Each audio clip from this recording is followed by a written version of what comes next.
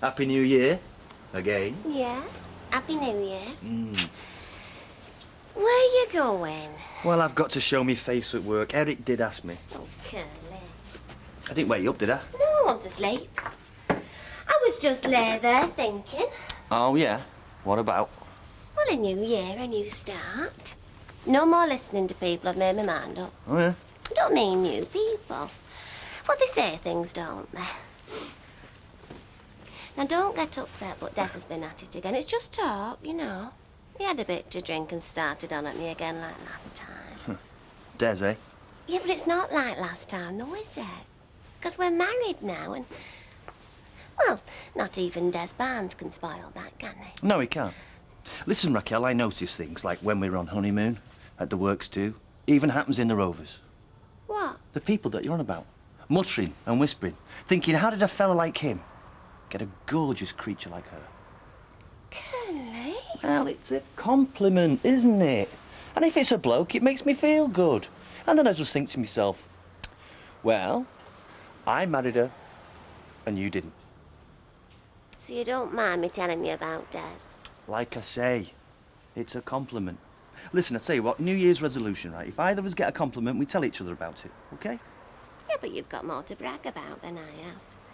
Got manager at Furman's and square dealers. Well, with your brains and my beauty, the sky is the limit.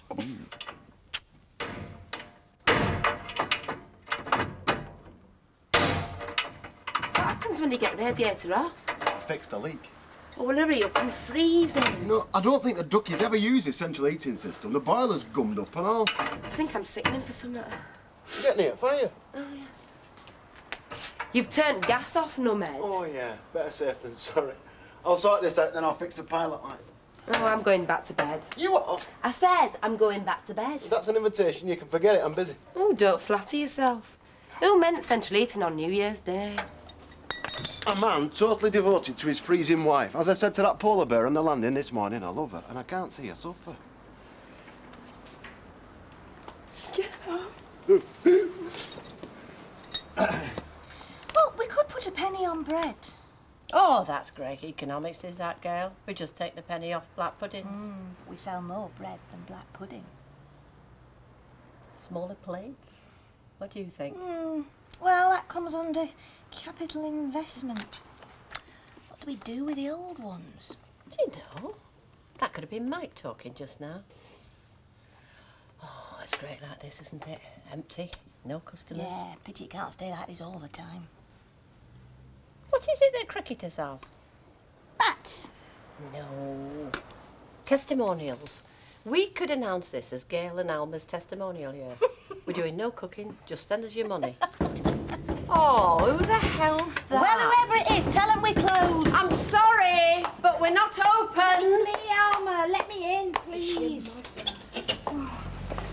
Miss Gailey, oh, do you know, when your phone wasn't answering, I thought you'd be here. Yeah, well, I just popped in, ma'am, to sort out the menu. Yeah, you know what? As a matter of fact, we were just leaving. Honestly, that man.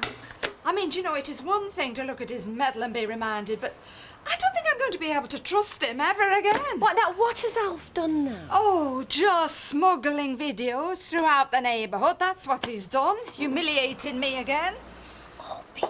Oh, him and Betty, what's her name, Williams at the palace while I'm struggling. Oh, do you know, I can't think. I can't eat. Oh, come on, you've got to eat, Audrey. Oh, yeah, all right. I'll have a slice of toast and a cup of tea. Oh, well, actually, we're not... No, a slice of toast and a cup of tea. Right, and if you don't mind, I'll get off, because after all, this is a family matter. No, Alma, please. Oh, listen. No, listen to me. I want to talk to somebody. Cup of tea and a slice of toast, was it? Do you know, I think I've got grounds for divorce. In fact, I'm sure I have. I mean, it's there, as large as life, Alma. A secret video of my husband and Betty Williams. I just thought that Betty ought to see it. Then that fool of a husband of hers goes and gives it back to Audrey. Well, it put you well and truly in the proverbial. I'll say. She's not spoke to me all weekend. Well, have you explained? Explained? Listen, I've offered to hang me blooming self. She's still not satisfied. No, I mean, why you kept the video a secret so as not to hurt Audrey's feelings? No, it won't wash. She thinks everything I do is done to humiliate her. Now, tell me honestly, Ken, am I a malicious bloke? I mean, do I lie? Do I cheat? Do I do things underhand? You wouldn't have got an OBE if you any of those things. Thank you. You got a knighthood, at least. What? No, joke out just a bit. No. What I'm saying is that in time, Audrey hopefully will understand. And by letting Betty see that video, you acted according to the dictates of your conscience. Yeah, well, I really thought she ought to see it. Right, and how many times has that happened in the council chamber? Alf Roberts doing the right thing, arousing the fury of the mob. Oh, plenty. Exactly. So if you can't break through as a husband, then fall back on your skills as a politician. Do what? Nothing. Oh, right, well, I got to be off. Denise has got plans for the day. Oh, right, I'll see you, Ken. Yeah, and, thank you. OK, bye. Look, I know it's bank holiday. I need your advice. You want me to go back home, don't you? I've just come from home, mate. All right. If you don't want the work, I'll find someone that does. Hang on. You never rest, you, do you? You cancel your own funeral to pull off a deal. That's why I'm giving you first refusal. You know me. Happy New Year and half a bitter, please. Happy New Year to you, Percy. What plans have you got for 96? Rottweilers for the home watch? Well, if anybody needs biting, it's him in your old place. Just passing now, and the racket in there. What are you fighting? Hammering.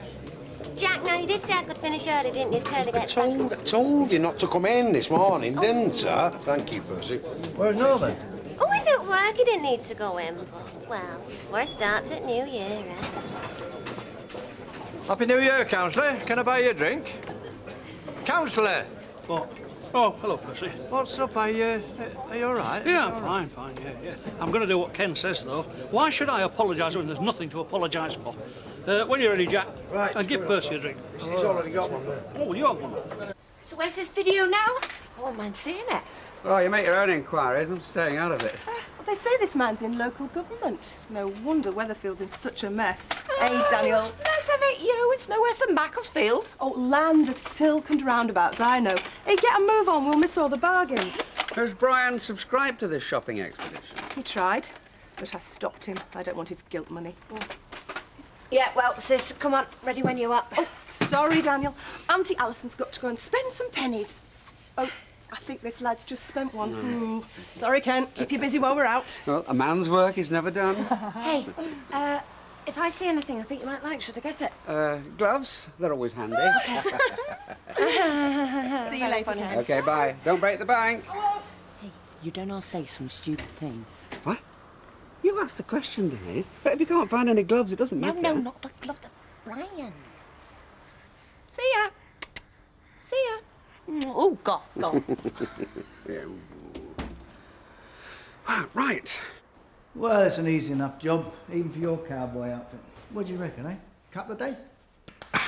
A couple of days to convert this into 2 flats. Well, you just want a dividing wall, don't you, from there to there? Easy, innit? Yeah, but you'll want a fireplace at both ends, yeah? That means you'll need a new flue. One of them can have electric. Right, well, you need an electric point down there. But isn't there?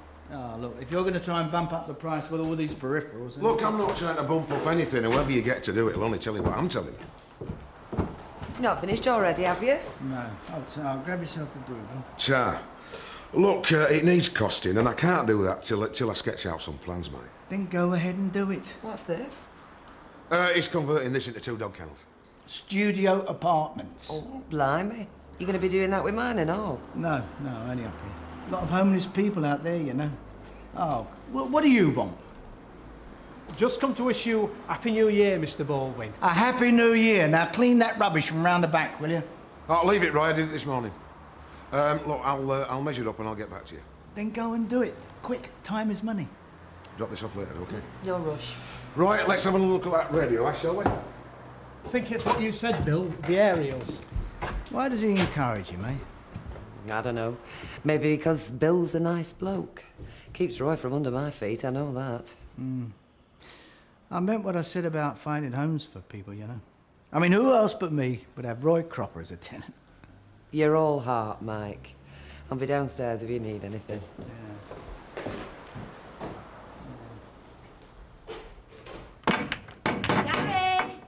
Gary, neighbours are complaining. I hope I don't have to make a habit of this. You can hear it at the other end of Rosamond Street. I'll just get this back on the wall and then I'm finished. I'd make you a drink, Mr. Sugden, but we've got no gas and no water. Have you been cut off? No, I turned it off while I made my report. You know you've driven young Norman to work with all this noise and his missus to the pub. Well, he didn't send out to me. No, well, you wouldn't hear him, would you? Because I've been knocking at that door for 10 minutes before I got an answer. I've been in bed keeping warm. Siege conditions here, Mr. Sugden. Oh, I'm going to put my Look, thermos on. don't think I don't understand your predicament, your problems, because I do. But when it starts annoying the neighbours... I'm sorry about that, honest I am, but the problem goes deeper than you think. Thermostats, bodily temperatures, me and Judy. You see, I belong at the North Pole and she belongs somewhere in the Caribbean. You're talking a load of rubbish.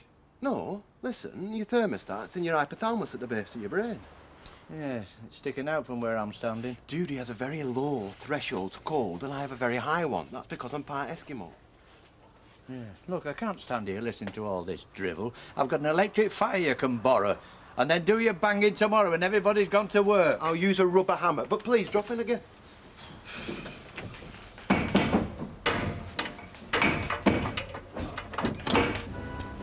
The last thing I needed was shoes. Ken will kill me. I can't imagine Ken being anything but Ken. Oh, don't you believe it? He's got his dark side. Haven't they all? Brian can't do enough for me at the moment, did I tell you? Tea and toast in bed of a morning. Even offered to do the ironing. What's wrong with that? It's not spontaneous. It only started when I began getting suspicious. Look, Alison, I'm not wasting a day talking about your suspicions. Who else have I got to talk to? If Brian is having an affair, and I'm saying if, then it's over. Now, you either spend the rest of your days checking through his pockets, or you start trusting him again. What am I supposed to do? Forgive him? Suppose there's nothing to forgive.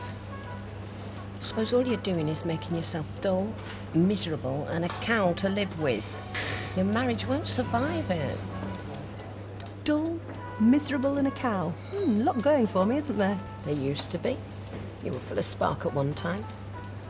Don't give Brian the excuse to look elsewhere, even if he fancies it. You put the bubbles back. More coffee?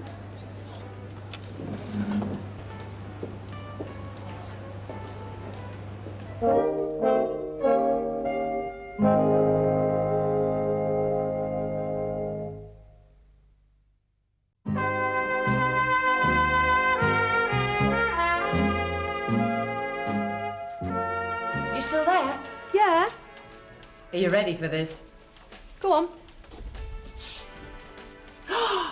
Fantastic! Well, I don't know when you're going to go on it, but yeah, fantastic. Me and Ken, next school dance. As long as you don't wear it anywhere near Brian. He's got a thing about black. Well, you get it then. Yeah, it's not my style. Definitely you. No, it's too much. $29.99. I meant for me. I should have more sense at my age. Oh, come on, Denise. If you had more sense, you'd be less fun. I've changed. And I'm changing out of this and all. Coward.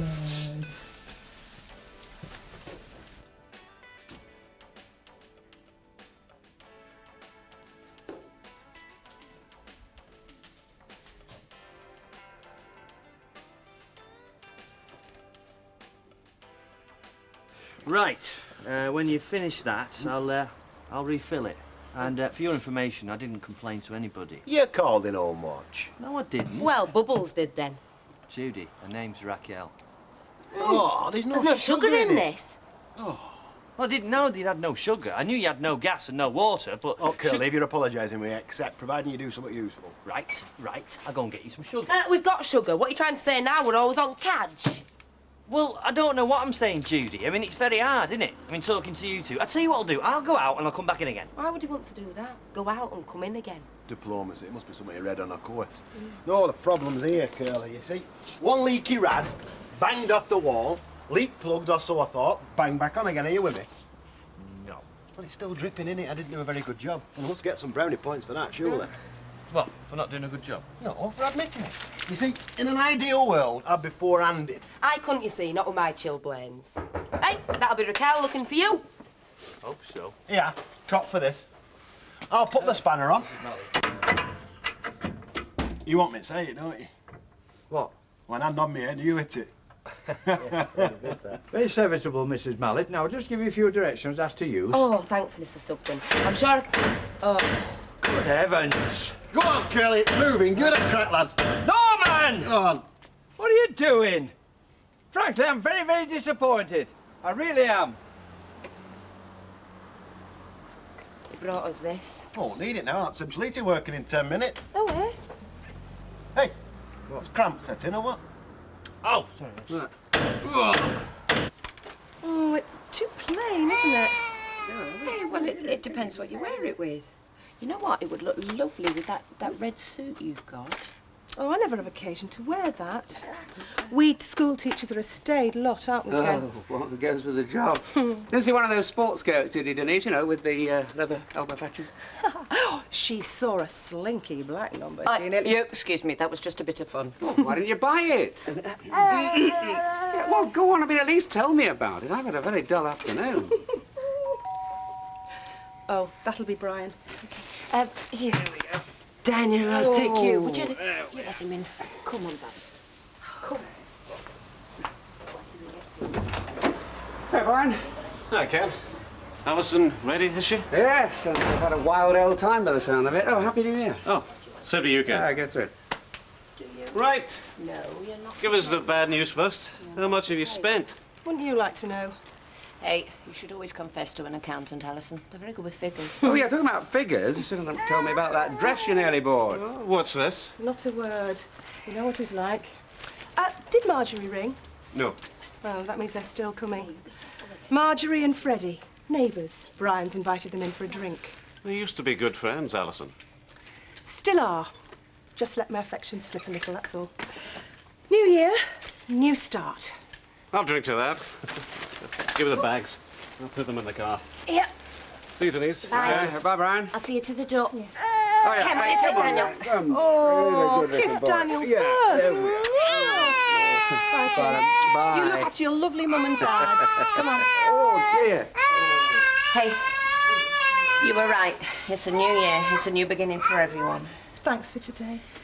Close the door, it'll be cold on Daniel. Okay. Bye. Here we are.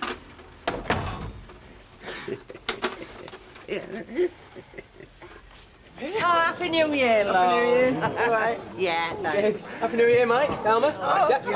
Yeah, and I hope it's a good one. Yeah, me, mind you, it could be a bit grim for you, couldn't it, Stephen? That's enough of that now, Mike. Look, I'm just stating the fact. Criminal charges don't just disappear, do they? And you choose this moment to remind him, do you? Innocent until proven guilty, Mr. Baldwin. Yeah, so was Dick Turpin. Hey, shuts it, you upsetting my customers. Yes, I'm sorry, Steve. I do apologise. All right, Jack. So, what do you fancy to drink then? A scotch? Shut it, William. I keep telling you. It's my name above that door. Go on. I'd like you to come outside with me, Councillor. Why? You want to fight?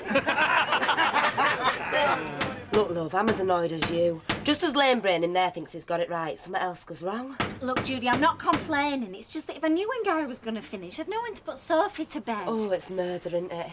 I bet you can feel these vibrations through your floorboards. No, it's Kevin the fool. He's told Sophie it's Jack Frost mending his boots. Oh. She keeps looking out the window trying to find him. Oh, I'll stop, Gary, I promise. All right, thank you. Hey, and I'm not complaining. Happy New Year. Yeah, you too.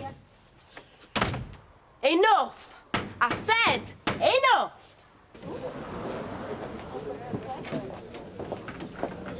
So there he is. He's not been home for his tea. And have you made him any? No. I just wanted to see his face when I told him. Oh, can we have another gin tea, please? Right, So what's your future, Audrey? Oh, I haven't got one. Well, you won't have if you don't make it up with him. Yeah, I've heard him talk in the cafe. What about? You, Mrs. OBE. You get shot of him and you lose half your medal. Hey, hello. Oh, thank you, Vera. Just get over there and make it up with him. I mean, that's my advice. Yeah, well, I'll have a drink and think about it. Cheers. I know it's a bit rough, but it'll give you some idea of the kind of work that's involved. What you trying to do, eh? Baffle me with science? Well, if you're not happy with it, you can always go elsewhere. Can't say fairer than that. Hello, Bill. Mr. Baldwin. Oh, blimey, what do you want? Hello, Roy. How you going? Here, look, get yourself a drink. Me and Mr. Bowen are a bit busy at the moment, lad. I heard you say you coming here. Brown ale. You're making a rod for your own back there, do you know that? Yeah, that's my problem. If I can't make my local councillor listen to me, what chance have I got? Look, Percy, there's a number at Environmental Health. If you ring them, they will send somebody to see you. Look, a short walk down the street to the Mallets, that won't kill you. Excuse me, Percy. I want a word with my husband. I hope you have more success than I've had. I've given it a lot of thought, and I'm willing to drop the matter on one condition. What's that? You destroy that tape of you and Betty Williams. What? Now listen, I'd have done it myself if I could have found it. Now look, Audrey, I went to the palace once. I got 1 medal, and that tape's the only record. Well, choose, because it's either me or that blessed tape. The door will have to be at this end. Access for the landing, right? What's that bit sticking out? Well, that's the hearth. I've made it semicircular, give it a bit of character.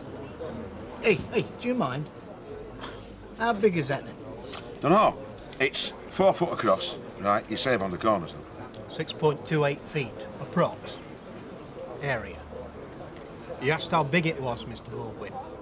And how do you know? Well, 4 foot across, halve it for the radius. You square it, don't you, the radius? Do you? Yeah, and then you multiply by pi and divide by 2 because it's only half a circle. Is that right? Sounds good to me. Say it again, right? I'll write it down. I've only given you to 2 decimal places. Would you rather have 3? Look, we'll have an official portrait done, eh? Just the 3 of us. How does that satisfy you? The 3 of us, you, me and Betty? No, you, me and the medal. Oh, yeah. Granville Norbury in the precinct's the best for portraits. Yeah, I know he is, yeah. And he cost the earth. Oh, come on. You thought what this has cost me, eh? My pride, my reputation. Oh, don't play the martyr. I've every reason to play the martyr. What sort of a husband creeps about with videos after dark? All right, Granville Norton, I'll make an appointment. Oh, hey, now listen. I'm going to need a new outfit, and I'm going to need my hair done and my nails right. done. Oh, Percy wants a word with me. Excuse me, I'll be a minute. Percy, what was it you wanted? Has normal service been resumed? Well, I know it's not November the 5th, but I have a feeling that we'll be soon having a bonfire. Oh, what, you setting fire to Al? No, the video. So far, I've negotiated a new outfit, having my nails done, having my hair done. Oh, nice. We haven't discussed jewellery yet, though. Oh, come on, Alma. I mean, if you're having an official photo, you've got to look your best, haven't you? I must say, though, there is a good side to this, you know. I mean, how shall I put this? It's always going to be there to rake up if I need it. Know what I mean? Like money in the bank, Audrey. See?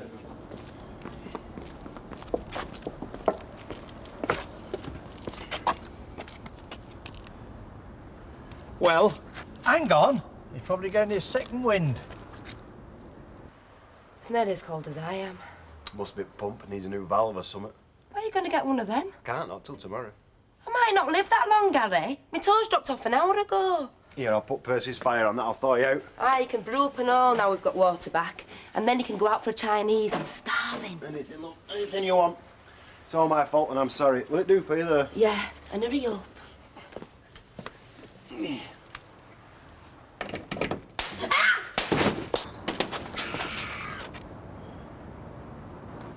Gary? Gary? I'm all right. I think.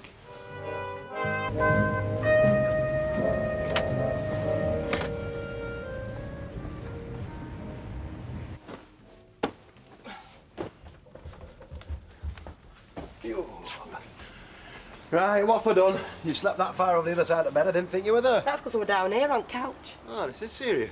I've rung your work, you're not going in. I'm not in for one of your mega chats, am I? I'm not mad with you, Gary. I nearly lost you yesterday. You need to rest up. We don't know whether you might go into delayed shock. Bum. What? Oh, yeah. Anyway, I'm not going in either. Oh, you're going to stay at home and nurse me? Halt!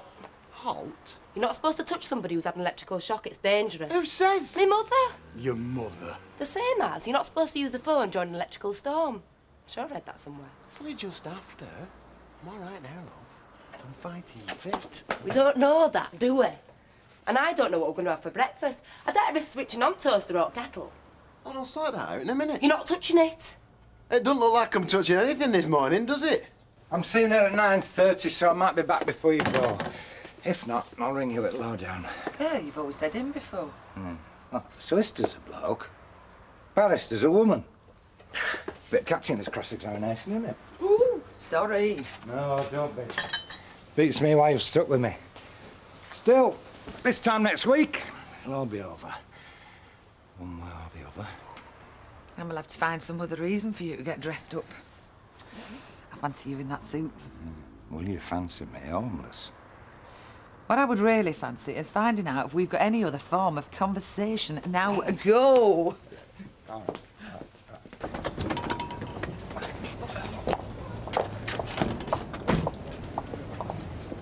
Now, tell your mates to all have a night in, because if we're quiet, Vera might let me go before closing. Maybe we could get to bed before we're both dead for a change. All failing that, I could set the alarm very early tomorrow morning. No, I'm hopeless in the mornings, you know I am. I'm not. You know what I mean? No, stop it. I'm gonna go. I've got to work. All right. See you later.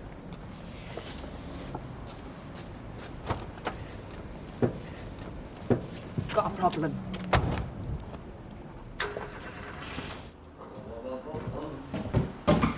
Well, now that's what I like to see. Job half done before I get here, eh? Right, me there. Come over here and have a gander at this one. That's very nice. There's original. Here, listen, you know my granny used to have one like that? Yeah, same as mine. They're worth a fortune today, Jim, a fortune. Well, it's a shame we have to get rid of it then, isn't it? Hey, get rid of nothing. Find escapers. We'll have it away.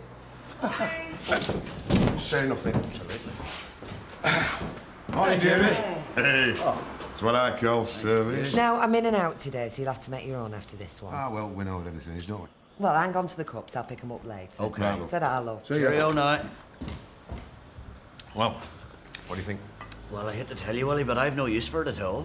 No use for the money that Ah, now you're... Work day for me today.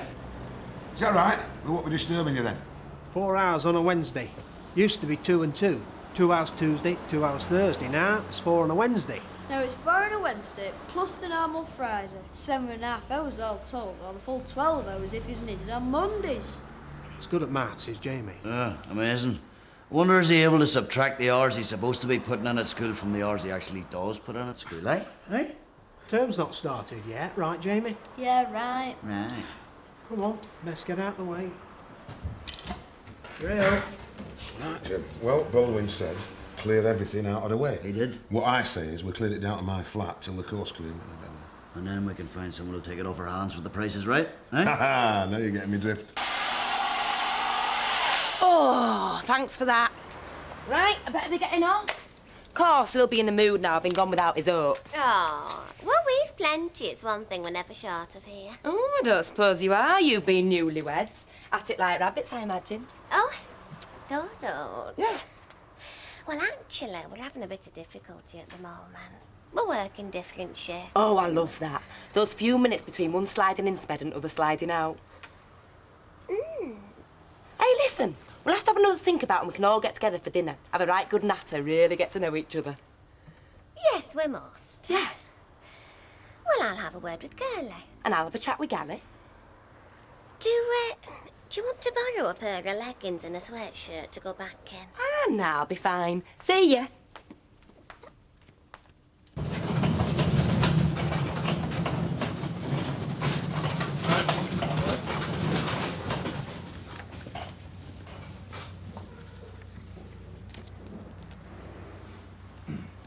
Hiya. Hiya. Oh, are they from the Christmas party? They are. Any of us? Only every second one. There's you and your wife. You, your wife and Mr. Furman. You and your wife. Yeah, she likes the camera. Camera likes her. And she's nice with it. Yeah, she is, isn't she? Another one, you and the staff. Where are you? Taking a photo. You should be on that. How long have you been at Furman's now? Since school. And here I am embarking on yet another year. Actually, Mr. Watts, I've been doing some thinking like you do around New Year and I'm considering giving him my notice. What, leaving? Yeah. No. Yeah. No. I think it's time.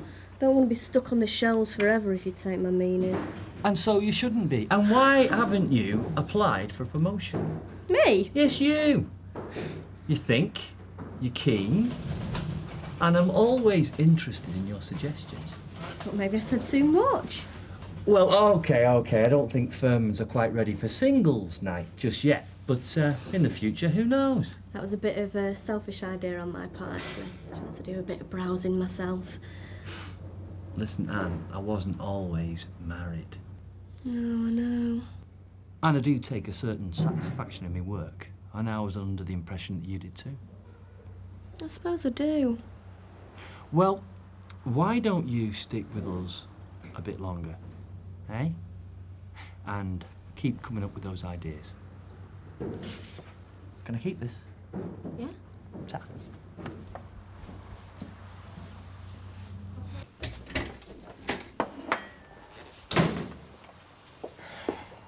Did you know that I was the perfect husband? Hmm? Model man, ideal partner. Well... Talk to my barrister lass, she'll convince you.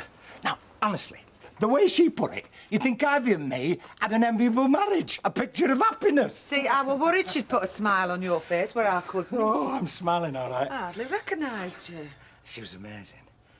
Absolutely amazing. Yeah, all right. There's no need to go overboard. No, I'm talking about the way she did her job. She had an angle on everything. Like, you know when I left Ivy? I did it for the sake of our marriage. Oh, you did? Apparently. I never left the house for good. I just took up temporary lodgings, always with the intention of going back. Well, she did. Well, you can't dispute that.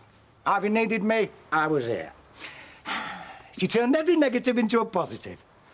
You see before you, Your Honour, a most caring individual.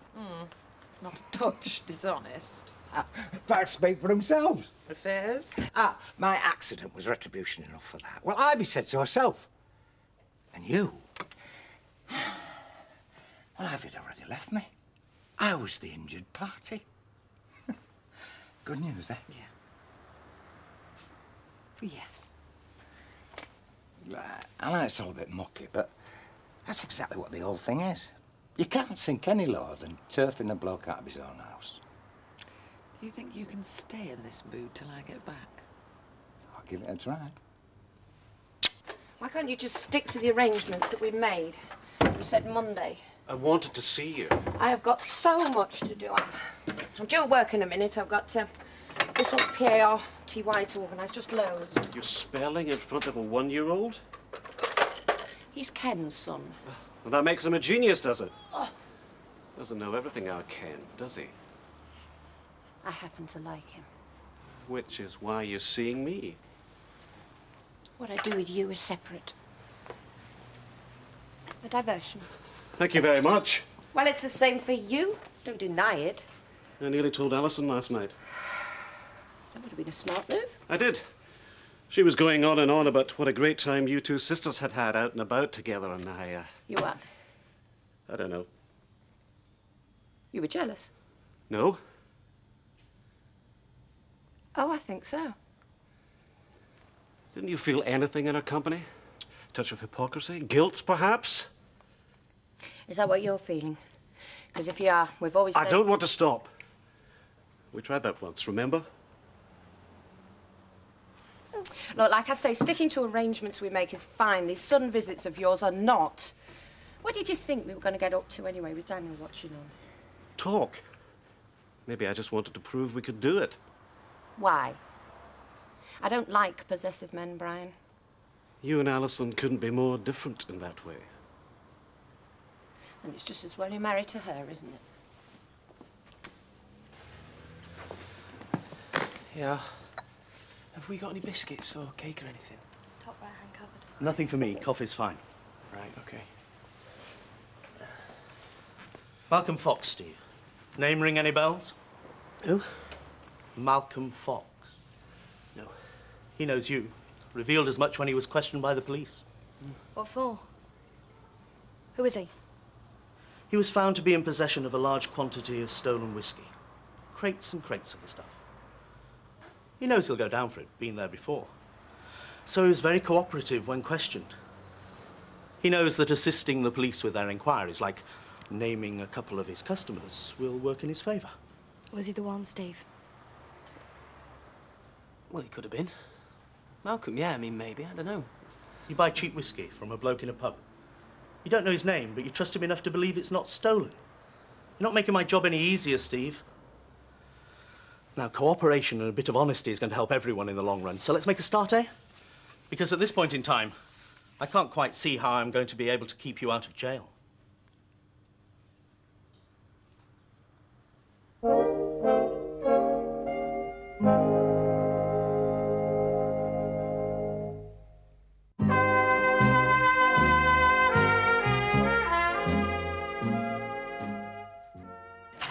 Don't bother about change, love. Oh, thanks.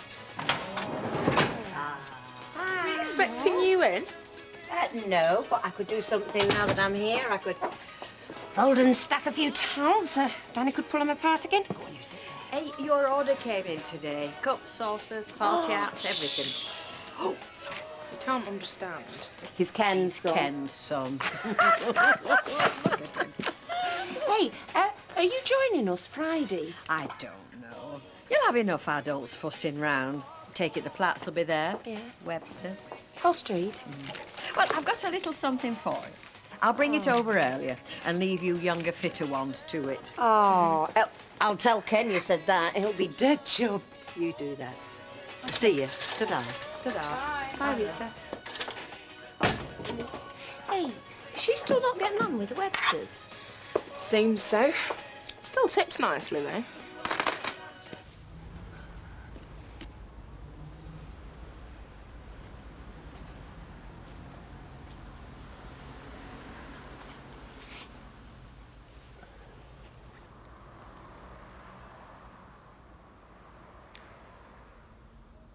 Is it worth it then? All these risks that you say you take so that you're not totally dependent upon me?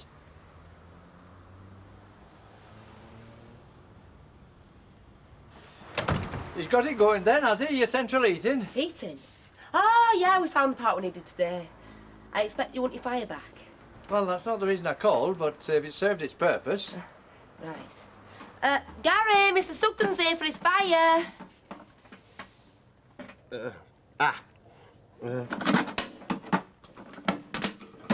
You know something, Willie? I'm starting to feel like my son, so He said he was just a victim of circumstances. Well, so are we. Right. Alan, right. I remember when they first covered them fireplaces. So they were all like this then? Not in the top. Mine ripped out long ago. Yeah, I like mine. Yeah, I checked. Where are you taking that one?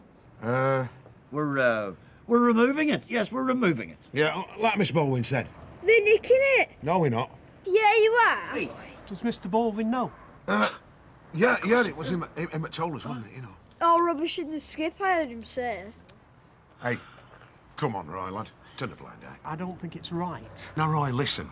If Mr. Baldwin had wanted anything keeping from himself, he would have said. Of course he would have said. I mean, he's very particular about what he does and does not want. You understand, right? And he's been absolutely clear. Absolutely. That we're to clear up after ourselves every evening. So we're clearing up? Yeah. Because if we leave anything of value out here, it's only going to encourage thieves, isn't it? Huh? You've got a point there. So we're doing a man a favour? Absolutely. We're relieving him of the worry. OK. I'm going in.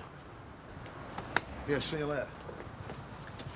Well, I'm not sure I'm convinced, but I thought I might do it. Did you know that it was a dodgy socket? No, it's always been fine for us. Well, I told them if the wiring was wrong, they should have been informed. Thank you, Percy.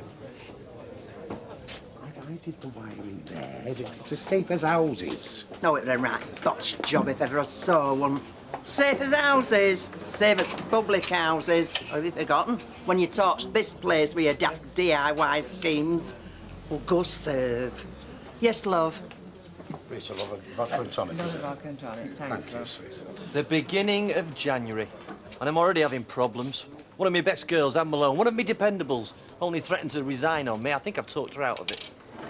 Can you tell me about it later, Colonel? You can tell me about it, Norman. Well, if you remember, it's a very good listener. At that time, you very kindly put me up. Yeah, go on then, Mr. Sugden. When you finish that, I'll buy you another. Thank you. Has my husband been in, Raquel? I haven't seen him yet. Oh, great. A few more minutes freedom. Oh, gin and tonic. If you insist. And one for her very good friend. Oh, look, what a surface. I thought you'd be tied up making home videos. Oh, right, I'm going. Oh, no, stop where you are. Raquel, times 2, please. Look, I won't be humiliated. That's not what I heard. Cancel that, Raquel. Oh, hey, listen, come here. We haven't compared Christmas yet. I bet my husband bought me off for the year with better trinkets than what yours did. Oh.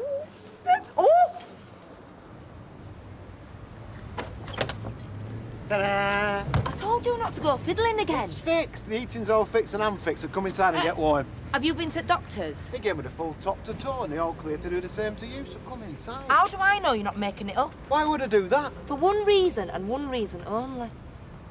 She'll tell you. She saw me there. Oi, excuse me, missus. Hiya. Hiya. Didn't I see you down at the surgery earlier? Yeah, you did. So will you tell her that it's safe for her to lay her mitts on me? Oh, I'm only the receptionist. I'm not a nurse. She thinks because I've had a dose of the electrics that she can't come anywhere near me. Oh, the flipping doctor examined me with his own hands.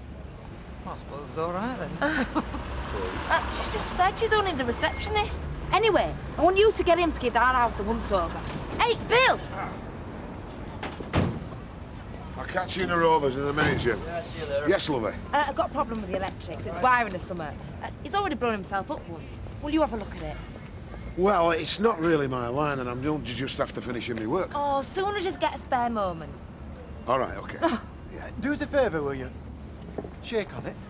Well, look, I'm giving you my word. I'll do it as quick as I can. Yeah, but will you shake on it? No, don't! See? No blue sparks, no flames, no nothing. Thanks, Bill. Right. Well? Well, can never be too sure. Bang! If they think they've any comeback over that house, they can stick it. Look, they've signed the contract, paid the money. End of story as far as we're concerned, all right? Well, it better be a no. Cheers, Jack. Hey, Wally. Glad you're pinting. What's the matter with the mallets one? I couldn't tell you. Well, thank you very much for your company, Mr. Sugden. It's much appreciated. Do you want to come and have a tea with Mr. Bishop and me? No, I'll be all right. Thank you very much. Well, any morning, any time, you know. Just let me know and I'll have something nice waiting for you when you come in, like I used to. Cheerio.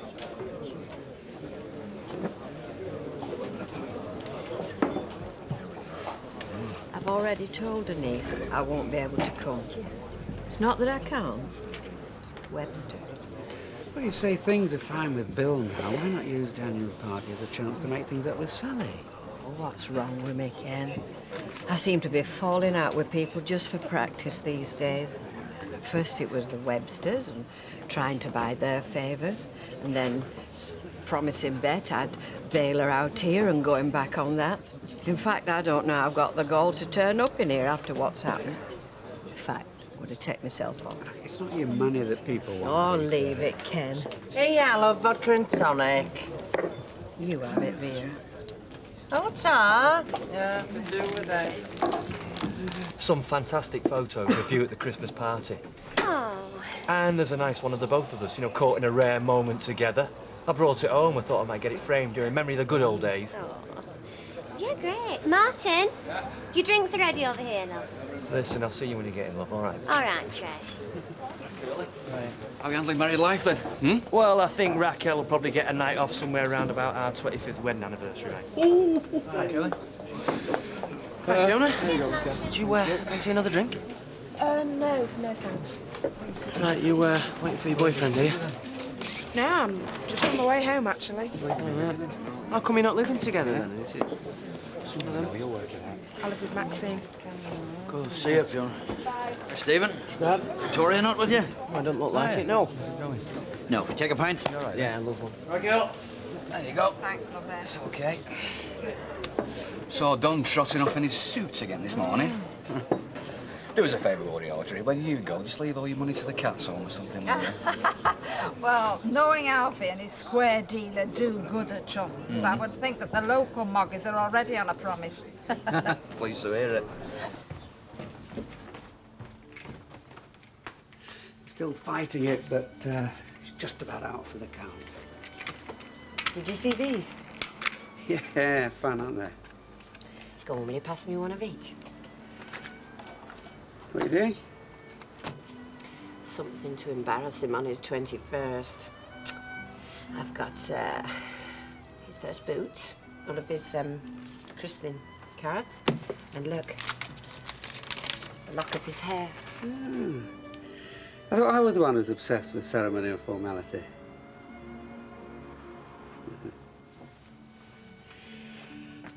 I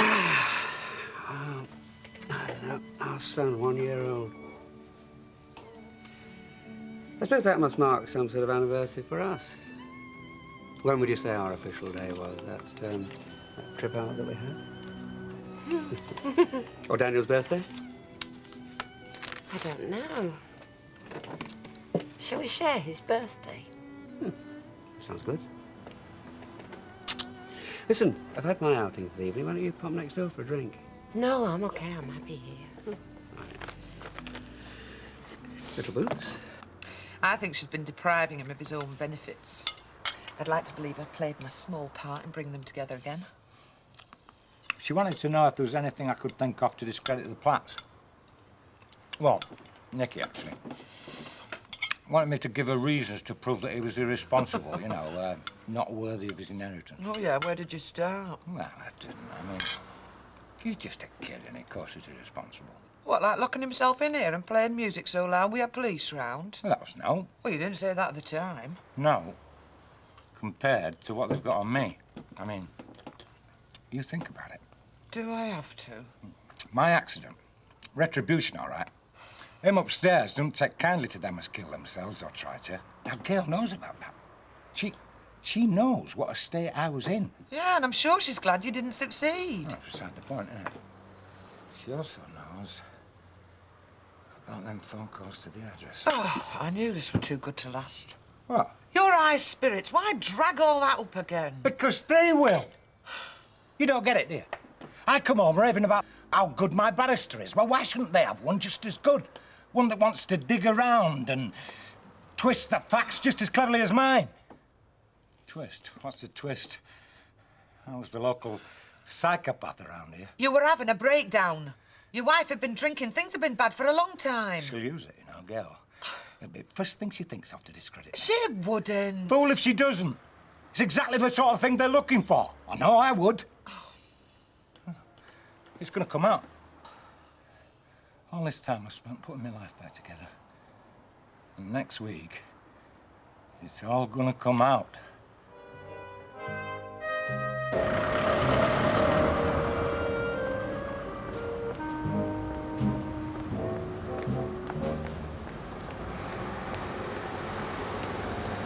How many are coming? 5 or 6. That's the kids, and then there's going to be the mothers as well. At least I hope there's going to be mothers. Oh, morning, Rita. Come in. I shan't stop. I've just come to wish a happy birthday to your son and heir. Well, that's very kind of you. He's just having his breakfast. Only don't look at us because we're a mess. Oh, you are. Don't we all wish we could look that kind of a mess over the breakfast table? Hey, now, look, see, this is for you. Only it might be wise to let your mum open it. Hey, aren't you lucky? Well, thank you, Auntie Rita. I'm saying it on his behalf. Oh, you're very welcome. And have a nice party. Well, come along. Probably not. I'll see you anyway. Bye. Bye. Bye, Rita. Bye-bye, and thank you. Oh, that's nice. Listen, I want to pop into school, but let me know what time the shindig starts, and I'll make sure I'm here to do my duty. Okay. And be nice to them, because you might not know it, but they'll be ever so nervous. Raquel, it's me and Eric. It's not the Spanish Inquisition. Yeah, but you and Eric are the bosses. You've no idea how much that frightens some people, just having to meet you. Oh, come on. So how many interviewing altogether? 4. Oh, which reminds me, we've had an application of Liz McDonald. Oh, good. Well, no, it's not good. I know she's a very nice lady and all that, but she has no retail qualifications, no training, so therefore she's a non-starter. What happens if I meet her and she asks me if I know anything? Say no. You know nothing. Don't even tell her that we're interviewing. But she's bound to find out sometime. Well, all right, then you tell her. I'm just trying to be kind, like you wanted. Oh, yeah. Well, I won't say nothing. Right. And then whoever we appoint as assistant manager can send her a letter explaining why. Well, I've got to go. Right. See you later. Tell you what, Gary, I don't think he was in touch for 30 years. Just new covers on the PowerPoints. Amazing. So it's right? Of course I'm right. I weren't asking you. I tell you what, if it was my house, I'd want it rewinding top to bottom. That's what I said. And they should have told us that when we bought it, yeah? But hey, hang on a minute. I've given you my opinion about the wiring, but that's as far as it goes. I don't want to be in the middle if you two are going to start an argy-bargy with the duckies over this. I don't see why there should be any argy-bargy. They ain't got a leg to stand on. Well, anyway, like I say, it's as though I was never here, eh? Oh, yeah, of course, Bill. You've done us a favour. Did you hear that, Jude? If anyone asked, it weren't Bill that told us. Just say it with me. Say it with me that found it out. Nobody's telling me you can sell a house in a condition it's going to electrocute folk the minute you move in. Anyway, look, I best be going. Thanks, Bill. I owe you one. No problem. See you later. See ya. Ta-ra. I'll be off. I mean, how long have we been here? 6 or 7 weeks? Yeah, about that, yeah. Well, you can't wear out an entire electricity system in 7 weeks. Not even if you stood here going on, off, on, off. Yeah, all right. Yeah, I get the idea. Even then, you couldn't wear it out. So? So, it's not us who's done it. And so, it's not us who's going to have to pay for it. Yeah, well, I want to talk to you, don't I? What would you think it's about? Well, the way you've landed me in it. Hang on. You coming? After I've made this phone call. Who are you talking to? It'll just be a few minutes. Mal, are you still at that same site? Well, because I want to talk to you, don't I? Well, who's going to know? The cops aren't watching here, are they? Right, well, I'm going to come and see you then. Say about dinner time, right? So, you're going somewhere special, are you? Well, there was a time that I'd have said yes, but I mean now, standards are definitely dropping. There's no denying that. I'm glad I asked. Reception at the town hall. All right. Right, what about tomorrow at 2 o'clock? Does that suit? Yep, that's fine, lovely. I mean, at least in Alfie's day, you could always be sure the food was up to scratch. I mean, now you're just as likely to be looking as the lamb kebab as you are smoked salmon. There you are. Is that a fact? There you Thanks are. a lot. Right, so you'll see me tomorrow. Yep, that's fine. Okay. Bye. Joseph, I believe Don's taking our Nicky to court over Ivy's will. He's not taking anyone to court. It's just where the two of them are going to end up. It's a bit subtle for me, that is.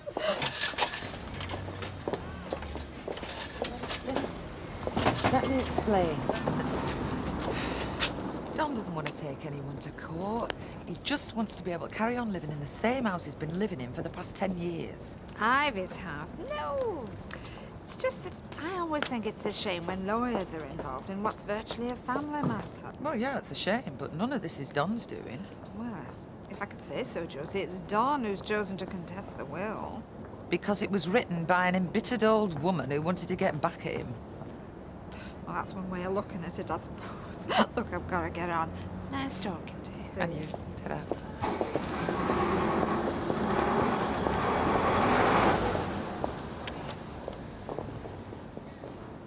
What was all that about then?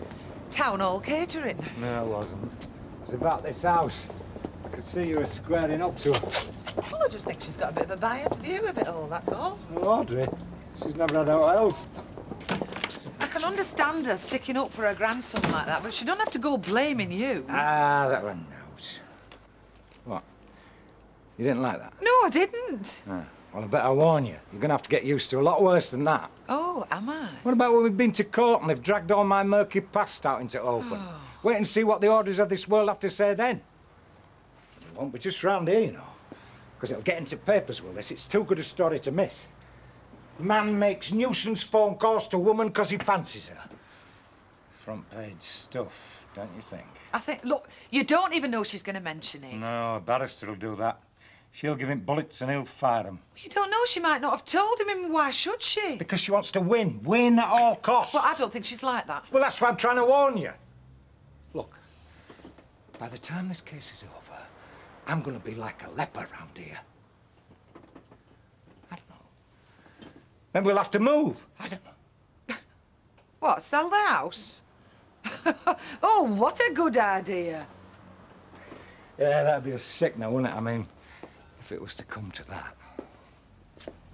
Well, the best thing that's ever happened.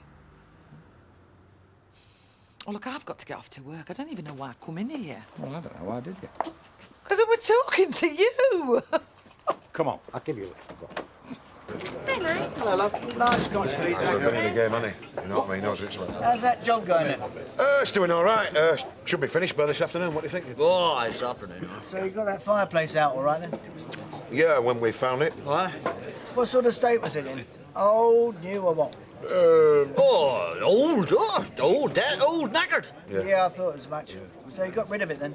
Well, there's no point doing anything else, was there? Nope. No, I suppose not. There's enough junk hanging around as there is. What 90, please, Mike? Keep the change. Hiya, Curly. Didn't expect to see you. Do you want to buy?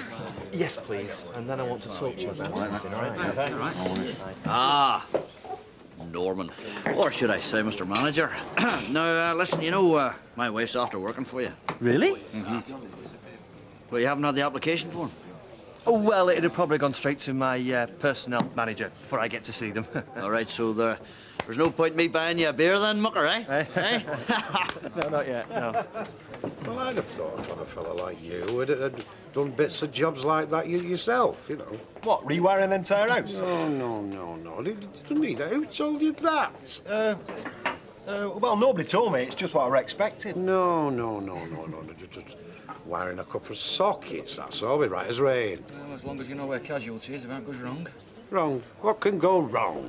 Jack, I'm telling you, I've seen it. They're just the lucky ones. The unlucky ones are straight down to the mortuary. Oh, give over. You're just trying to frighten him. Why are you talking about mortuary? No. Young Gary's going on about rewiring number 9 and Martin there. He's trying to tell him it's dangerous, but that's just his hospital training talking, that. You mean you think you were trying to hint that we should pay for it? No, nobody mentioned pay. So, we interviewed all 4 applicants. Were you kind to them? Very kind. So kind, I turned them all down. They were that bad, it'd be cruel to give them the job. Well, perhaps Liz MacDonald, after all, eh? And Malone. Oh, yeah. Well, she's a nice girl. Exactly.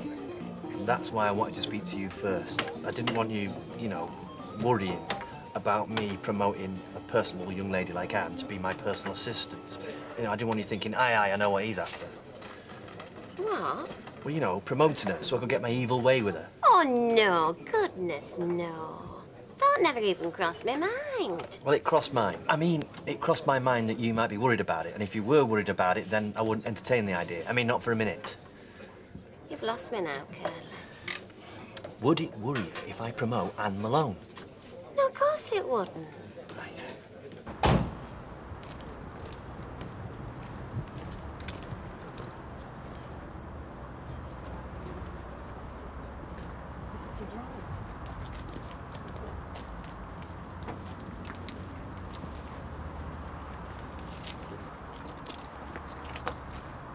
I've already told you. I can't talk to you. A brief said... Look, I don't care what your brief said. I'll wait in your office, shall I?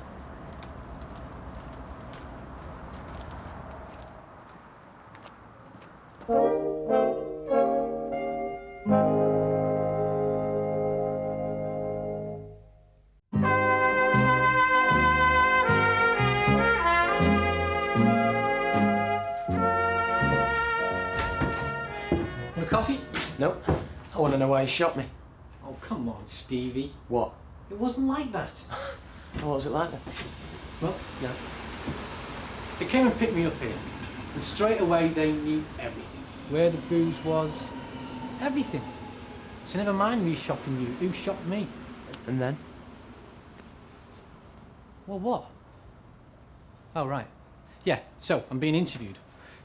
And they want to know where the rest of the booze has gone. Now, they didn't say they were going to charge anybody, just said they want to know for the record. Oh, yeah. That's what they said. So you gave him my name? Well, I didn't have any choice. I should kill you, you know that, don't you? Nothing personal, Stevie boy. Just one of those things. You've made a deal, haven't you? I mean, let's be honest, yeah? You've made a deal, whereas you stand up in court, finger me, and end up with a shorter sentence. Look, I've got this brief, and he's very good. It's cost me a lot of money. So when I go into that course, I'm going to be doing exactly what he tells me. Which is what? Ah, well. Don't know that yet, do I? Well, I do. Like I say, you're going to name me and end up with shorter time. Look, we're all the same, aren't we? In these situations, you've got to do what you got to do. And look on the bright side. Which is? When I said I had some stolen booze and did you want any, you wanted to come in as my partner and take half the consignment. So just be thankful I said no. Otherwise things could have been a lot worse.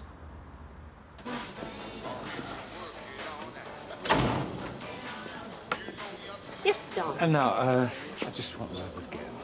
Oh, right, certainly.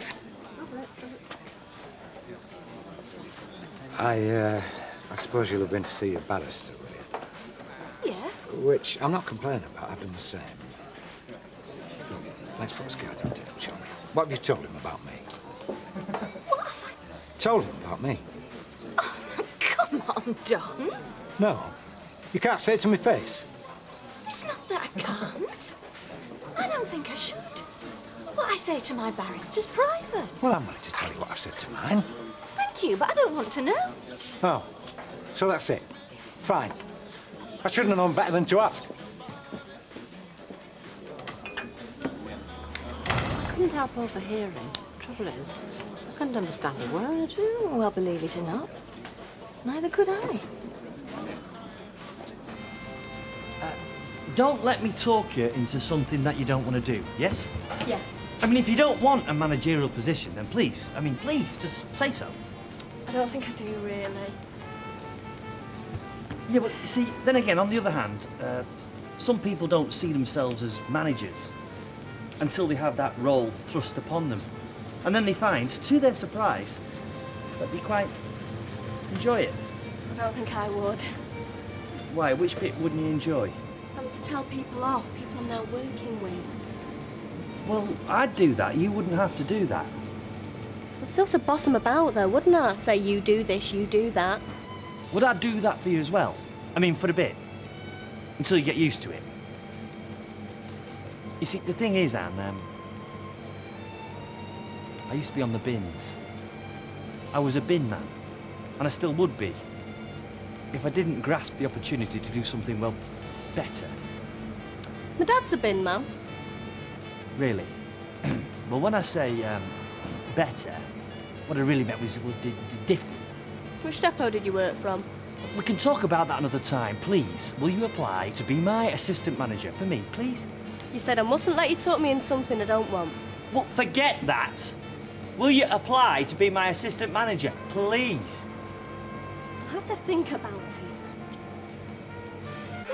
Hey, well, we'll let him finish eating and then we'll just let him play with Daniel's toys for a bit. Shouldn't we have some games or something? What, at this age? Oh, Denise, I won't recommend it, but you can try if you want to. No, I'll take your advice. You're the expert. You mean I've done all this before? Yes. Oh, you want one? Okay. Oh, okay. Excuse me, just a minute. It's okay, I'll get it.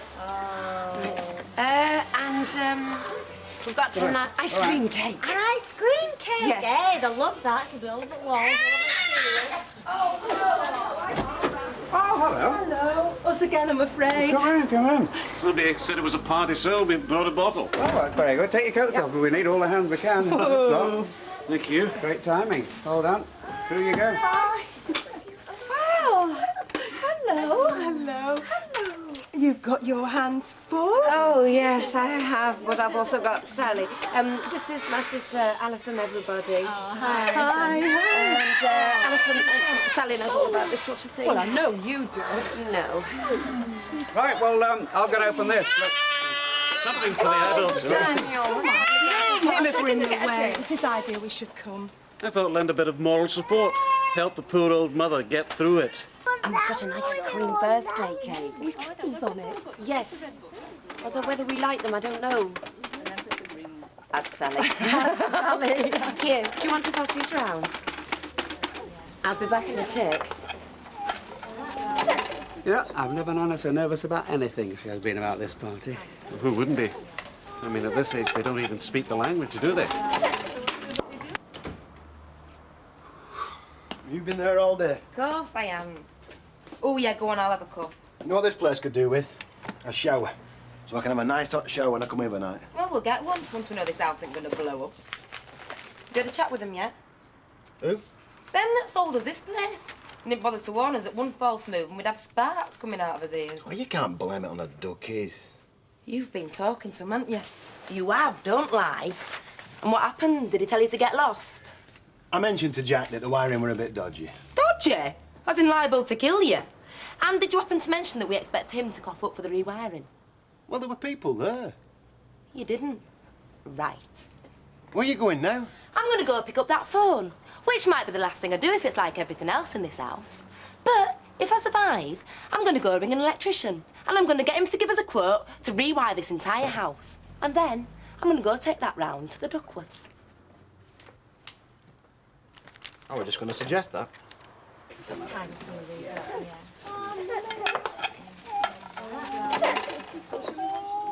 I just get the impression you're not as keen as you were.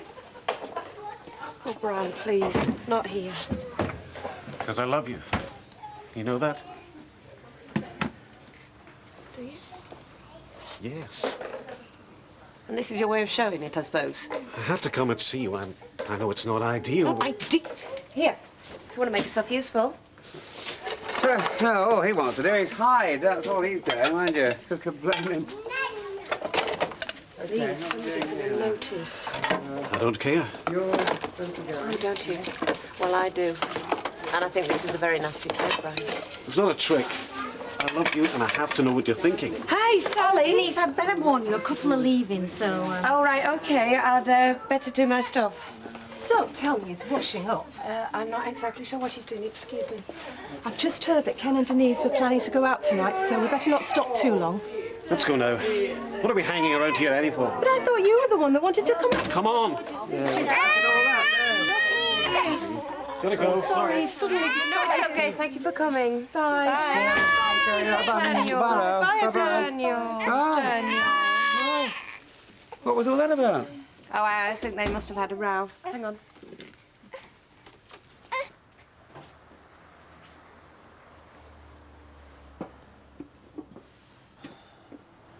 I suppose what you think, so long as you're innocent in this country, nothing can ever happen to you. What? Well, this is England, isn't it, where we've got this great system of justice where nobody ever goes to jail if they're innocent. Steve, don't take this out on me. Well, that's what you think, though, isn't it? Doesn't really matter what I think. I mean, can't you see what's happened? They've got this guy... Malcolm Fox. Malcolm Fox, and they've said to him, give us some names, so he's given them mine. But you did... Please don't shout at me for saying this, Steve, because I am on your side. Did what? You did buy the whiskey from him. So?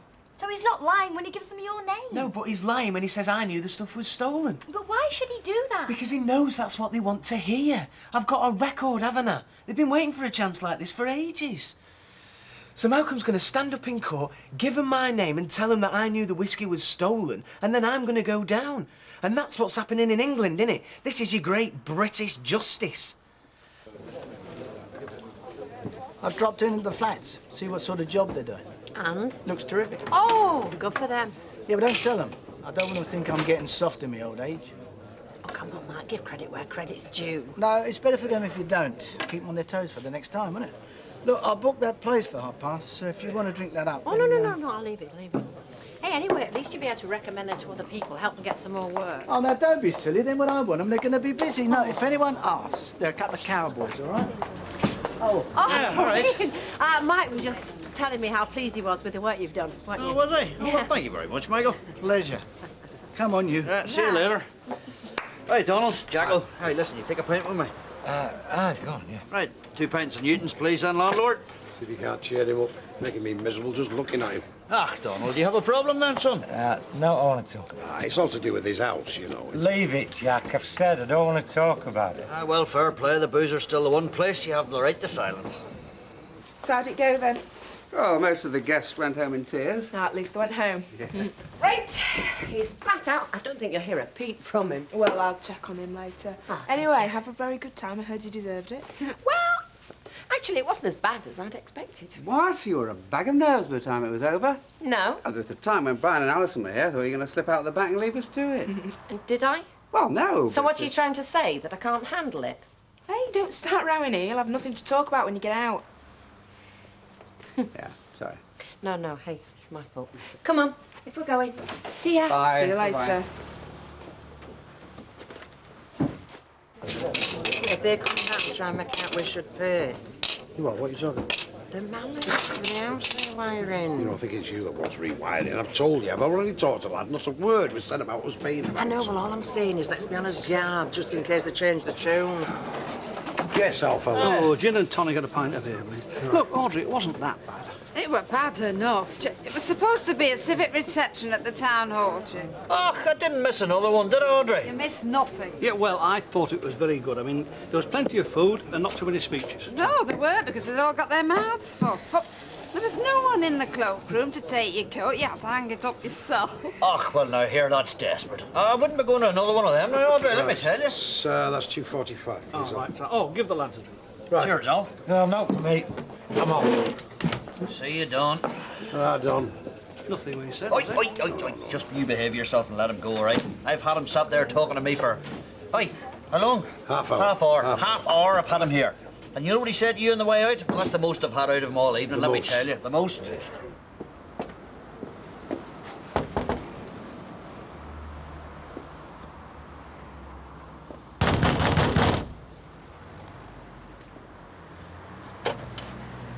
Yes? Where's Gail? I want to talk to her. She's here. Hello, Don. You're trying to scare me off, aren't you? I know what you're playing at. You think that I won't go through with it because of what might be said in court? About funny phone calls, yeah? What funny phone calls? Well, I'm here to tell you that I won't be scared off. You tell them.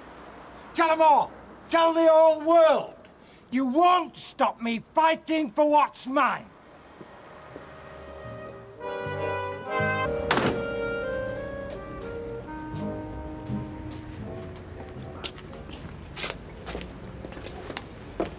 I'm not taking that estimate round to Douglas on my own. I want some moral support. All right. Have you got that? Has it sunk in? Get off. Lunchtime here. All right, love. Morning, Judy. Hiya.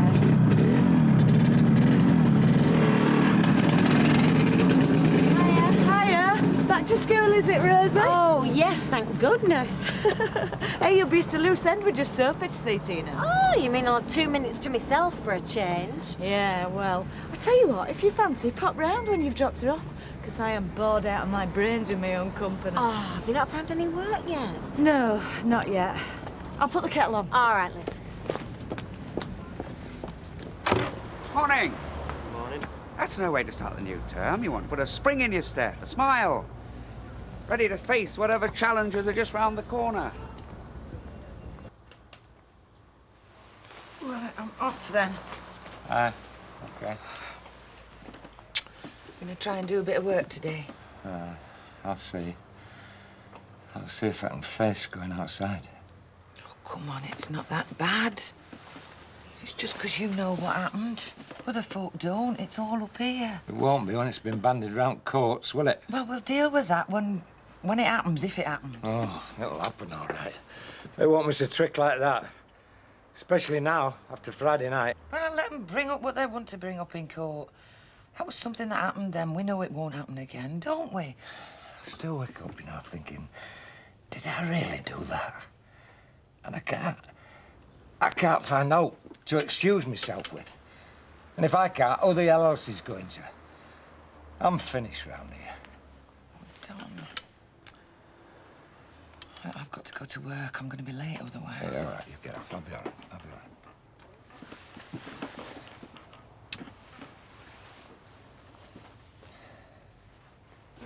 So when was this then? Friday night. Dancing and raving. Well, hardly. Hardly. What, banging on the door, rambling on? And he was saying what? Oh, I don't know. Something about, oh, you think you can scare me off, don't you? You know, as if we were going to go round and blow his kneecaps off or something. Well, I mean, if he was drunk, he probably didn't know what he was saying himself. And then there was something about, making funny phone calls. Funny phone calls? I don't know, he's mad. He was definitely steamed up about something anyway, wasn't Seemed to be, yes. he? Seemed to be. What, coming to our door, especially to say all that? He's off his head. Well, go and ask him then, if you're so keen. Go and ask him what he meant. No. No? He was drunk. It was all rubbish. He probably can't even remember. Oh, right. Hello, darling. What's up? I'm off to work. See you. Do you want a cup of tea? Yeah, go on then. I'm not due anywhere for half an hour. Oh, look, the criminal element. How's the underworld going then, eh? OK. Get stuffed. I probably will one day, sunshine, but not by you. I'll tell you that for nothing. If I was you, I wouldn't go around making comments like that. Not in public, not anywhere. Not unless you want to risk getting sued for slander. Oh, dear. I think you're on a sticky wicket there, darling. There's obviously parts of his gruesome past you know nothing about. Hey, would you mind not harassing my customers? But you can't stop working evenings. We rely on you. You'd soon find somebody else. Oh, yeah, after we've gone through all trouble of interviewing and advertising and having to manage. Yeah, but I'd still be available to do dinners. Oh, thank you. No, I mean if it's okay. Well, there's no like having your cake and eating it, is there? Yeah, but Vera, I've husband to think about now as well as myself. I never see him except in here. Well, I never see our Jack, do I, except in here? You don't hear me complaining, do you? Jack, I want to pack in doing evenings. No. There's only an electrician's van outside the Mallets.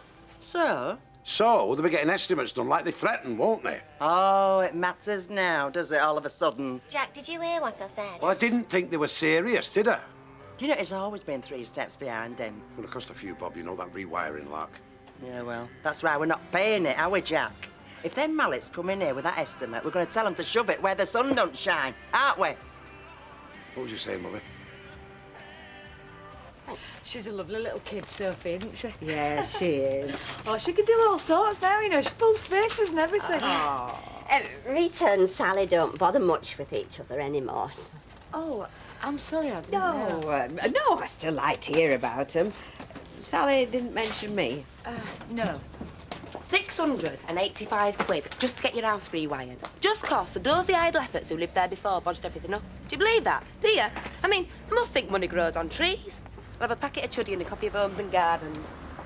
I'm off, I'll see you. I'll see you. Bye, then. love. And that's Bye. not including VAT. That's another arm and leg on top. I mean, when you buy a house, you expect it to be right, don't you? It's £3.75. Just scum leaving it in that condition. I mean, I wouldn't sell a house like that to a dog, me. I wouldn't. There you are, love. Oh, I'll Thank see you. you. Bye. Bye. She's got a lovely face, hasn't she? It's just a shame what comes out of her mouth. You can't say anything nice about anybody, you, can you? There's always got to be a sting in the tail. Well, I was only commenting. And do you mind, in future, not telling folk that Sally and me don't bother with each other? Not that way, anyway. Well, I didn't mean anything by I it. don't care whether you did or you didn't.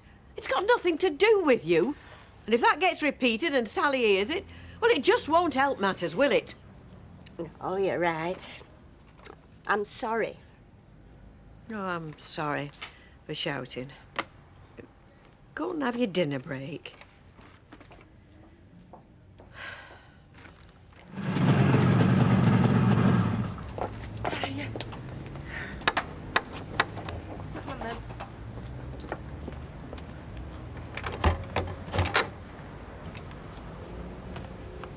I thought we were meeting in the shop. Yeah, well, that was before yesterday's little performance, wasn't it? I didn't think you'd be coming. Why? What are we doing? Are we going across the road or what? No. No. You better come in.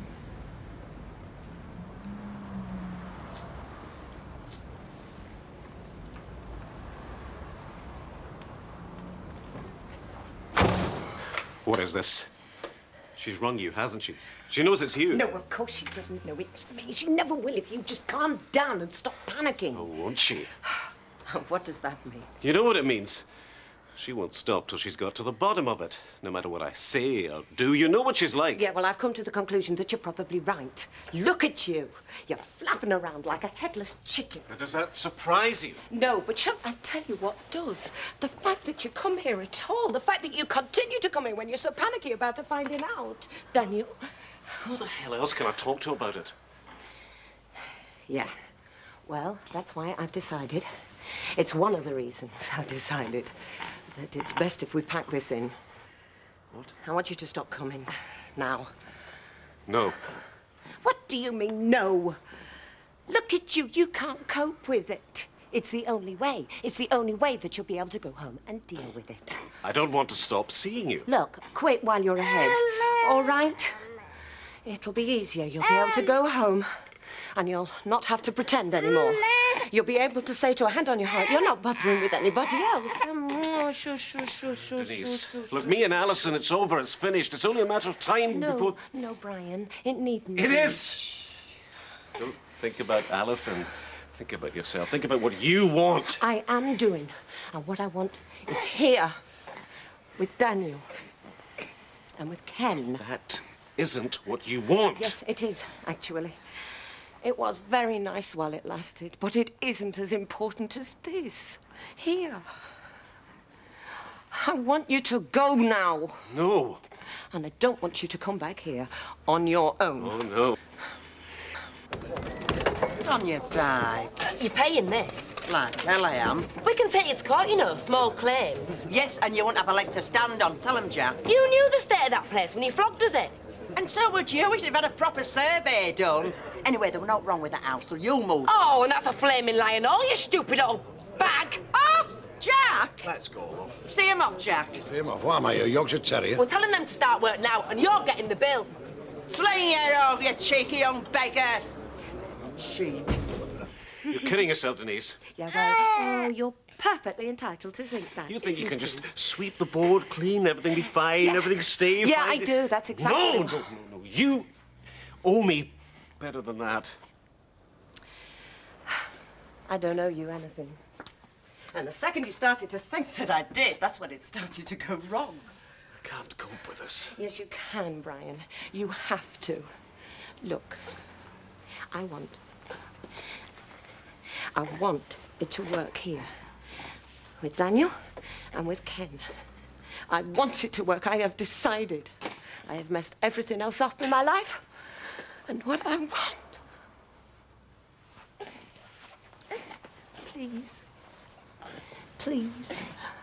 Please understand. I don't want anybody to know about this, ever. And neither should you.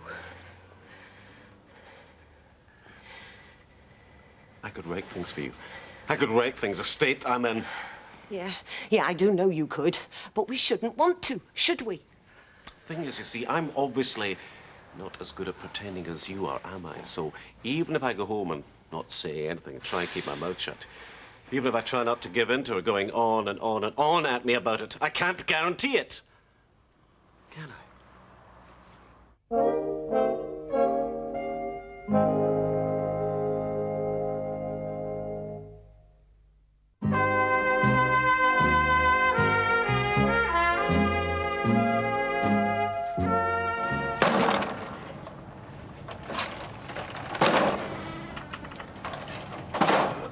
Jack. Sorry about that. You know, she gets her bee in her bonnet and then she starts to run off at the mouth and, well, things get from bad to worse and well, I get stuck in the middle like Pithy on a rock bun and... Well, it doesn't mean that we can't be mates, does it? Or does it? No, does it? No, let them do the arguing and fighting, son. Life's too short, isn't it?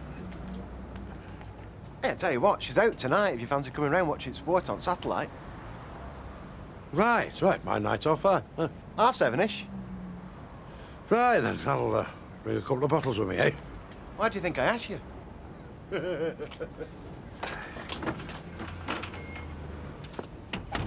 Sally! Hi, Mavis. No, just Liz was in earlier and she said you'd popped in to see her. And, well, we said we don't see much of you in the shop anymore. Well, look, I know Rita didn't mean those things she said about Bill. Well, I don't know exactly what she did say, and I know it's nothing to do with me, but, well, she's still very upset about the fact that you and she don't bother with each other anymore. And it just seems such a shame because she's still very fond of you and Kevin and the children. And, look, Mavis. Yeah, I mean, if there was a way forward... I know you mean well. Oh, later. Bye. Yes. Oh, yes, madam. Yes, we do value customer feedback on the whole, through the proper channels, of course. And then, hello, madam. Hung up on me. What are the proper channels? Well, I would read it and then. And put it in bin? Oh no. It would be addressed to the area manager, who may or may not pass it on. You see, depending, of course, to head office. On and what? then, Depending on what? depending on whether it was an isolated thingy, or would had other complaints of the same nature, you see, and then there'd be a consensus of opinion of the product down at head office, and then they would send it to Lowestoft. Well, Reg Holdsworth had put it in bin. Probably. Yes, anyway, what can I do for you? I wanted to hand this in. Application form for assistant manager. Hi, sorry I'm late. I had 3 separate meetings to attend after the bell. Has it been? Well, Paul Tyndall put his hand through a window and had to have 10 stitches, but apart from that, it's been a very promising first day. Paul Tyndall, is he the one with the tattoo and the one who broke your wing mirror? The same. Yeah. I bought some salmon for tea. I thought we'd open a bottle of wine. Great. There's something that I'd like to tell you, talk to you about. Huh? What's it to do with? Us. Oh, what about us? Well, I thought that if we talked over supper when he's in bed, it'll be easier. Is there something I ought to be worried about? No.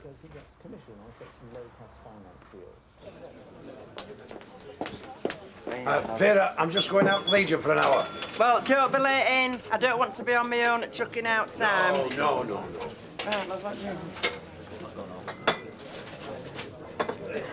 You know, this morning, Yeah? when Mike Baldwin said what he did about there being more to your gruesome past than I knew about. Yeah, well, I wouldn't take a lot of notice of what he says if I were you. Well, I wouldn't normally, but... I'm sorry, Steve. I can't get it out of my head. Why should Malcolm Fox say that you knew the whiskey was stolen when you didn't? Well, I've already explained this, haven't I? It's not that I don't trust you. Look, Vicky, there are loads of reasons. You see, when somebody gets done, they don't want to be on their own, do they? You know, they want to be with people, so... Did you know him beforehand? Did you know the whiskey was stolen? Oh, Vicky. Well, had you agreed to take any of it even before it had been nicked? Vicky? Just don't lie to me, Steve. Look, you don't want to know, right? Does that mean yes? Does that mean yes? Hiya, guess what? Did you offer the job? She came into the office. Curly. Hiya. Sorry to bother you. I just wondered if you'd made any decisions yet about the assistant manager's position. Ah, Liz, well, you see, my secretary has written to you, thanking you for your application. As you can imagine, there was a lot of interest in this job. Unfortunately, you weren't successful this time, and we've filled the post, I'm afraid. But thank you again for your interest in firmans. Right. Oh, well, thanks for letting us know.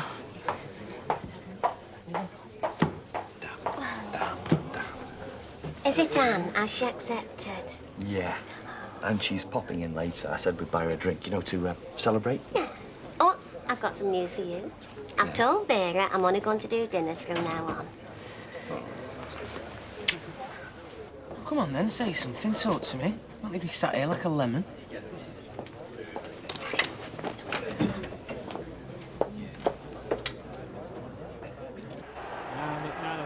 I brought a few more, son, on it. It was a bit tricky, you know, yeah. Oh, no problem, Jack. And we're only kidding anyway. We've got plenty of booze in. What is it you want, a pint?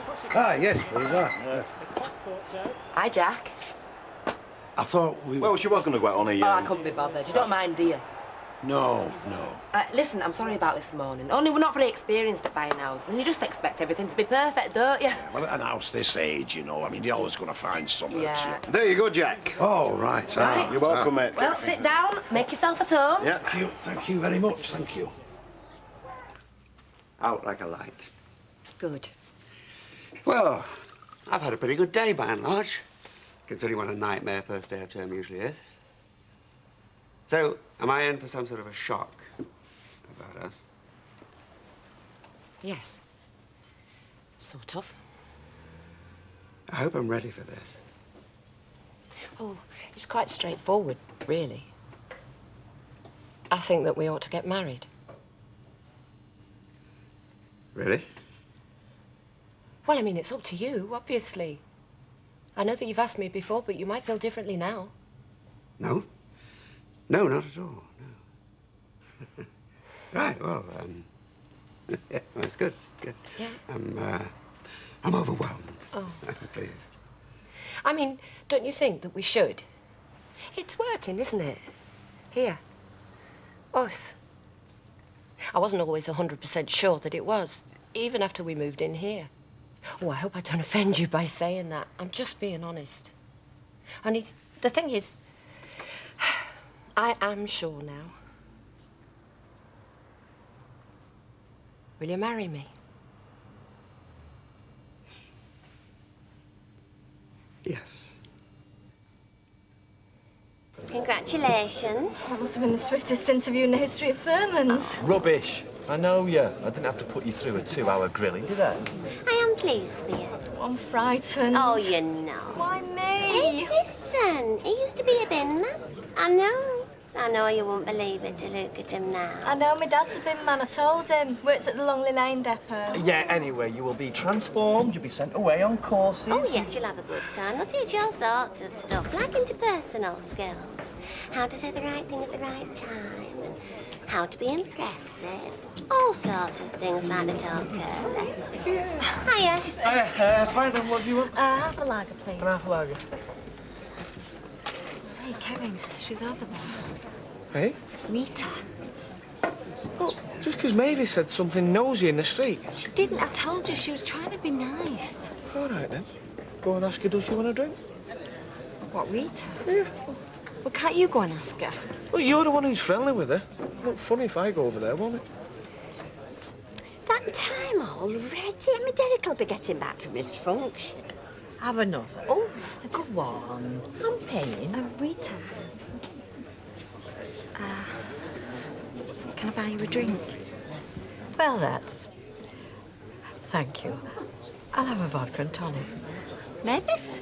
Oh, well, yes, tomato juice. I wonder what brought all that on. Raquel? What's up with this flipping object? Oh, your barrel's running out. Oh. Do you know, where is he when you need him, eh? Down at the flipping Legion. Well, I can change it. I can change a barrel. He's at the Mallets. I saw him going in around about 7:30. Malice? Yeah. He had a bag with him. Looked like it was full of bottled beer. But then again, it might not have been. Well, I thought I saw him picking up bottles on his way out and thought, well, that's funny if it's going down Legion. Right. Shall I change the barrel? I could see, just by looking, that we were going to get on, that you were one of us, you see. Now, all this money and this arguing malarkey should not get in the way of this rare thing. We were saying that earlier, weren't we, Gary? Because, because you're lovely people, very lovely and marvellous. No money should be too much to pay, as far as I am concerned. No amount of money in the world is more important than friendship. Does that mean you're going to pay up, like? Gary, lad, Gary, son. You could have all my worldly goods tomorrow. But Alvera won't let you. Oh, yes, what a surprise. Vera, my love. What do you think you're up to? Look at the state of you. A fine woman. How many have you had? Just a couple of 4, that's all. They've been lacing your drink, you crate egg. Nobody gets that keel-eyed on 4 pints of beer. Well, you do anyway. Come on, home. Do you mind not bursting into our house in future? Shut it, you. Here. I think you. Here. I am sick of you. I know what you're up to. You think he's soft, don't you? Well, he might be, but I'm not. And whatever you've got him to promise, forget it. Get out, you. And furthermore, you're bad. Pair of you from Rovers. I'm off. Here, get out forever. Ever.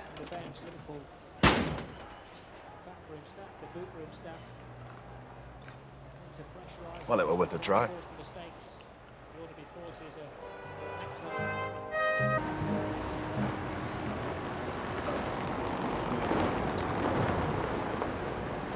Congratulations, Ken! Thank you. It's brilliant news. Well, you didn't waste much time telling her. Why keep it a secret? No reason, I suppose? Oh, you think I'll change my mind? Not at all. You? Must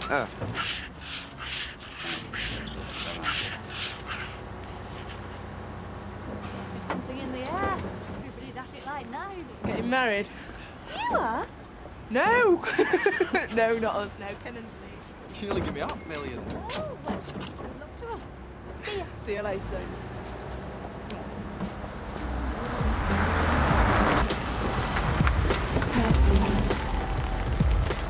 Well, if they're an advert for marriage, then I'm not buying. Come, to work. See you later. Thank you. Oh, well, actually, it's not for us. It's Armstrong. She's moved. Do you know where she's gone? You should do. She lives next door to his ex-wife. Oh, give us the address. I'll redirect you. Oh, it's okay. I can drop it off on the way to work. No trouble. Okay. Ta. Bye. Bye. Bye. Well?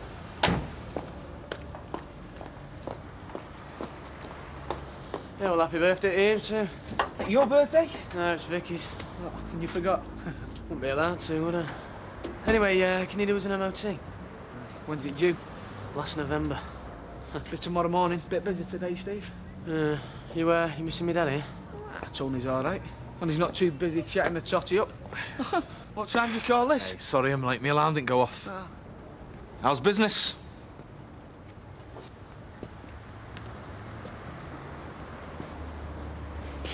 No, of course you haven't got me out of bed. Well, look in my filing cabinet, the third drawer down. No, of course I don't mind. See, we're going into town. Hang on a minute, it's Anne. She can't find the key to the canteen. Hello, Anne, it's me. Yes, I'm taking him shopping. He needs a new set of underwear. It's not before time. Anne, you didn't hear that. Now listen, have you got my mobile phone number? You have? It's okay. Yeah. Right, now listen, I'll leave it switched on, okay? Right. Well, don't panic, okay? Bye-bye now. I hope I've done the right thing. Well, I do say Reg Aldworth said the same thing about you the first time he left you in charge, but you managed, didn't you? And how else you going to get time off? Yeah. What's all this about, new underwear? Oh, didn't I tell you? You need some more underpants. Well, why? I've got dozens of pairs of underpants. You haven't. I chucked them in where you live in.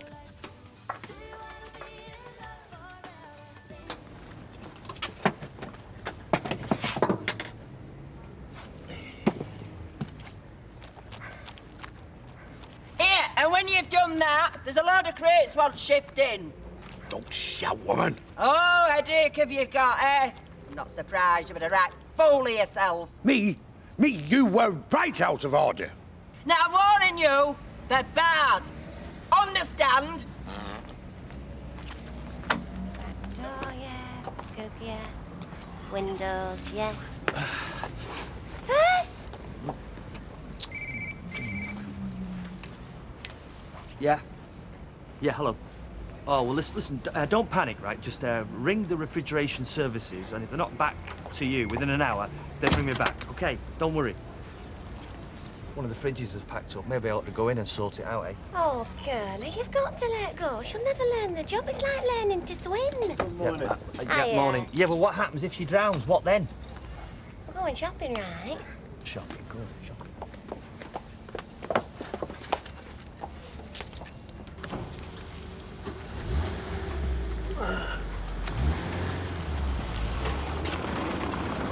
Oh, are you still speaking? Aye, but quietly. All right, fresh air, it's best thing, innit? Look, our Vera, she was a bit upset last night, you see. Did she mean it about us being banned? Of course not, no. Oh, so it's all blown over, eh? And we're welcome at pub still? What a good do. I'll tell the missus. Cheers, Jack. You do that, son, aye. She'll not want this. How do you know? 'Cause I do. Yeah, well, will you give it to her? And if you don't get your skates on, you'll be late for school. Not if you give me a lift in your car, I won't. Well, perhaps another time. What do you mean, another time? I mean, sorry, Jamie, you'll have to walk. She's not in. All right.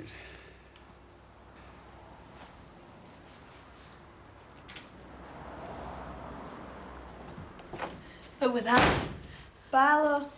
You know, he could have given us a lift to school. Well, why didn't you ask him, you daft apeth? I did, but he wouldn't. Oh, he's not fit to be a teacher.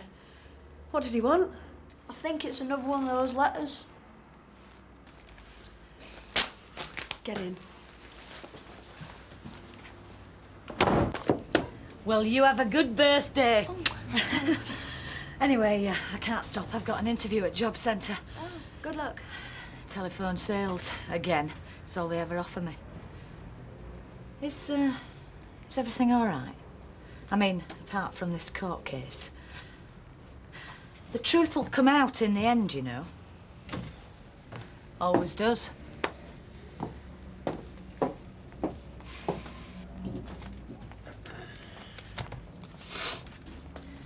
Something to celebrate. Yippee, let's party. I don't think. Spares the drama queen, eh, Vic?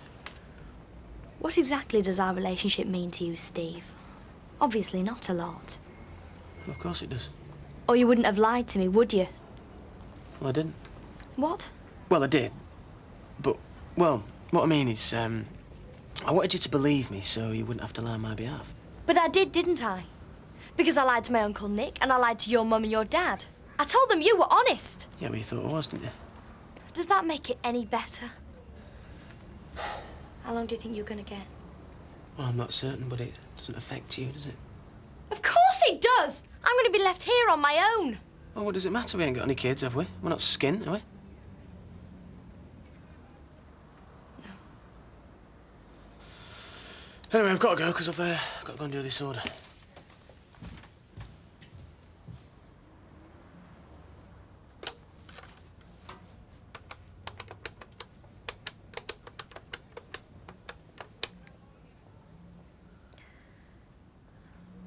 Hello, could I speak to Nick Wilding, please? Oh, right. This is Victoria. Victoria MacDonald. Could you tell me when he's going to be back, please? Right. No, it's okay. It's not important. Thanks.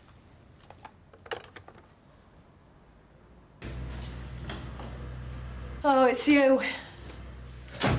You were up with the lark? Got a new job. Big hotel. Fancy. They get 8 kinds of cereal. Kippers, fried kidneys, scrambled egg. I don't know where they put it. Have you time for a cuppa? Oh, I'm not sure. I want to ask you something. Oh, so long as I don't have to wash up. Look at them wrinkles. Hmm. All right, then. Veronica Duckworth. Does it say that in black and white? Yes. Well, that means I see who comes in this pub and who doesn't. You'd no right to go over my head like that. Yes, I had. Carry on like this, we'll have no flaming customers left. Well, that's all we can do without. All right, who's next, then? Young Fiona, because you didn't like the way she did your hair. Maureen and Maud, because baked beans have got up tuppence. Look, that's not to do with it. Exactly. Neither is this business with the mallets. You cannot bar folk over a private argument. Look, I can bar who I like, when I like. And I don't have to answer to you or nobody. Yeah, well, carry on like this, we'll be out of business in 3 months. So think on. Did a moonlight. Who did? Fella used to live here. Upton went. He were in computers. Wore a tie and everything. Hadn't paid his rent for 5 weeks. Well, mine gets paid direct to Baldwin, so at least I've got a roof over my head. Why don't you sit down instead of hovering? Would he be all right? Yeah? There's no chance of a job at your place, is there? I don't know. I could ask. Oh, I've got to get something, else I'll never get sorted out. I don't know where it all goes. I mean, I've no luxuries, except lottery. Oh, but they don't understand, though, do they? You can't pay a bill, so they fine you. I mean, what's the sense in that? If I could pay it fine, I could have paid bill in first place. As well said as that. Anyway, they can whistle for it. Who do you owe? TV licence for a start. They're back at queue, they are. Anyway, I hardly ever watch it, do you? What? Telly. Oh, no. I'm a radio man myself. Oh, are you? I like to use my imagination. I'm very fond of music. So do you not have one, then? I don't seem to have the time. 30 quid, it's yours. What? Telly. Well? I don't know. I've always managed without. 25. No, it's not that. What is it then? All right. 30. Will that suit you? Yeah, it would. Thanks. What a morning. If I don't go down with flu, it'll be a miracle. I've had some old fella sneezing at me. Why aren't you working? I phoned through. Oh, Don. I'm washed up round here. I can't win, can I? You can. You've got as much right as young Nick. More, I'd say. That's beside the point. Right and wrong don't come into it. It's who's holding the ace of trumps, and that's Gail. She'd say oh to get her own way, and believe you me, she will. Well, she doesn't strike me as being the sort to stoop to that. You don't even know the woman. You don't know the woman. Just keep your opinions to yourself. Right, I will. She's got me over a barrel, that's the long and the short of it. Even if I get the house, she'll open her mouth, and that's me finished round here. Oh, come on, it won't come to that. It already has, Josie. You don't understand. You don't understand, you never will. Where are you going? I haven't got a clue. Oh, there you are, Sir Percy, will you? I can't work there. I said I'm going to college. 2 hours, please. One for my friend. Oh, that's kind. Yeah, that's short notice, isn't it? Well, I'm sorry, I've only just found out. Here, look. What's this output? Oh, VAT, is it? Well, that's just like your takings. So what's input then? Oh, it's all double Dutch to me. Can you go through it with me? Well, no, not now. I can't. No, that's 120, please, lads. Well, Brilliant. tomorrow then. Cheers. What? Oh, yeah, all right, yeah. Well, you're gonna need all your invoices and all your receipts, okay? Right. I've got to go. See you later. Hey, hi, Mum. How did the interview go? Waste of time. Give us a vodka, will you, Vera, please? Jack, in here. Yeah, I'm doing something, Vera. Get Liz a vodka. Vera, I'm very busy. There you are, little lovey. Thanks, Jack. Did you get your card off bet for your birthday? No. Well, maybe you'll get one tomorrow, eh? Maybe. Right, I've got to go now. Can't stay out. I'm very busy, you see. All right. Right, Vera, I'm going out. I'll be back in a couple of hours, lovey. Hey, Ella's like. Oh, Bobby Frost has just been on the phone getting rid of some of his pigeons, giving me first refusal. Pigeons? You've got plenty of pigeons. Yes, but the one I want is a real thoroughbred. Well, you'll have to go after closing time. Yeah, well, I'll flaming flog them all by then. I can't manage in here on my own. Oh, of course you can, V. Liz, will you tell him? He thinks it's a doddle being a landlady, you know. Is that your VAT, Vera? Best of luck. Oh, look what the cat's dragged in. Can I have a word with you, Liz? Is it true what Gary said, that you've reconsidered? Yeah, I have had a word with my husband. Good, because we're well out of order. Can I buy you a drink? Go on, then. I'm not one to bear a grudge. Right, Vera, problem solved. Lizzie's going to give you a couple of hours behind the bar. I'll see you later.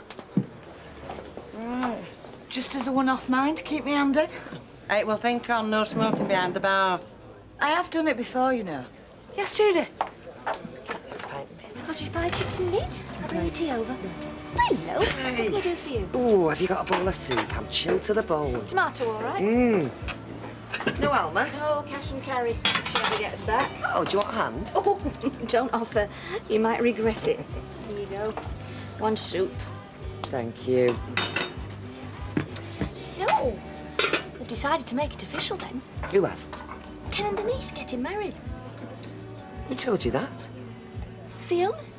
Is it not true? I haven't a clue. Mind you, I'd be the last to know. Well, maybe it's just talk. No, nothing had surprised me. I can't take any more of this. I know what I'm beaten. What are you on about? I'm withdrawing my claim for the house. What? You've got your own way in the end, Gail. I hope you're satisfied.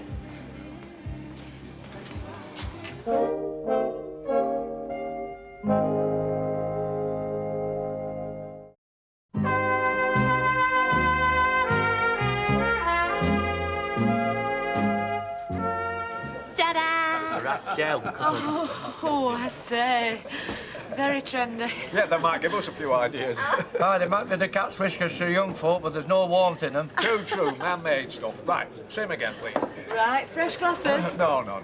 Ian, what are you trying to do? You make more washing now. I'm just obeying the law, Vera. Look, they don't always want fresh glasses in here. Maybe, but you've got to give him the option. You see, when you were at the Queen's, you were just the manager, weren't you? Whereas me, I am the landlady. I can do what I want. Bitter's gone. You'll have to wait while Jan gets back. Just needs changing over. I'll do it. All right, leave it to the experts. Can I, sorry, can I get you a drink? Oh, thanks, but I have to go and cook dinner, so... Another time. then. Yeah. See you. Bye.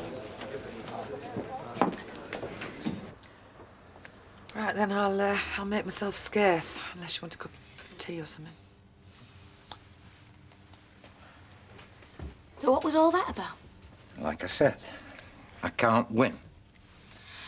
I thought you were going to court because you said you had a case. I wish you'd said this before. Well, I've got a case, all right. I just can't make it, can I? And why's that?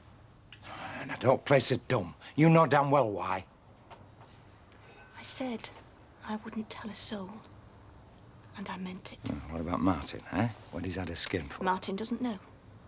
You mean you didn't tell him? Oh, come The on. only person who knows is Denise. Now, I can't vouch for her, but no one will hear it from my lips. Right. Well, fair enough. That's it. You accuse me of blackmail, and all you can say is fair enough. Blackmail was never mentioned. You think I'd stoop as low as that just to get my own way? Well, what else could I think? You said you were going to make sure that Nicky got the house. Yes. But don't judge everybody by your own standards, Don. Not everybody's as twisted as you are. That's not fair. I'm sorry. Who else have I got? Grandad's on the other side of the country. Beck could be on the other side of the world. Apart from that... Well, you've got me. Yeah, haven't I just? You're the one person I put my faith in, and look what happens. I wanted to have a good Christmas this year, Steve. Yeah, well, so did I. Is that why you invited the police? Look, how many times do I have to tell you I didn't know it was Ben? I don't believe a word you say.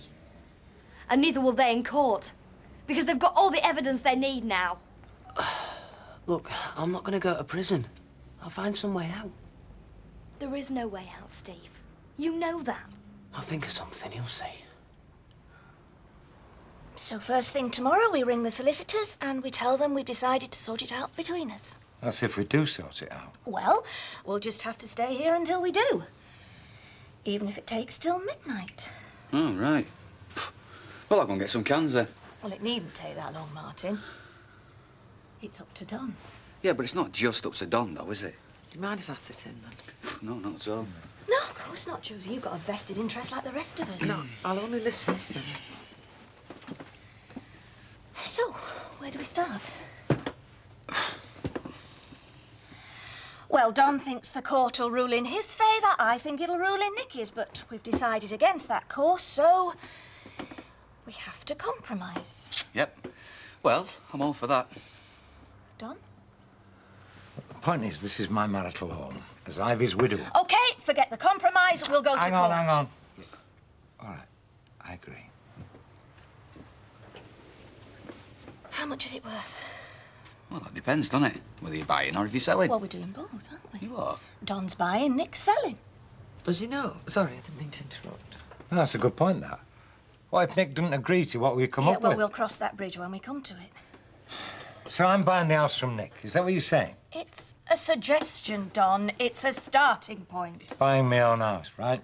The court might decide it isn't your house. And it might decide that it is. Oh, come on, eh?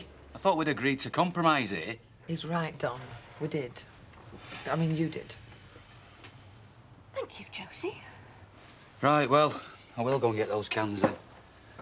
This mate of ours, right, every time he turns on cold water, he gets Radio 1. His pipes are acting as an aerial, you see.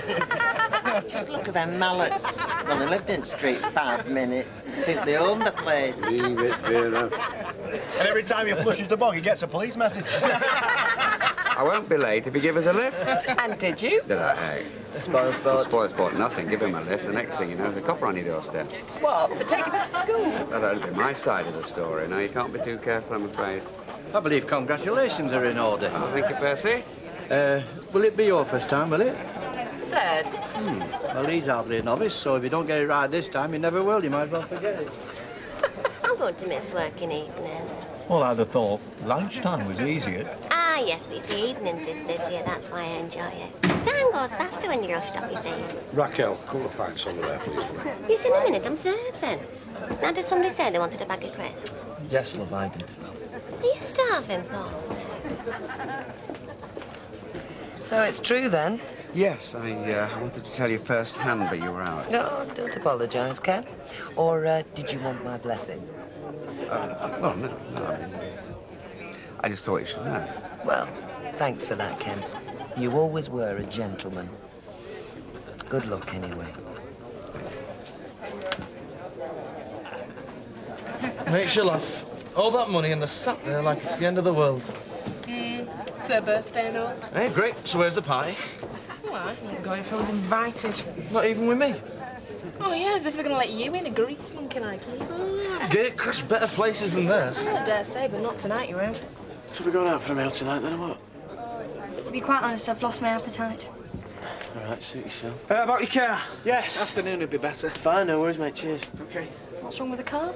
It needs an MOT. Didn't even know it was due. Yeah, next week. That's them. Now, take these two straight into the kitchen and we'll get us all some supper. Can I have some pop? Oh, well, we'll have to have a look and see, eh? What for done? Nothing. Don't look so worried. Was it about the house? Yes. Don thinks we shouldn't go to court. And I agree. So do I. Yeah, but why? You think Granny Ivy wanted him to have the house, but she didn't, did she? Oh, see? Here we go again. What if we agree that it's your house? And your granddad buys it off you so that he can carry on living there? Well, how much for? Well, we thought half's the value. Because Don's trying to be reasonable. And he's hoping you'll meet him halfway. Well, how much money will I get? £12,000. When would I get that? First thing in the morning. Smart! Well, let's face it. They were right, weren't they? Bet, Uncle Nick, Grandad, only I thought I knew better, didn't I? Oh, give us a break, will you? And when you're locked up in prison, I'll be here on my own, won't I? Yeah, well, you might find it suits you. You might be better off on your own. Some consolation, that is. Look, you don't seem to like my company at the moment. I mean... Steve, I'm talking about prison here. It's the last thing that I want. What's up to you, eh? Me? What can I do?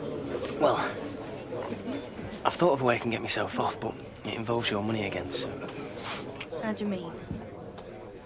Well, maybe we can persuade Malcolm Fox to change his evidence, but, well, it depends how much you think I'm worth.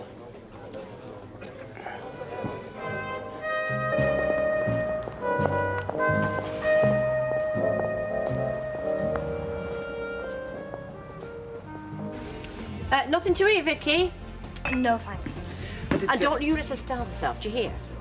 Well, Vicky takes as much or as little as she likes. I don't just mean food, either. So, you got it sorted then? We did. And? Well, it's sorted.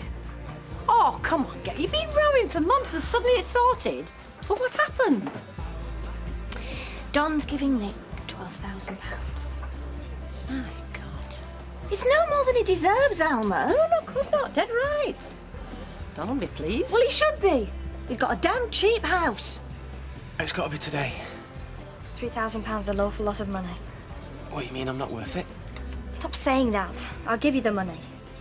Yeah, but I need it now, Vicky. I'm in court on Monday, so, you know, we need the cash now. I know when you're in court, Steve. I also know why. I'm sorry. I'll go to the bank. Thanks. Oh! No, you'll get inside. You'll catch your death. It's one of the last times I'll be able to say goodbye to my lover of a morning. A couple of weeks. It'll be husband. It's now half the fun. That's depressing. It's true, though. Entirely true, but it's a very sad thought. So come on. Let's get them neck curtains to itching. It's like a farmyard, this street.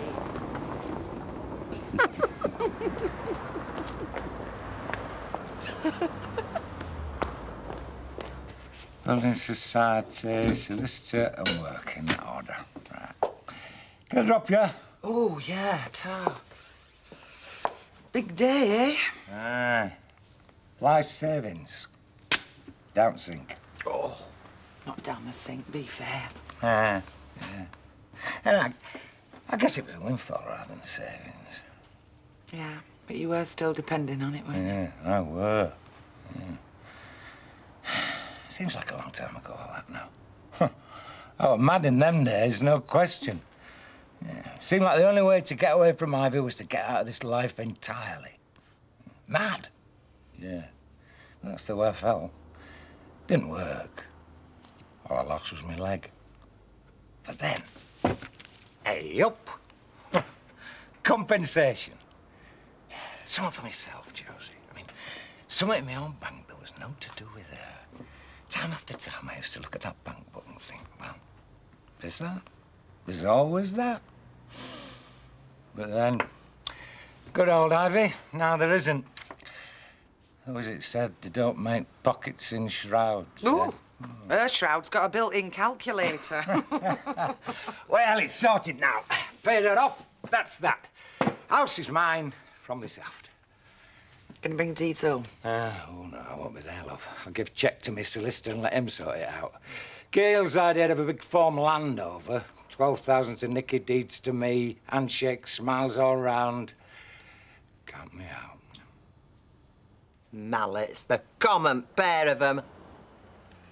Gary Mallet is a good drinker. Someone would come in here and sip at half all night. That lad comes home from work with a thirst on him like a navvy.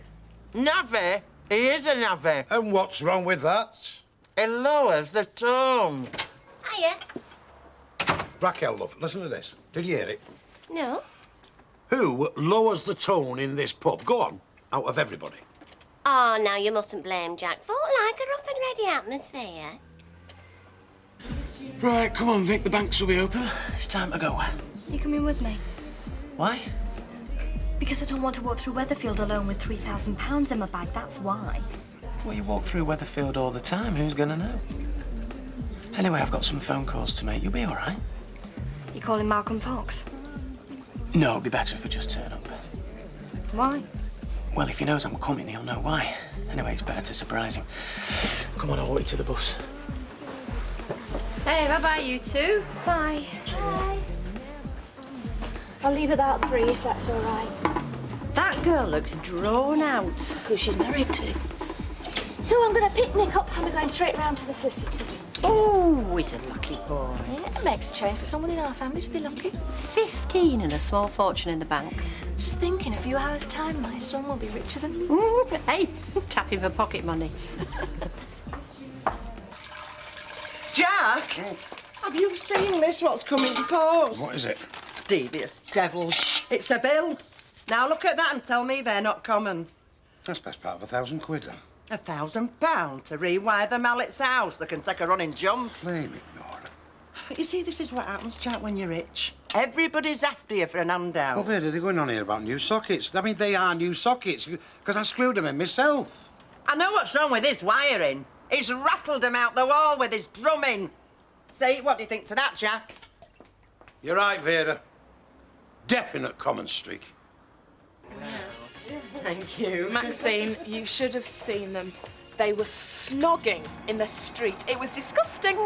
Well, if you must know, that was one last-ditch attempt at romance before the registry office finally kills it off. Don't say that. We don't have it in a registry office. Why don't you have it in a church? Oh, yeah, we're very big at church, me and Ken. You had Daniel christened, didn't you? Yeah, but that was baby number 1, and this is marriage number 3. Experience tells you if it goes wrong, it goes wrong, and church makes damn all difference. I wouldn't get married if I felt like that. Well, we keep trying. Although, this time, it actually feels different. Yeah. Yeah. Do you know, I really think, fingers crossed, touch wood, it's just possible that me and Ken could make a go of it, long term. Am I stupid for saying that? No, you whack. No, that's brilliant. Oh. So what about bridesmaids then? You gonna ask your sister? Probably not. Who's gonna give you away? Well, that's another reason for not having a church do. There isn't anybody. Oh. What about your brother-in-law? He'd do it, wouldn't he? So how's work doing? Fairly well, Percy. Now get your drink. No, hang on to your money. You're setting up in business, need every penny you can get. Do you know it was supposed to be El Dorado, Germany, when we set out? Well, it was for some. Money to burn. Well, to sup any road. But I walked straight into a manacle, didn't I? So that was that. Took all my energy, all my enthusiasm, and one way or another, my money too. Aye, it was a sad day, that was, when you first told me. Ah, it's life, and it's what you make of it. But I still think that I'm the injured party. If anybody should feel sad about it, your Elaine should. Oh, well, I've no comment. No, I'm not asking you to, lad. But I've started to think, if I get my head down, slog a bit, I could just finish up with something to show for these last few years. I wish you luck. Thanks very much. Yes, just bear in mind there are two sides to everything, and it's only your voice we hear around here. Point taken, Percy.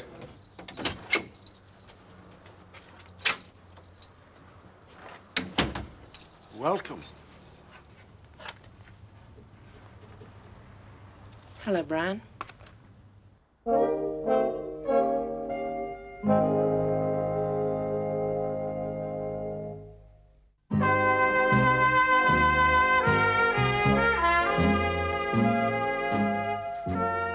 You getting the coffee on then?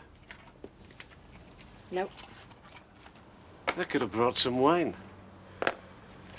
It wouldn't have been appropriate. Oh, I don't know. We could round off our affair with a bit of alcohol and a half hour on the mattress. Don't, Brian. Why? Denise, why? I'm marrying Ken. Say that again? Does he know? Yes. And we've set a date. What a lucky man. Give me the key back, please, Brian.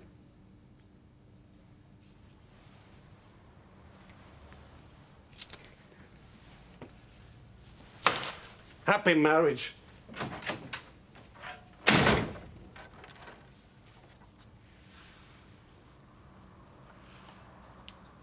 So tonight's your last evening on, is it? It will be, Percy. Who are we going to get to replace you? Well, I don't know. Well, Mrs. MacDonald here is looking for work. Oh, Percy, I don't know. Listen, it's all right. I felt the same working for Vera, but it's fine, isn't it? Really? Oh, yeah. Well, it's very convenient for you, and you do know the job. Mrs. Duckworth? Oh, Percy, hang on a minute. What's that, Am I Percy? right to think you'll need bar staff once Mrs. Watts has finished doing evenings? Yeah, that's right. That's something else I've got to sort. Well, Mrs. MacDonald's available. What? Permanent? Well, I was only, you know. Well, I suppose it's either you or some other young thing. It's just that we've got to watch our Jack's blood pressure, you know. Sorry? Well, I mean, if you can cope with Raquel rubbing up against him, I'm sure you can cope with you looking like that. What's that supposed to mean? Well, even our Jack can tell the difference between mutton and lamb. Anyway, listen, I'll think about it over the weekend and let you know. See you. Took your time, didn't you? Thank you, Vicky. Thank you for getting me the money. Oh, you know, I thought you'd be back before now, wandering around with $3 grand in your bag. But you weren't worried. Did you get it then? Yes. Steve, I'm frightened. Oh, you're frightened. You could be in jail on Monday. Yeah, I know I could. Don't go on at me then. We'll stop having a go then. I'm not. Why did you have to take that whiskey? Because I like money and so do you, so don't say you don't. I don't like it that much. Look, I don't think Malcolm's going to go for this, you know. Then what the hell have I got this for, then?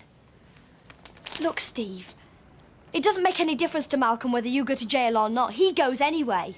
All he's got to do is change his statement, and then he's got £3,000 when he gets out. Yeah, but it says in his statement that I knew the stuff was stolen. Then he can just say he was wrong.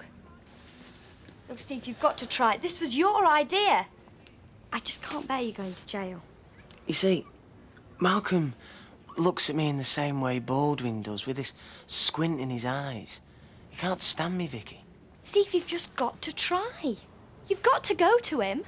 From what you've said, he sounds like the sort of bloke that would find it easy to change his statement. You've got to try. Or you could. What? Well, you know, you could go. He'd listen to you. You see, if I went, he'd just refuse me just to see me squirm. But if you went, well, I think he'd like to do you a favour, you know. Well, we might not turn up. Well, you better had. Of course he'll turn up. Calm down. How do you know he will? Because he said he would. And that makes it definite, does it? Almost, yeah. Knowing Don. That's next week, then. Thank you. Right. Would you like to come in?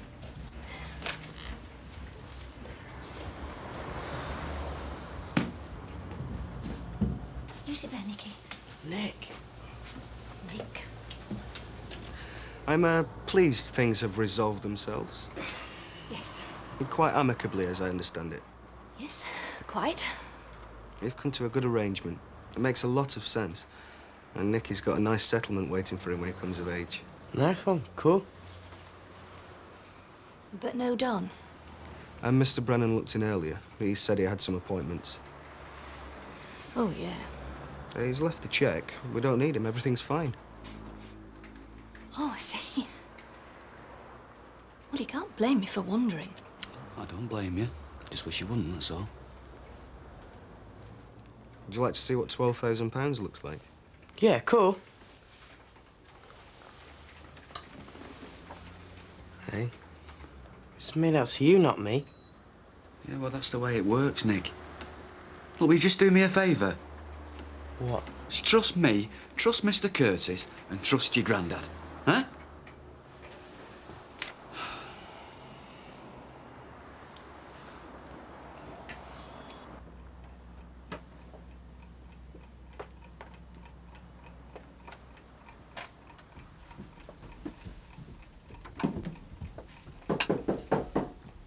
Who is it? Jimmy! What do you want? You've got to have TV. I want to watch it. I haven't got a licence. It'd be setting you a bad example. That's all right. My mum set that already. All right, just this once. What you got there? My maths homework. Yeah, I'll do that. Sit there.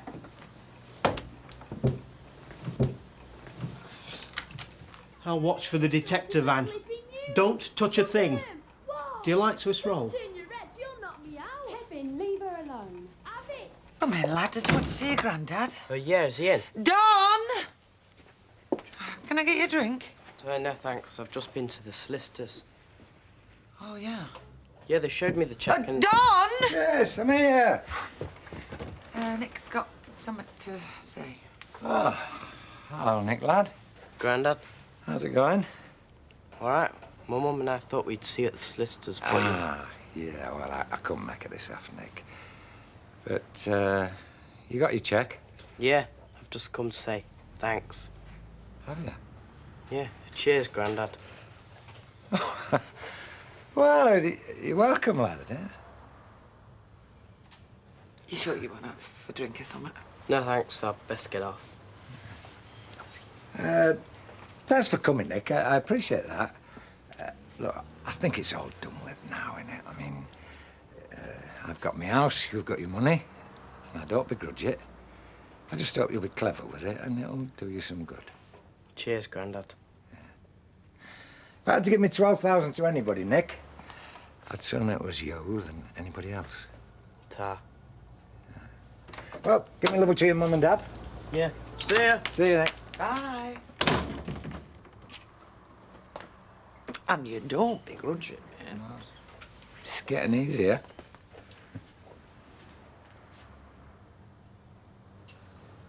Do you know something? What? I think she's dead. Hallelujah! But I prefer the Battenberg. And gave chase. Because what telly is a means of communication. And that's important. Do you know that, Jamie? Because if we don't communicate, We misunderstand. A misunderstanding leads to trouble. Starts wars even. Telly. It's a window on the world. He put his magic ball into action. Crisp packet blowing past. There's a saying about ivory towers, which is where some people spend their lives. Well, I don't. I talk to anyone. Roy, they say, he'll talk to anyone. The king was hopping. Well, that's your maths done. But he didn't give up. And you can have conversations about telly. Communications. You could say, what sort of telly you got? Mine's such and such. Oh, is it? Mine's a thingamajig. Has yours got an indoor aerial? No, mine's on the drain pipe with a 22-inch screen. Oh, mine's a 24-inch, and so forth. Do you see, Jamie? Without telly, you won't get that communication. And that's what life's all about. The prince thanked Sam for all his help. Only connect.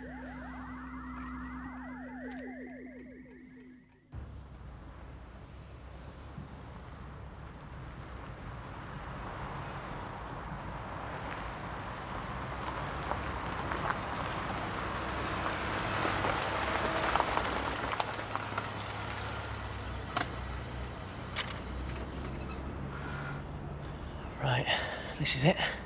You go in that shack there. What if he's not there? Will you just come out again?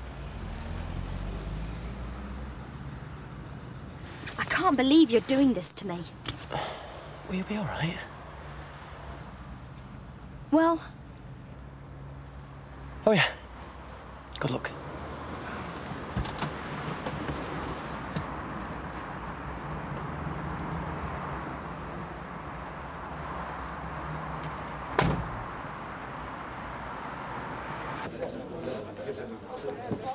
All right, Jack. You got that estimate? We did, yes. I'll be bad again then. I haven't seen you. What are you having? 2 pints of bitter, please. Right. If she pops her head in, just keep your head down, eh? Because if she sees you, I haven't. Right. You're not henpecked, are you, Jack? Nail's not wet neither, is it? So, about this rewiring. No, what I'm saying is, right, if I do the rewiring for you on the QT, then she doesn't have to know, does she? You're joking? Well, I thought I would be. What? You mean you're accepting responsibility? Oh, come on, wouldn't go that far, but it's just possible we might come to some arrangement. Ah, ain't he nice? Hey, these are on the house. Just think, this is the last time I'll be stood here whilst you're sat there. Of an evening, you mean? Yeah, Jack was asking her what we were going to be doing. What you mean of an evening? Yes, I said talking, I said telly, I said thinking about decorating. Is that it? More or less, have I missed something? Well, yeah, there's something else that we can do, you know, of an evening. Such as? Well, there's one thing I can think of, top of my list. You and your telescope. I've realised something about you. Yep. You're only with me for how I look. Oh, of course it isn't. It's for your mind. You've got a fantastic brain. Oh, shut up. No, because I could have, like, a really brilliant personality, be a really nice person. But if I didn't look good, you wouldn't have even said hello. All right, so I'm a male pig. What else? Well, I just think there are some men out there who see beyond the surface. It's just a pity that you don't. Oh, come on, give us an example. There are sensitive and intelligent men, you know. I don't need to give an example. Oh, like Andy McDonald, perhaps. Yeah, that's a good example. I mean, Andy's intelligent and sensitive. And behind you. Hiya, you all right? I'll get these. Oh, you're a gent. And you're a student. And I'll have a white wine. I said I'd get his, not yours. Oh, guys, it's an affair. Shut it. Oh, is this get that quiet? No, not at all. I've just thought of it now. Just went round and knocked on the door. Hey, and it's a mind you like her for? What, Maxie? Aye. You must be joking. So, he's sitting outside, is he? Like, now? Yes. So why isn't he in here? We both thought it better that I came alone. And why's that then? Well, Steve's already tried, hasn't he? Steve wants me to perjure myself. That's obvious. But what makes him think you can persuade me any better than him? Or to put it another way, what have you got that he hasn't? Yeah, well, it's obvious, isn't it? But I'm sorry. You're not really my type. That wasn't why. That wasn't why. Then tell me. Steve doesn't think you like him. He thought that I would have a better chance. But I don't like him. You don't really feel anything about him. Don't actually know him. But I'm not going to perjure myself just because you waltz in here fluttering your eyelashes. I'm prepared to pay you. Well, that's a start. I'm prepared to pay you £3,000. Half of it now, half of it after the trial. Got it on you? Do you agree? Have you got it on you? Steve's just outside. I'm only asking. Have you got the money on you? Yes. Well, let's see it.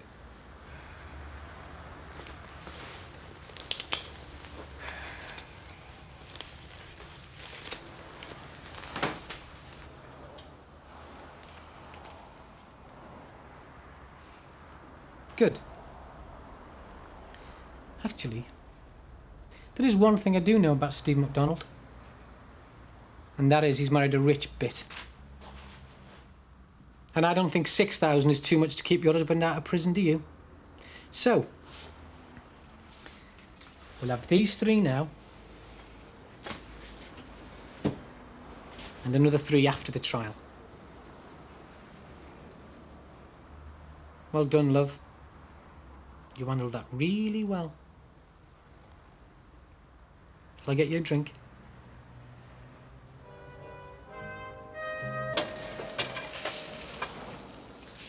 Right, Liz, come on, get yourself down here, will you? I've done a fry. I thought we'd better get a decent start. We might be hanging around that court for ages, you never know. You eat it, Jim. I won't need it. What does that mean? I've no intention of going to court. Oh, catch yourself on. You know you don't mean that. Oh, yes, I do. I have no desire to be there when our Steve gets what's coming to him. Yes, but we're meant to be there to support him, so we are. Like we did the last time, you mean? And the time before that? Supporting him then didn't do much good, did it? Yeah, look, all right, fair play. I mean, I understand the grief he puts you through when he gets into these situations. I know. Situations? Yeah. What's the point in wrapping it up, Jim? What you mean by situations is when he gets caught thieving. No. Look, he's smarting himself up now, hasn't he, right? And besides, he swears this time he's innocent. And you believe that, do you? Yeah. Well, I don't. I wish I did, but I'm not going to pretend. And I'm not going to be there when they do him. You should eat something. I can't. Well, we might not get to eat lunch. And then your next meal, well, it could be... In prison? Go on, say it. I wasn't thinking that at all. I was going to say till tonight. You're very snappy this morning, Steve. Are you scared? Yeah, I am. Of course I'm scared. I don't see why. We fixed it. We paid the man to change his story.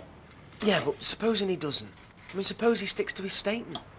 Well, why should he do that? He knows that his wife's not going to get the rest of the money if he does. Yeah, but how does he know we'll pay her?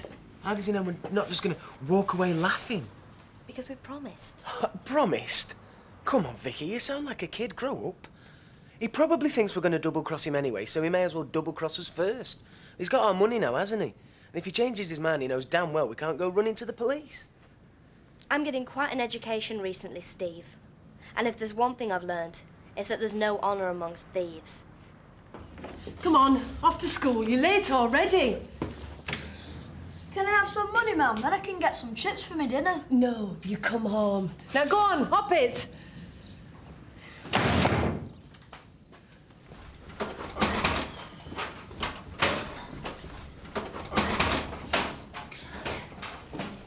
Hello, Bill. You're struggling a bit there, aren't you? Yeah, I'm on my own today. Oh, don't tell me you and Jim have fallen out already. No, he's got something else to do. He's up at court today. It's his lad, Steve, you know. But he's up there showing the flag. Yeah, I'll get the door. Oh, thanks. Well, that's the job done. I hope we haven't caused too much disruption for you. No, you were very good. I'll recommend you. Right. Well, if you hear of anything else, give us a shout, won't you? Right. Ta-ra. Ta-ra, love. Oh, hello, Tricia, love. Did you want me? Well, I'd just like a word if you've got time. There's nothing gone wrong with the flat again, has there? Oh, no, that's fine. It's, well, it's everything. I don't know what I'm gonna do. I've got bills pouring in. I owe money all over the place. I just don't know where I'm gonna turn. Well, it's no use coming to me, Tricia, love. I haven't got any money either. Oh, no, it's not money I'm after. I just thought you might know something going, you know. I know, cleaning or shop work or anything. I don't, love. I'm sorry. But if I do hear of anything... Oh, yeah. Oh, Jack. We'll have to get a cleaner. I'm sick of this mopping and stoning. Cleaners are useless, Vera. They'll let you down. You're better off doing it yourself. Oh, don't come that. Annie Walker never did her own mopping, and neither did Bet Gilroy. No, no, be fair, be fair. I've seen Bet with a mop in her hand. Yeah, well, that don't mean anything, does it? I mean, I've seen you with a poker in your hand. It don't mean saying how to use it. No, you see, I Hey, was now on listen, what? you know that Tricia Armstrong? She used to do a bit of cleaning, didn't she? We are not having that woman in here. She's dangerous. Yeah, you used to fancy her, didn't Oh, you? come on, Vera. If I fancy her, I'd be taking her on, wouldn't I? Oh, aye. No, you see, cleaners cost money, don't they? Here! Now, don't you get on to me about spending money. It's not me that sucks it all away. Morning. Morning, Betty, love. You want to put the kettle on? We'll have a I cup will, of tea. my love, yeah. Thanks, Betty. Here, Betty. Yeah? I've just been saying to our Jack we could do with a cleaner, you know. Oh, yes. And I'm just saying to you, don't look in my direction. Hey, now, did I ask her to do it? Vera, Did I? Vera, like I'm telling you, staff today are more trouble than they're worth. Save your money. Get out of the way. Wedding invitations. Oh, isn't that lovely? Rita Ken's come to invite us to his wedding. Actually, no. I just came in to buy the wedding invitation cards. Oh, well, trust you. Yeah, but I'm sure you'll both be on the list. Well, the future Mrs. Barlow permitting, of course. And I'm sure she will. So, yes, I might as well. Ken, no. I mean, take no steps, issue no invitations until at least you've had word with Denise. I mean, who knows, she might have heard of Mavis's reputation at weddings. The unsuitable hats, the drinking, the bottle throwing. Rita! Right, well, I'll get back to you. Bye. Bye. Hello? Yes, love. I've just been reading them advert cards you've got in the window. See if anybody got a job offer. Oh, I don't think there's anything like that at the moment, love. No, it's all join our step aerobics class or kiddies playpen for sale. No good to me. You don't happen to have anything, do you? You know, sales lady or cleaner or anything. I'm sorry, love. The local papers are very good for situations vacant and that. There's the Weatherfield Gazette and then there's that one. Oh, all right, then. Give us both of them, then. Well, that's 80p, love. How much? Oh, no, forget it. Forget it. It's all jobs you've never heard of anyway, computers and all that. No, give us one of them scratch cards instead. More chance with one of those than jobs. There we are, love. Thank you.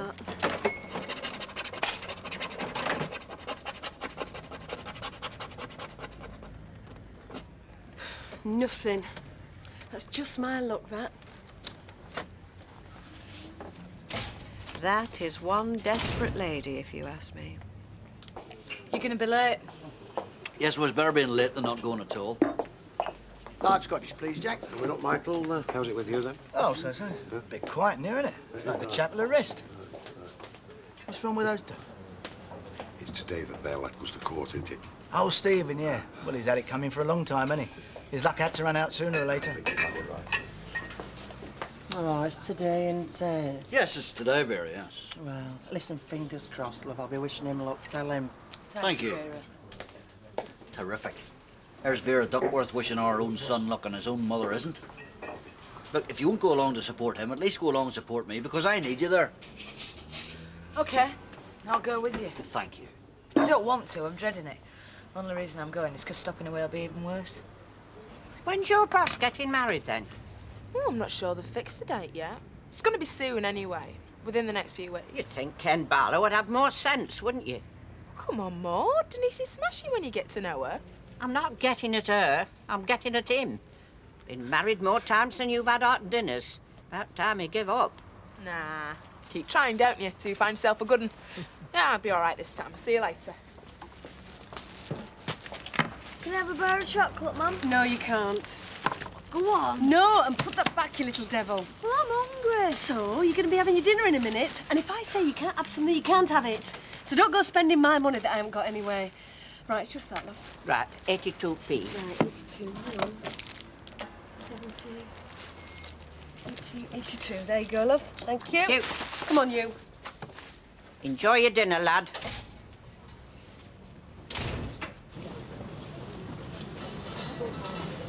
Is that Malcolm Fox? Yeah. Is that his wife with him? Yeah. Brenda, I think she's called. I don't think they've seen us, actually. Yeah, hang on. What are you doing? Look, there's police all over the place. You don't know them, and they don't know you. Right? For God's sake, don't make a mess of this. What about you, son? Dad? Okay. Steve? Oh. How you feeling, mate? I'm all right. I just want to get this over with, you know. It's Uncle Nick. Steve. You've met Steve's mum and dad, haven't you? This is his brother Andy. So here, what do you reckon it's looking like then, Mr. Wilden, eh? Well, to be quite frank, Mr. MacDonald, it's not looking good. The trouble is, the police have this statement from the man Fox, who's pleading guilty to receiving, and he names Steve as his accomplice. He's a damaging witness, I'm afraid. Well, he's lying. Well, I don't know why he's saying it. It just beats me why he's doing it. Well, the man is a self-confessed criminal, of course, and I shall do my best to discredit his evidence, but I have to say, it looks difficult. And if you're found guilty, well, I think we could be looking at custody. What exactly is it you're saying? Well, he's saying I'm going to prison.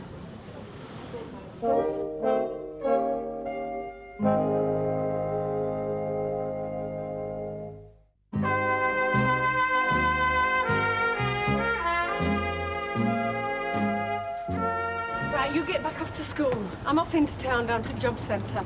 A fat lot of good that'll do. Will you be in when I get back from school? I expect so. Hey, but listen, if I'm not there, don't disappear. Just hang about, okay? Hey, what's that? You little swine, you pinched that? No! Don't you lie to me. I didn't steal it. Mrs. What's-her-name gave it to me. I opened shop. Oh, you little liar! Your father's a thief and now you're starting! I didn't steal it. She gave it to me. Don't you give me any of your lies. I've had enough of them off your dad. I don't need any more of you! Malcolm Fox, you have pleaded guilty to the charges against you. We consider this case so serious that only a custodial sentence is appropriate in view of your record. Do you have anything you wish to say in mitigation before we pass sentence? Yes, I do, yeah. I've told the missus, you know, that there'll be no more of it, you know. I've given her my word and she believes me. You know, I've made a clean breast of the whole thing. I told the police the truth, held me hands up, pleaded guilty. Because from now on, sir, that's me, you know, I'm straight. And I'd like that to be taken into consideration. Very well. There is one other thing I'd like to get off my chest, something I'd like to confess to. Because, like I say, I want to put the past behind me. I want to, you know, wipe it all clean. In my original statement to the police, I told them I'd sold some booze to the lad named MacDonald. Steve, I think. Which is true, you know, I did do that. But I told the police that he knew full well that the booze was stolen. And, well, that was a lie, sir. I was trying to get the lad into trouble. You know, I was trying to get my own back on him because he gave me some lip in a pub once. And I know it's wrong to give, you know, false what's it in that. So, I'd like to take that back, please. I mean, he didn't know anything about the robbery. He thought the scotch was clean. Hear that, Nick? I hear it. Oh, Alison, come in. Is something wrong? Isn't Denise here? I was hoping I might... Yes, she's just putting Daniel down. He always has a sleep at this time. Alison's here. Hi. What's up? What's happened? I knew he was having an affair. I told you. And now I'm sure of it. Look, do you think it'd be a good idea if I made myself scarce? No. Has she told you about Brian? Well, yes, she did say you thought he might be seeing somebody else. He is. It's been going on for months. What's up? Has Brian said something? Not him. He hardly bothers speaking to me anymore. He doesn't know I'm alive. He's not interested. No. I've been checking up on him, going through his diary. Times he said he'd be at work, he'd not be home. I've been checking with the office, and it's all been lies. Look, if I could just stick my oar in there, Alison, I'm not sure that bringing the office into this is a good idea. I don't care what they think. Why shouldn't they know what he's been doing But to it depends me? what you want, Alison. If you want to save your marriage, it's best to keep it between you and Brian. Yes, Ken's right. You don't want to stir things up. I don't know. What's the use? I'm not sure that I want Brian, not after this. Yes, you do. You know you do. Well, you've said yourself, Denise, sometimes you get to a point in a marriage where it's just not worth fighting for. You've done it twice. No, you've got to give yourself a chance. You and Brian, you might find if you just calm down, say nothing. You know, you've just been going through a bad patch. It's worth a try. I think we ought to tell Alison about our news, don't you? What? We've decided to get married. And we'd like you at the wedding, of course. Both of you. You and Brian. Well, they've no chance now, have they? I mean, not if that other witness has blown it. Well, I don't know, mate. I never understood why they dragged me into this anyway. Like I'm saying, eh? It's like I'm saying to your mother, eh? 12 months for a guy who grasses you up to the police. I'd have given him 5 years. 5 years, and that's not too much, let me tell you. Nick, the police are dropping the case against you. They've accepted they haven't enough evidence to proceed. Oh, listen, not here. That's dead on. Well done, Stephen. Cheers, Nick, Dad. congratulations. Well done, mate. That is great news, It mate. is, All right, mate. yeah. Cheers. Thank God that man spoke up when he did. It's all over now, Mum. We'll all have a celebration back at the Rovers, and we'll make sure everybody knows that you're an innocent man. All right, Nicholas? You're coming along too, so you are. Well, I'm not sure I can get away. Oh, come on, yourself. we'd like to thank you. Yes, all right then. Right. Come on, then. What are we standing here for? You're coming with me. Come on, Mum. See you later. Yeah.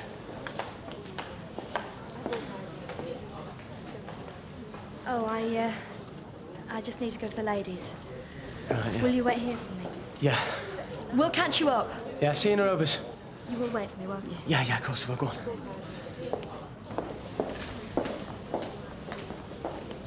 So, anyway, you got yourself a good result, eh? Yep. Villains 1, Coppers 0, eh? Yep. Still, there's bound to be another match. I reckon we'll be meeting up again, you and me. I feel pretty sure about that.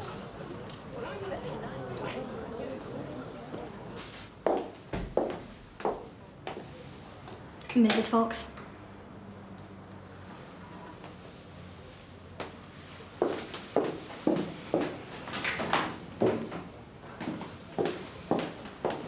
Yeah, that's me. I'm sorry about Have you got the money? Yes. Let's have it then.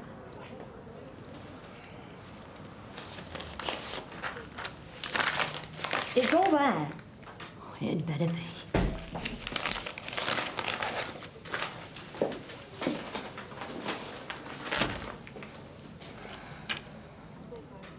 Don't come out with me.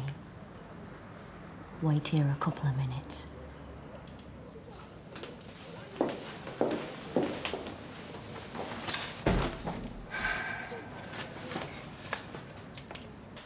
Just let it settle. Give things a chance. All marriages go through bad patches. I'll try. It'll be okay. You'll see.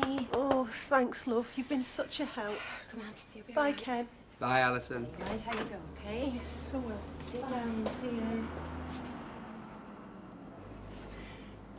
I'm just wondering. I mean, maybe I ought to have a word with Brian. You know, just a quiet word, man to man. No. Well, he probably doesn't realise how close he is to losing Alison. No, Ken. Look, stay out of this. Just a quiet word. Could it do any harm? Yes, I think it could. I'm sure it could. Okay, if you say so. Yes, I think that's right. I love you, you know. I only hate you because I care about you. I don't want you turning out like your father. I told you, Mrs. Grimes gave me that chocolate. Oh, Jamie, stop that. Oh, but she did. Oh, what's the use? Look, things have been a bit tough for me. You know, and I get bad-tempered. Have you had enough to eat? Is there any pudding? No, There's a bag of crisps you can have. But don't get me wrong. We'll manage. I'll sort something out. You'll see. I always do, don't I? Anyway, when you finish your tea, you can go playing Collins, okay? Well, Mum, I fancy stopping in tonight. Look, you'll do as I tell you. You go to Collins. Oh, Mum. And you don't come back until bedtime, okay? Oh, Mum, do I have to? Yes, you do. I've got somebody coming round. You'll get in the way. Hiya, a conspiracy milk, could you? Here. No, you're all right. It's on there. Oh, thank you. Have you heard the news about Steve MacDonald? He's got off. They dropped the case. A few people around here surprised about that. Where's Alma? She just popped out. Be back in a couple of minutes. Tell her I'll be late home tonight. Well, you've got to pop into the flat. Tenants, always on the ear. He won't be cheering when he hears the news about Steve. He never was one of his fans. You used to be. How do you feel? Hey, Oliver. Cheers, Jack. Steve, come here a minute. I just want to say how glad I am about what happened in court. You're glad? You ought to be where I'm standing. Could have been in the nick, couldn't I? Yes, Steve. There's something I've got to tell you. I thought you were guilty. I know that's awful and I feel terrible about it, but I just want to say how sorry I am. Oh, forget about it, Mum. I don't think I'm going to be able to. I feel ashamed of myself. Right now then, Nicholas, you take another wee drinker? No, thanks. I've got to go. Anyway, I'm in the car. Oh, you see, that's the trouble with these legal people. They're always on the right side of the law, aren't they? Vicky, a word before I go. There, on back. Is there something wrong? Yes, I think there is. What happened at the court today? Well, I won't mince my words with you. My guess is your husband paid that man Fox to withdraw his statement. It won't have come cheap. Where did he get the money, I wonder? Unless you lent it to him. No, don't answer that. On second thoughts, I better not know.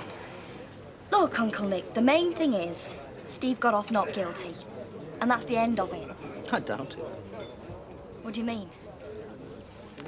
If I'm right in my suspicions, which the police undoubtedly share, and Steve did pay Fox to perjure himself in court today, well, it's far from the end of it. Because what the charge will be, if the police ever get the evidence, is conspiracy to pervert the course of justice. A very serious offence. It carries a prison sentence. I'm going. Can't bring myself to smile at this chap you married. I don't want to drink with him either. I'm worried about you, Vicky. I don't like the kind of world you're getting into.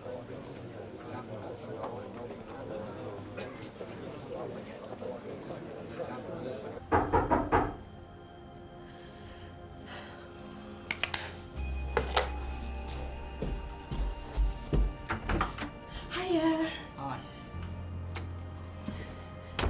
Thanks for coming. It's all right. What's the complaint this time? Mice, window rattling, no dishwasher in the kitchen? Oh, no, flat's fine. Then what do you want me for? Well, it was more social than anything. Social? Well, I know you're the landlord. Just because you're the landlord don't mean to say that you're not human. And I happen to think you're a really nice fella. And I'd offer you a drink, only seem to be out to drink at the moment. Come on, Tricia. What do you really want? I'm a bit stuck for money. Yeah, well, aren't we all? Still, as long as the social keeps paying your rent, I won't grumble. I've got bills to pay and I can't. And I don't know what I'm going to do. And there's Jamie as well. I just thought you might help me out. Are you serious? Oh, it doesn't have to be serious. It could be fun. I'd make it fun for you. Where's the lad now? Oh, he's out. Oh, he'll be gone for ages. No need to worry about that. And I'd be ever so grateful. And I can tell you fancy me. All right, that's enough of that. You picked the wrong fella. There are some things in life I've never paid for, I'm never going to. Any more of that, and you'll be out on the street. Maybe that's the best place for you. What else can I do?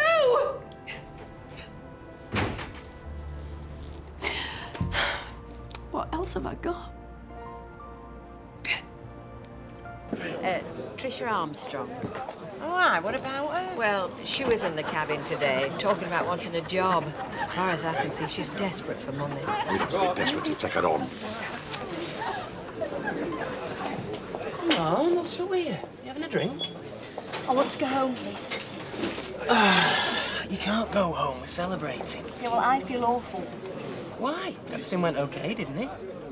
You did give Brenda the money, didn't you? Yes. Right, what's up here then? Cheer up, put yourself up, enjoy yourself. OK, my shout yet again. Same again. Stephen, no, put it away. I'll get these. I'll get these, Jack. Don't ignore him, Jack. Here, tell me when that's run out. You're a good man. No worries. Steve? Ah, Fiona. I just wanted to say I'm really glad at the way things came out for you. Yep, it was a good result. What are you having? I don't know. Oh, come on, you can have whatever you want. I feel like $1 million. I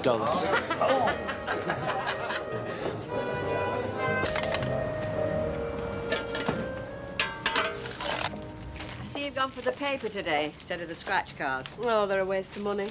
Probably this paper and all. I don't know. I mean, if it's jobs you're after, there's a fair few in there. Not for the likes of me. Well, there's always something if you're prepared to put yourself out a bit. Is that all you think it is? Like a trying on my part? I wasn't thinking anything, love. Weren't you? Morning, Ken. Well, Rita, Tricia, could I have a packet of ink cartridges, please? Ah, these for the invitations. Have you finally fixed a date? Well, I will have by lunchtime. I'm just calling in at the registry office. Right. OK, thanks. Thank you. Can I have some crisps in the snack man? No. Isn't it time you were at school, Jamie? Into time you were. Look, I just don't want him to be in trouble. Why don't you give him a lift in your big car, then? I'm afraid I can't, Tricia. Oh, what's the matter? Frightened he'll slash the upholstery? Well, actually, Tricia, the Oh, thing is... come I on, must... Jamie. Now, just hold on a minute. I won't want to look in his car anyway. There are some people you just can't help, Ken. You should know that by now. That's what I like to see, Kevin. My workforce with a spanner in the hand. Yeah, well, I'm here to make you happy, boss. Hold on to that, Kevin, and you will be a very wise man. Where's that young stud then, eh? I see your dedication hasn't rubbed off on him. Probably out cavorting all night. No sense of responsibility.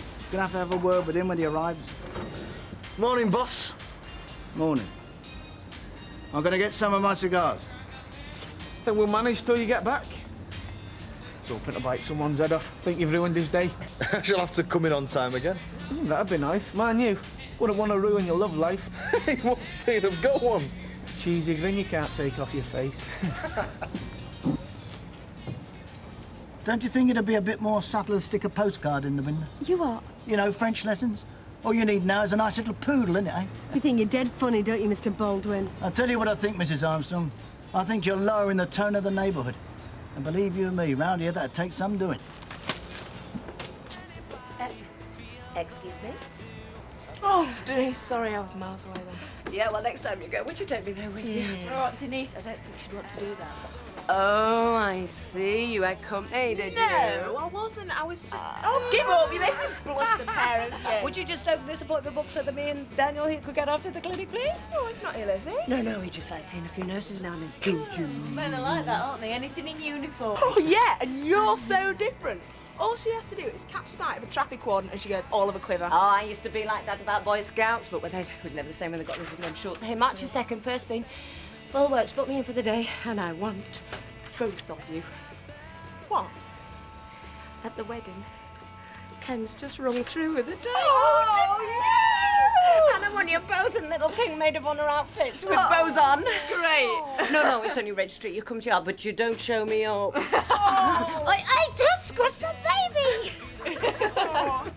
No, honestly. Come on.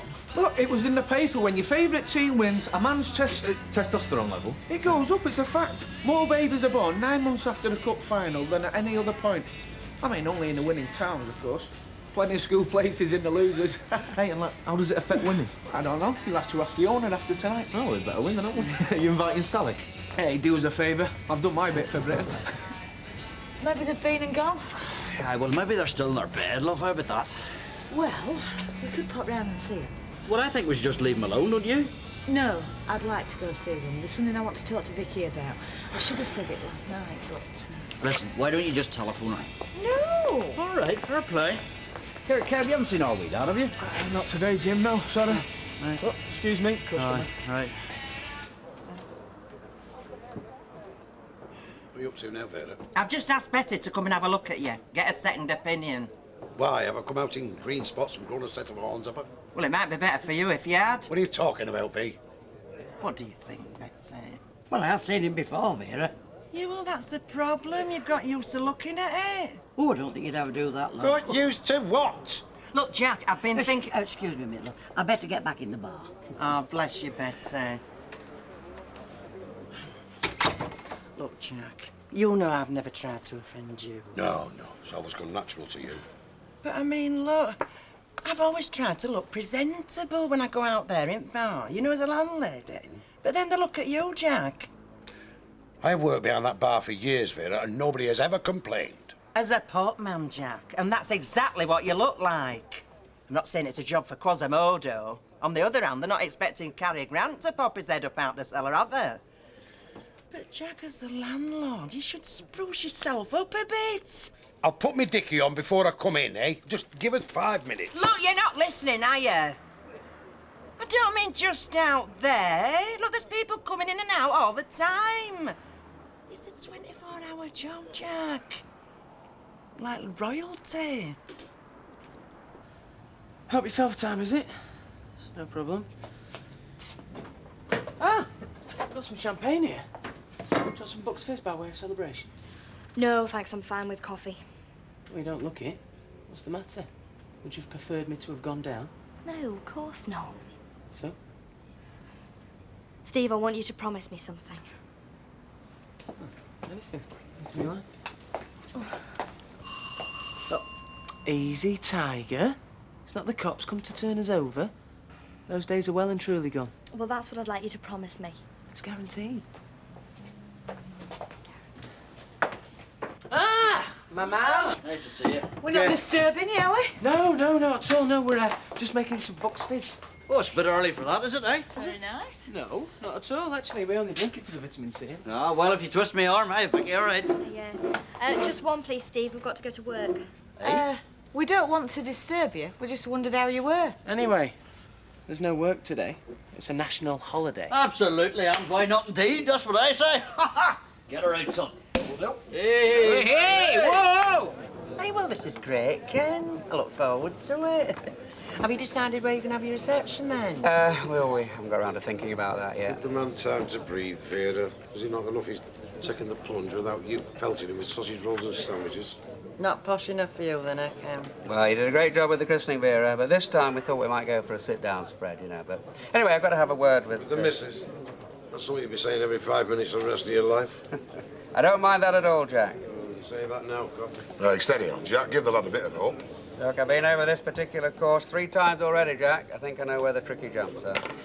Aye, but the art is learning from our mistakes, isn't it? Well, can but try. Pity. Yes, love. Oh, do you mind if I don't take it now? I'm not being funny, and I know you're trying to save on the postage, but it's nice to see something lying on the mat in the morning. Apart from me, you mean? Oh.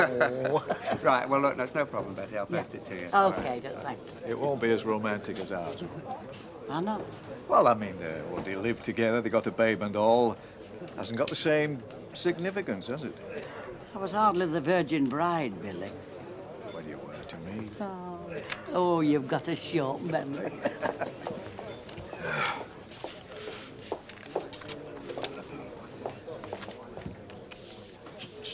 Vera, constantly having me collar felt. You'll need your hair cut in, There's nothing wrong with me hair.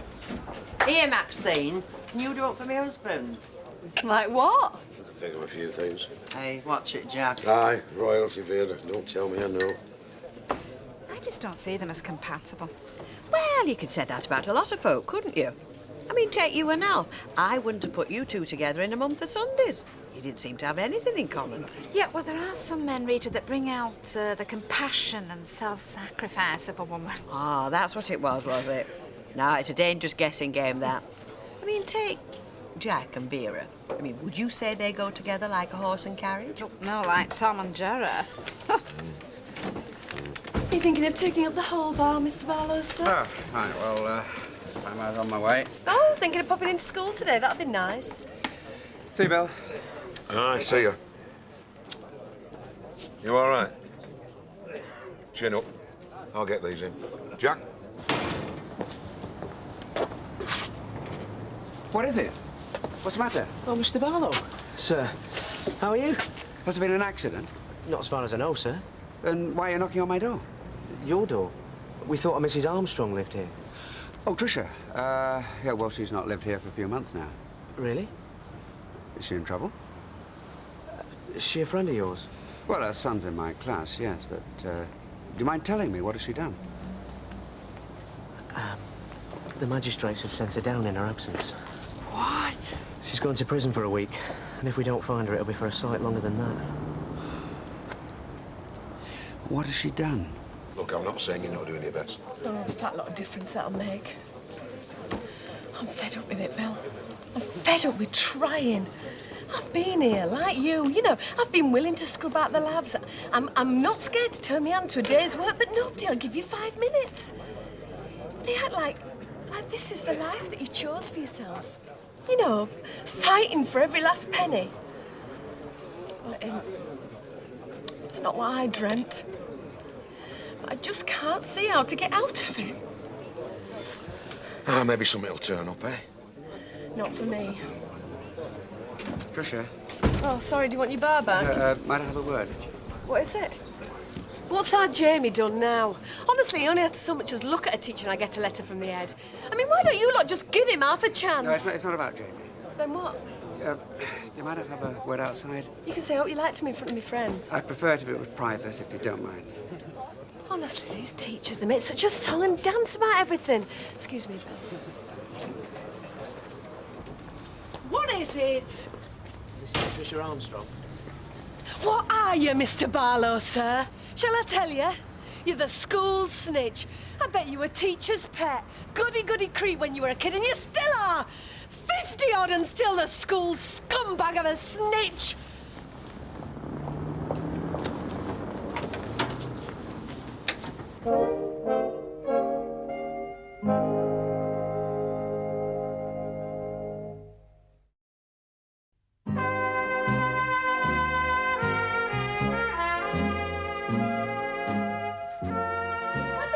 Send you to prison for not paying your TV licence. No, but they can for not paying a fine and non-attendance at court. What could she be thinking of?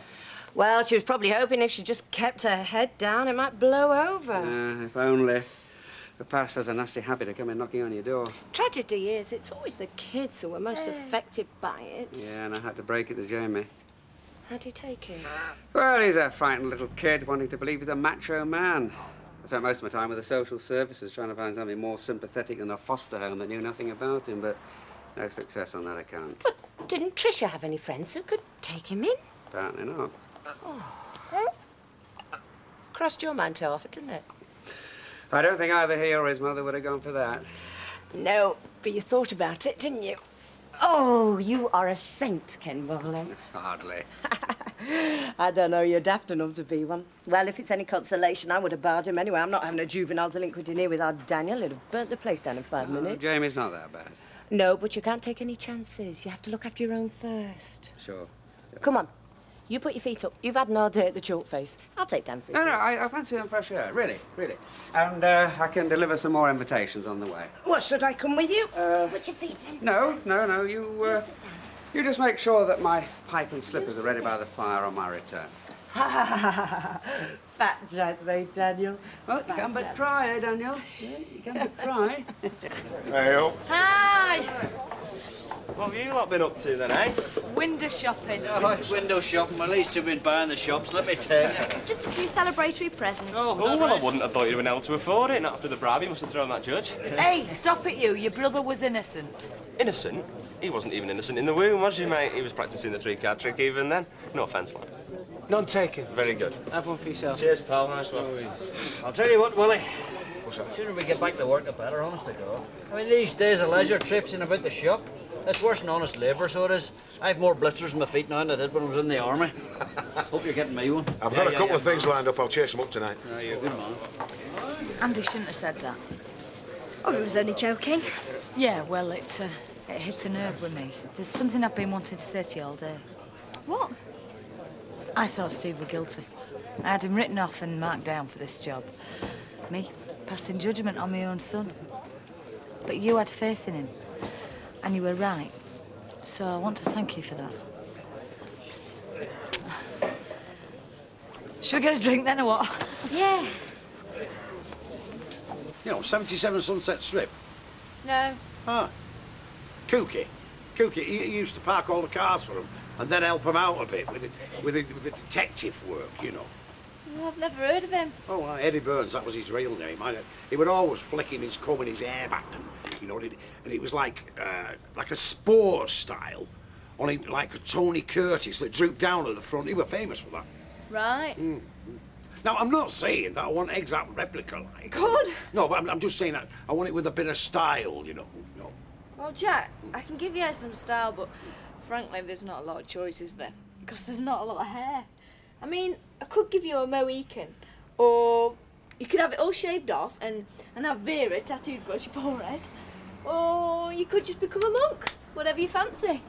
Give us a short back and sides, love. And I'll throw in some extra conditioner. Oh, right. Yeah. There you are. Ugh. Sorry, we're closed. Oh, hiya, Brian. Is Denise in? Oh, no, she's not on today. God, do your accountants never stop work? No, afraid not. Tried over the road? No. Hey, you couldn't give her another rinse for us, could you? Hey. I wouldn't want to overstimulate your follicles now, would I, Jack? No, perhaps you're right. No. A minute, please. No. What do you mean, no? Can your brother-in-law pop by to congratulate you on your wedding? Please, Brian, this is not the time, Kensing. You're lying. I can tell, Denise. I've had plenty of practice watching you. Please go away. We have to talk. We've said all there is to say. No, you said, Denise. But I don't think I have really had my chance. Not with reflection. And I've had plenty of time to do that. Brian, please. Come on, Denise. You can't deny me asking a few questions. I mean, I want to know what to wear at your wedding. Whether it's top hat and tails. Are you planning to walk down the aisle in virgin white? Indeed, am I invited? I hope so. I'd really hate to miss an event like that. Brian, please, leave me. You want we should carry on this discussion on the front doorstep? Me with my foot in the door like a travelling salesman? Well, okay, if I have to stay out in the street, that's fine. But I'm not going away, you understand? Not till I've had my say. Even if all the neighbours have to hear it.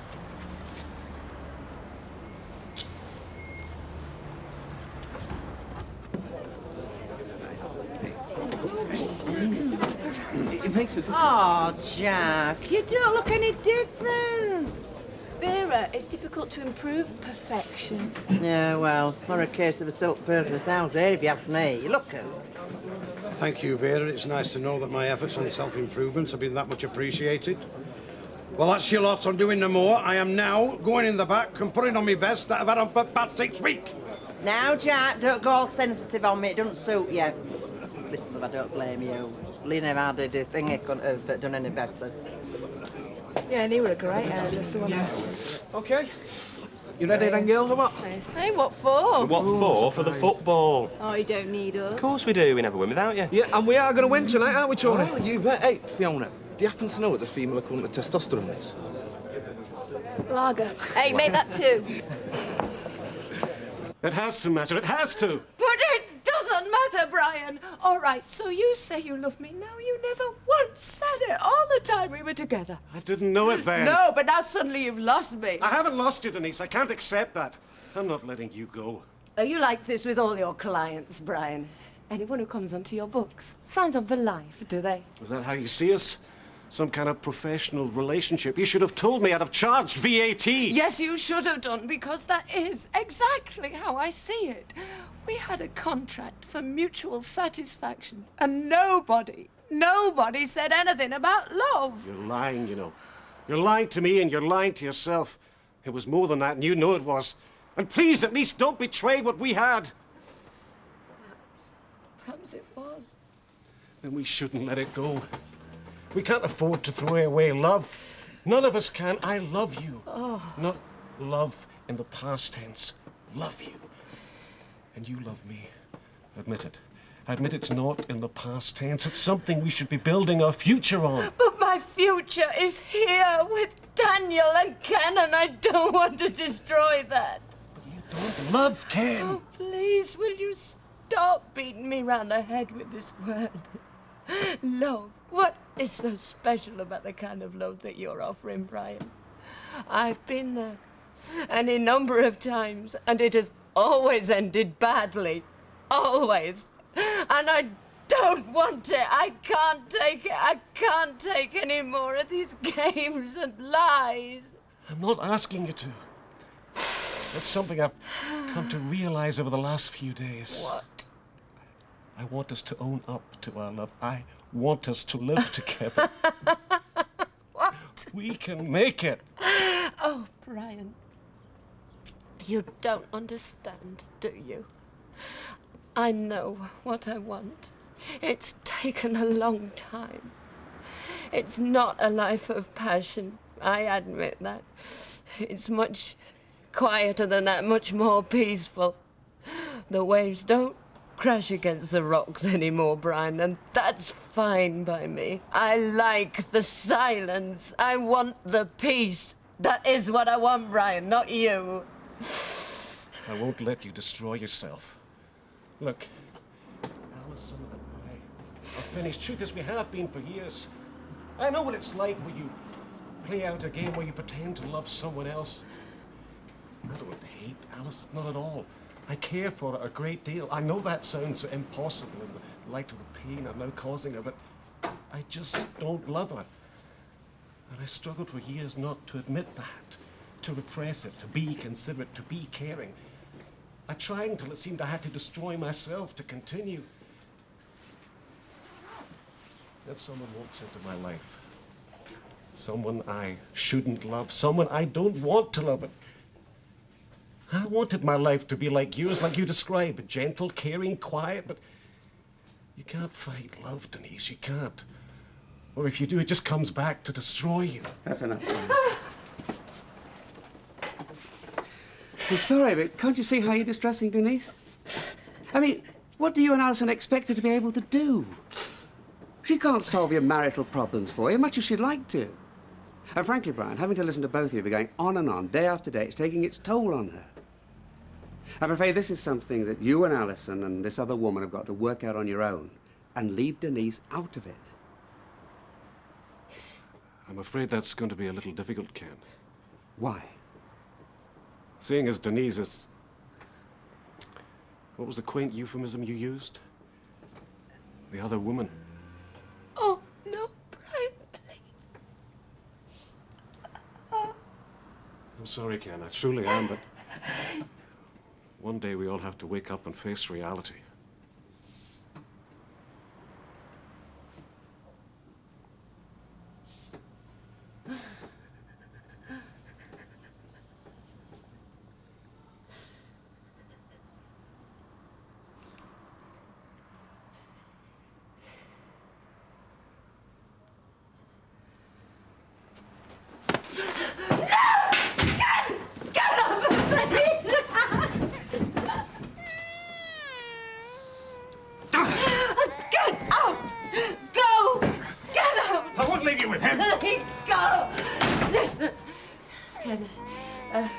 It was in the past. It was all over. Get out. Please, Ken. Listen to me. I love you. Get out before I kill you.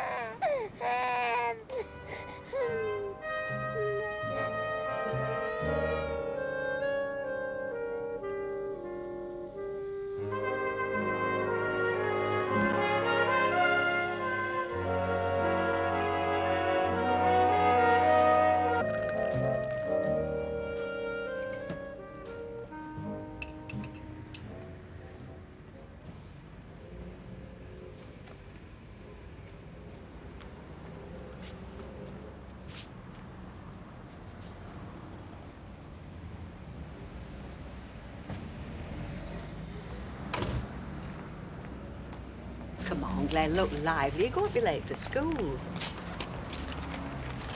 Oh, and here's another looks as if he's had a late night. Ken, your eyes are like saucers. Well, it's not the best night's sleep I've ever had, I must admit. Ah, did this little monkey keep you awake? Did you do that? I expect he's still teething, poor little man. Can I have some aspirin, please? Oh, while you're here, Ken, I've been meaning to ask you, is there anything particular that you and Denise would like as a wedding present? And I want to get you something special, and I know you're not the type to go in for lists. Well, I wouldn't go splashing out, Rita. Not just now, if I were you. Well, listen, it's only a few weeks away, to be honest, before we know where we are. Look, Rita, I'm sure whatever you get will be marvellous. Wonderful, in fact. Now, I must go.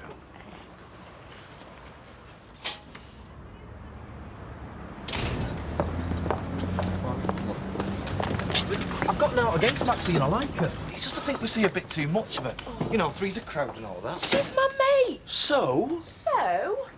I feel sorry for her being on her own. Anyway, sometimes I feel I've got to have a chaperone with you around. You're not getting all frumpy on me, are you? No, I just think there's a time and a place, that's all. Hey, how about 8:15 in the morning, the flat upstairs? Oh, go to work, Tony. Hey, why not? It's empty. Yes, and it's locked. Mortis, yeah. Well, what difference does it make? Well, if it's a yell, I'll have it open in 2 seconds with my cash card. I hope I am not fraternising with a criminal. Hey, you used to live with one. Yes, and he got off. Yeah, I wish I could. Go to work. All right, well, promise me something. You'll ask Maxine to make herself scarce tonight. What? Thought I heard something upstairs. Should be hearing things. Anyway, so you'll ask her? Who? Maxine. Yeah, I'll think about it. Yeah, go on. See you later. No, it's something or nothing, a bug. I'm sure I'll be fit again by tomorrow. Yes, if you'd just pass that message on. Thank you. Bye. Well, little man, how are you doing, mate? Oh, there we go. Morning, Ken. Hello, little man. How are you this morning, Nick? How are you? Can I take him? Oh, I'm not going to snatch him and run off if that's what you're thinking. No, it wouldn't be the first time. Ken, I don't want to go anywhere. I want to stay here with you in our home and our son. I know you probably find this hard to believe. I still want us to get married. If, what's like complication, isn't there? There's a small matter of you sleeping with your brother-in-law. Sorry, it would be our brother-in-law, wouldn't it, if Yes. we tied the knot? I did a stupid and irresponsible thing, Ken. But when I realised what I was jeopardising, what I stood to lose, I ended it. You know, that's something I still can't quite believe. To betray me, fine, I'm sure that came very easily. But to do a thing like this to your own sister, I mean, that is sick. Yes, I know. I did a terrible thing. I'll regret it for the rest of my life, but the affair was over, Ken. Actually, Denise, I'm not interested in when it finished. If it's finished, what I want to know is when it started. Well? Not long ago, Oh, come on, Denise, I've had all night to think about this. It started a long time ago, didn't it? When you ran away with Daniel to stay with Alison. Or even before that. No. I'm right, aren't I? I'm right. Ken, shh, come on, here. Put Danny down here with me. Come on, just... Well? Yes. And then when it went wrong, you thought, oh, well, let's go for plan B. No, it wasn't Let's like toss Ken a few little platitudes about making a go of it. No, You no, welcomed me with open arms. I meant every word I said. Yes, I'm sure you did at the time, but then you soon got bored, didn't you? No, please. I was just trying to do the best And thing then for one the day three you had of a us. brilliant idea. I know I'll have the best of both worlds.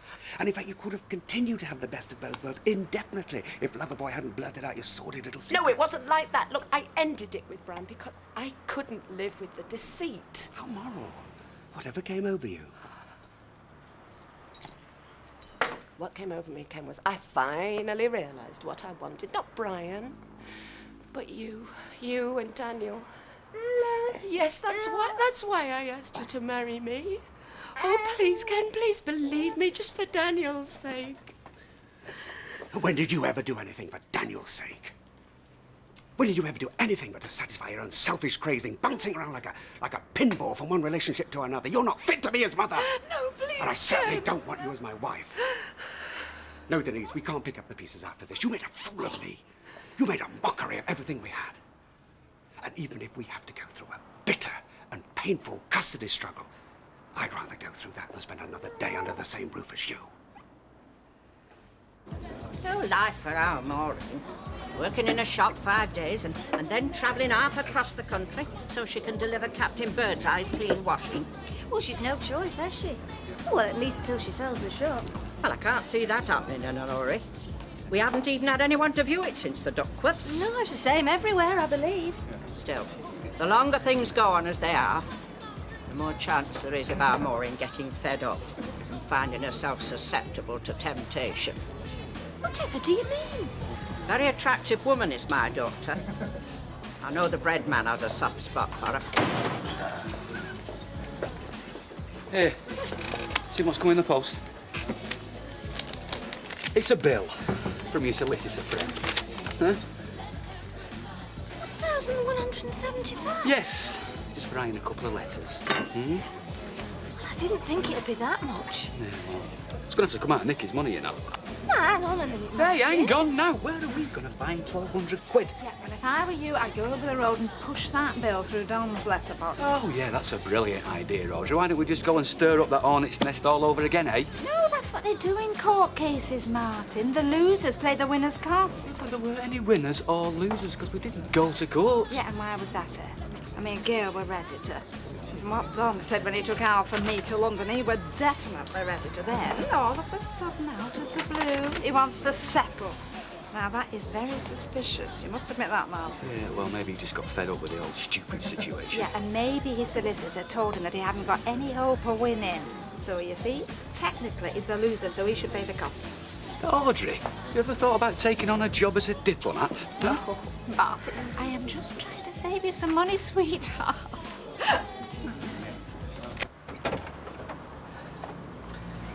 I hope you don't mind me coming round, but I'm at my wit's end. Not at all. Come in.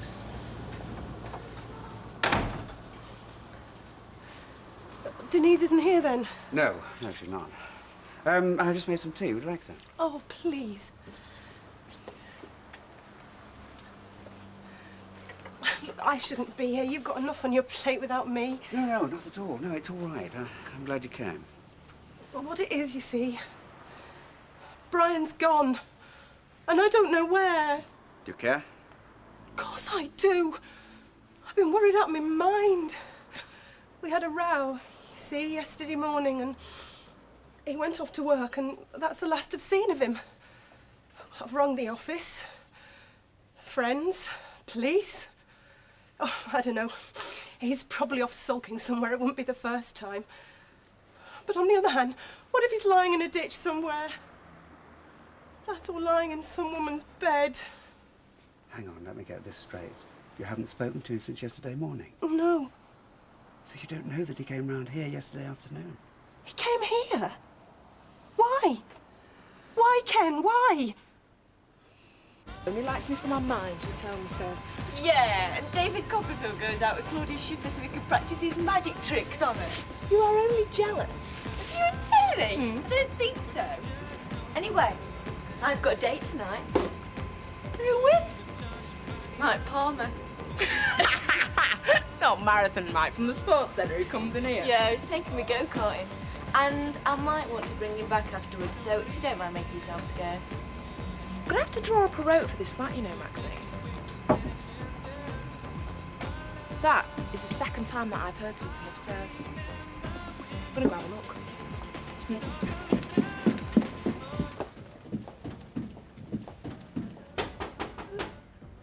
Hello?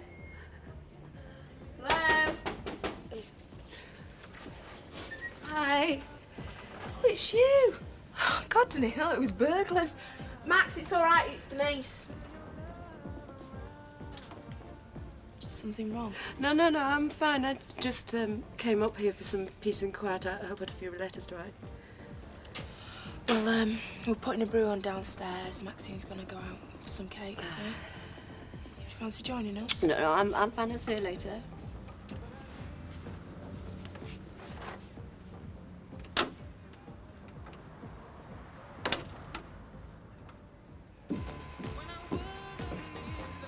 Right, should I order cake? No, I'm all right, actually.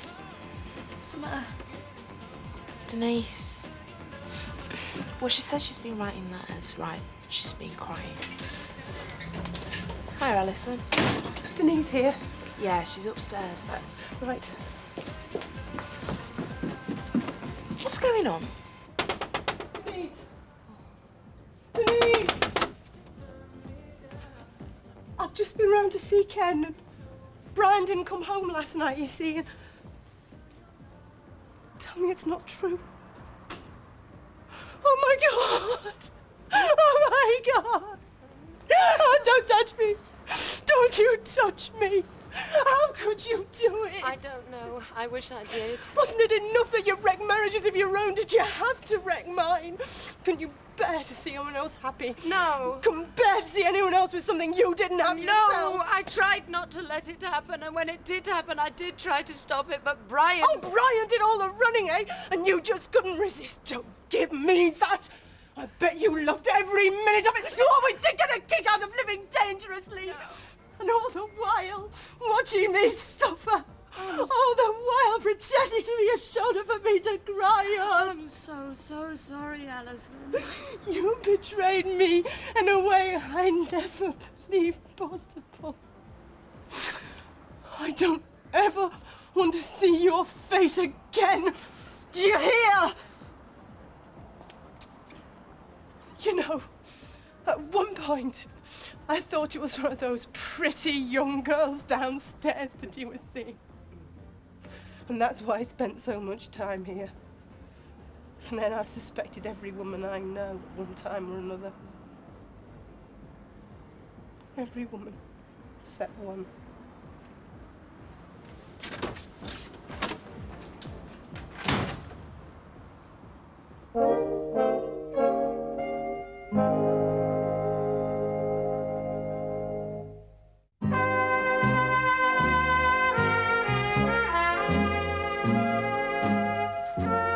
Jurgen, master. What's that one it's at all?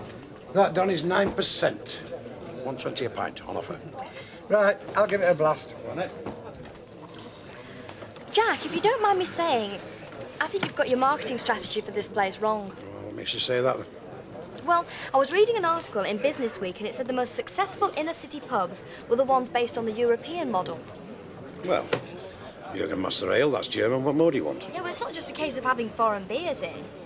It's the whole ambience of the place. You should go for the more Parisian approach. You know, get a big cappuccino machine in the corner, get newspapers hanging up by the door. Well, I've got a racing chronicle under the bar here if you want to read. Now, if you want a coffee, I'll get Betty to put the kettle on for you. I'll stick to red wine. Yeah, suit yourself. 120, please, Nick. There you go, mate. Thank you. Have a scout through these, get us half a lager while I nip to the lake. Well, it's a bit early at year for holiday brochures, isn't it? You get best bargains if you book at last minute. I know, but this is last minute. We're going next week. Who are? 2 minutes, I'm busting. Hey, I was thinking, you know, Denise is sorted. Just ask her about that flat beside. What about it? Well, you know, if she borrowed us from time to time as a little love nest. I don't think that'd go down very well. If you say so. Oh, yeah, we can't have the flat to ourselves tonight. Maxine's already bagged it and she wants us to keep out of the way. Great.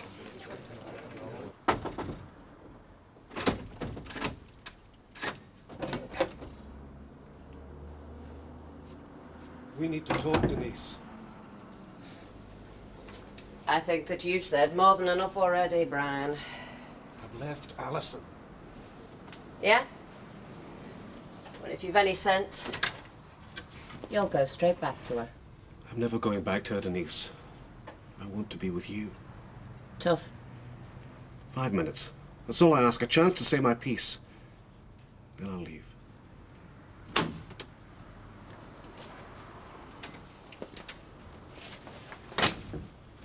the company disagrees. We targeted the 16 to 18 because we thought they were more responsible. Oh, hello, Jamie. What can I do for you? Can I have a word? So what we do... In private, if you don't mind. Yeah, you better come in.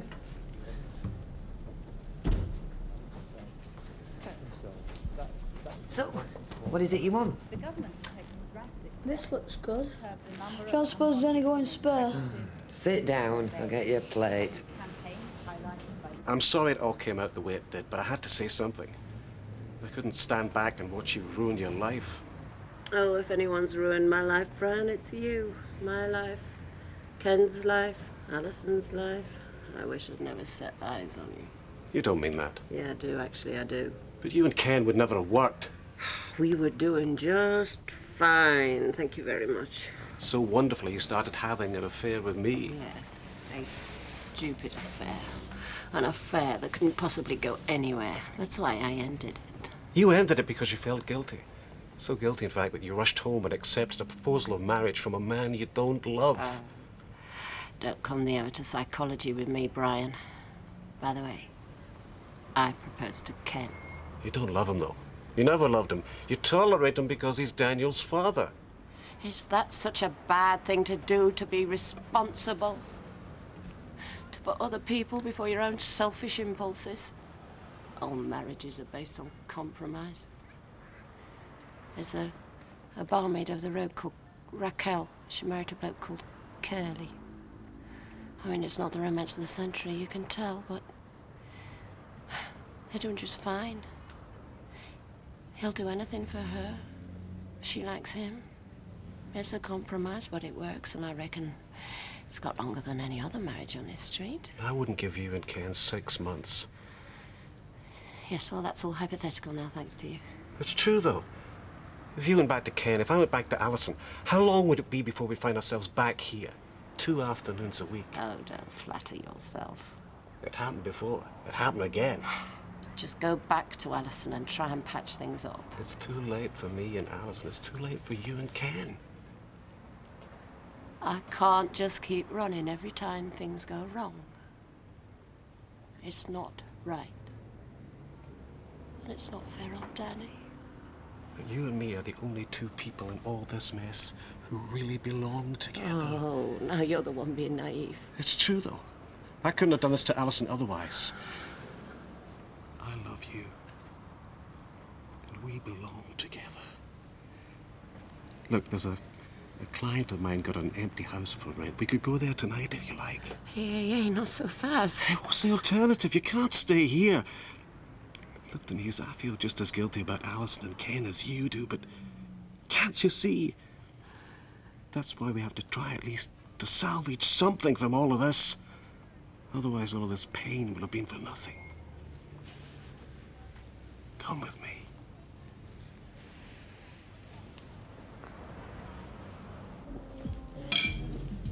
So, what's all this about then? News hasn't got round yet then. What news? About me mum getting arrested and put away. What? Yesterday afternoon, police come round to school and everything. But what's she done? She's been arrested for not paying a TV licence. Hang on a minute, Jamie. Are you sure you're not making all this up? They don't put you in prison for not having a television licence. They just fine you. Yeah, and then if you don't pay the fine, then they put you away. Oh, this is terrible. How long has she been sentenced to? A week, I think they said. Oh, the poor woman. Something were bound to happen sooner or later. Any letters that just looked official should just chuck away in bin. Any road, I'm the one who's been dumped on a family of nutters in Oak Hill. Oak Hill, I ask you. What are you talking about? Well, I've been fostered for a week, haven't I? Oh, I see. Oh, I suppose you would be. Well, I hate it. You have you doing housework and all sorts. And tonight, when I got back from school, she wouldn't even let me watch telly. She calls it the one-eyed monster. She gave me a great big fat book to read instead. I hate books. Sounds awful. Any road, it would do in my head in. So I've run away, and here I am. It's all right, Ken. I haven't come round to plead with you anymore. I've come round to tell you that I'm leaving. With Brian. Yeah. So much for it being over. It was. Oh, I don't know whether I'm doing the right thing. But there's nothing here for me. Not unless you can find it in your heart. No. So I have to at least try to make things work some other way. And have you thought about how Daniel fits into these plans of yours? Yes. Look, you're not just picking him up like an overnight bag and walking through the door with him, Denise. That's not fair, and I won't let you do it. No, I'm not taking him anywhere with me. You were right. I'm not a fit mother. I never will be. And I don't know if things are going to work out with Brian. They never have with anyone else. And if they don't and I end up moving on, it wouldn't be fair on Dan. I do know that people around here are going to say that I'm cruel and callous. I can give him love. I can give him all the love he needs. But I can't give him security. He's better off with you. I'd better pack a bag. Look, Jamie, if it was up to me, I'd gladly let you stay, but it's not up to me. No one has to find out. That's not the point. Just think about your poor foster parents. They'll be worried sick. They won't even have missed me. But they will do, and when they do, social services will be straight round here looking for you. In which case, you tell them you haven't seen me. I am not telling lies. What do you take me for? You are going back to your foster parents. You might not like them, but they're responsible for you, not me. Great, you know your friends are. Oh, Jamie, it's not a question of that. Look, if I keep you here and somebody finds out, I'll be in more trouble than you are. What if something were to happen to you? Like what? Jamie, you are going back. It's only for a week. Besides, you might learn something in that big fat book of Mrs. Digby's. Right then, I'll be off. Thanks for tea. Well, hang on a minute. I'll get my coat. I'll come with you. I meant what I said. I'm not going back, and if anyone tries to make me, I'll just run away again. And where will you run to? Back here. In which case, you'll be marched straight back to the foster parents. Well, I'll go to Manchester then. There's plenty of shop doorways to sleep in. Don't be stupid, Jamie. You're not going to Manchester. Well, I'll go to London then. All right, hang on, hang on. I'll make a deal with you. I'll let you stop here tonight. But tomorrow, you are going straight back to the Digbys.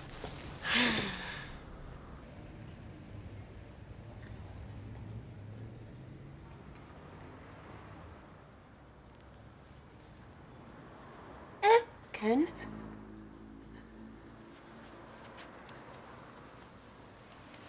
Will you take him from me, please? Take him. For a change of my mind.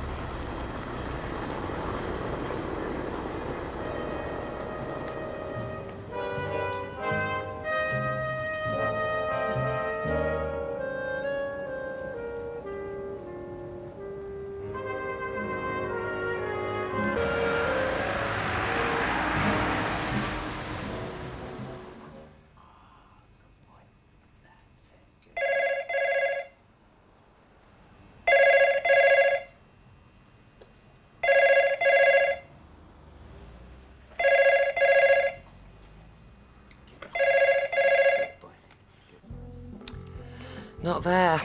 Neither's Denise. Must have gone to school early. What are you ringing Barlow for? Mr. Barlow, if you don't mind. I want him to speak to social services about you. It's called passing the buck. You promised I could stop here. For one night only. And anyway, what about your promise to go back to your foster parents? Why can't you foster me? Don't be daft. I'll perform. Tell them I'm stopping here, I'll perform. Well, that's what my mum calls it, performing.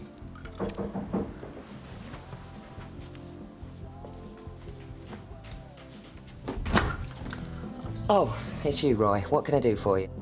Jamie's run away from his foster parents. The police were here last night asking about him. The police? 2 constables. They wanted to knock here, but I won't let them. Why not? I said you were away, nobody in. What did you do that for? Well, Mr. Baldwin says you're not to be disturbed. Oh, I see. Well, thanks, Roy. Thanks very much. Did you hear that? Police. What are you doing now? I'm looking for social services number. Tell them you're here. You'll get in trouble doing that. I'll get in more trouble if I don't. They'll want to know why I didn't phone last night. Well, with a bit of luck, they won't ask that. Suppose they do. Well, I'll just act daft. Tell them you've only just got here this morning. That's a lie though, isn't it, Deirdre? We can't go along with lies. You know, Mike predicted this. He said the only people who'd win anything out of it would be the lawyers. Yeah, well, there's no use telling you. You should have told me. But yeah, but would you have listened? I mean, there's no middle ground with you, is there, girl? It's either all sweetness and lighter. Oh, what? Go for the throw. I did not go for Don's throat. Oh, give over, girl. He's not got a shirt left without claw marks on the collar. Look, Jim, I just don't want to talk about it, all right? It's over. Hey, just go easy on that bottom, will you? You laid it on with a trowel. Do you want to do it? All right, sorry. I have mentioned the unmentionable. But just calm down, because like you said, it's all over and done with, isn't it now? Great news. Oh, don't tell me. Don Brennan's moving out to number 5. I've had a letter from Stephen. From who? Stephen, my son in Canada. Hey, now, are you listening, Gail? I've done nothing but listen all morning, ma'am. Oh, he's coming over. Listen to this. I shall be in Manchester on the 29th and I can't wait to see you. Not forgetting, of course, my kid sister, Gail, who I only know from the photographs that you have sent. He's coming here? Yes. Oh, do you know, he writes such a lovely letter. He's doing ever so well, you know. He's sales director for a clothing company. Does Alf know he's coming? No, I haven't told him he was at a meeting first thing. Oh, come on. Now, you are excited, aren't you, Gail? Yeah. Yes, of course I am. Hello, Percy. Cup of tea, please. It's early, so it should be fresh, and I'll have a toasted tea take though with it, not too much butter. Right, I'll see to Percy. You go and have a talk to your man. No. I'm the butterer. Oh, do you know, she's like me, you know. She can't take it in, bless her. Well, I mean, it's a big thrill for her, isn't it, meeting her brother for the first time? Oh, do you know, I have dreamed of this. Stephen and Gail going together. Pancakes and maple syrup. You what? I shall have to get some of them in, because he loves that. Right, see you both. Bye-bye. Bye, Audrey. Well, Second thoughts, you better do Percy's buttering. I might lay it on a bit thick.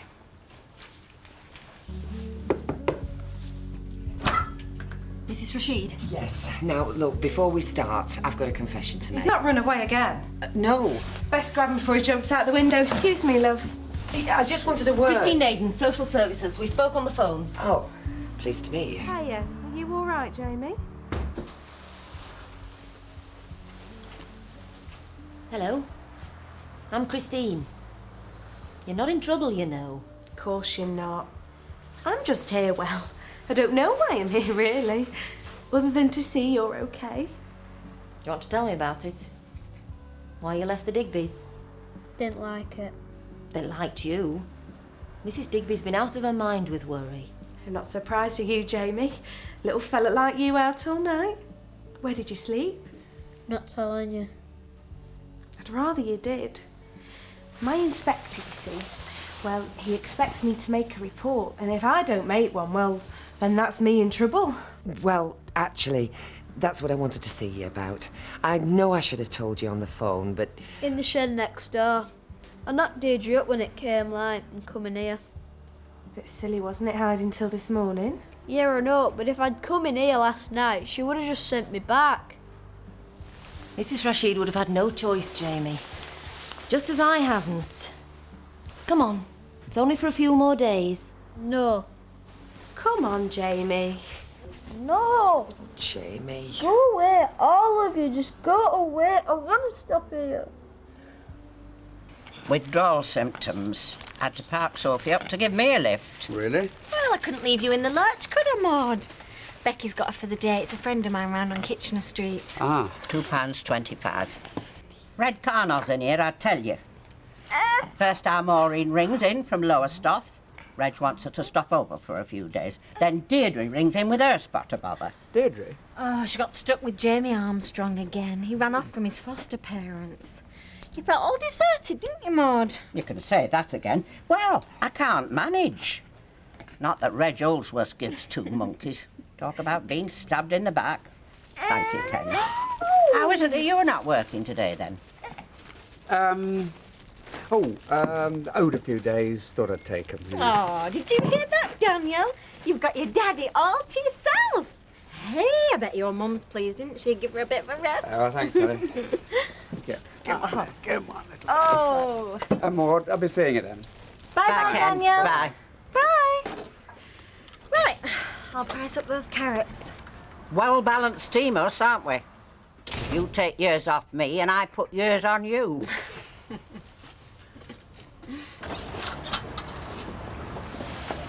Thanks a lot, Mrs. Beverley. I'll see you later. OK, thank you. See you. There we are. Oh, no,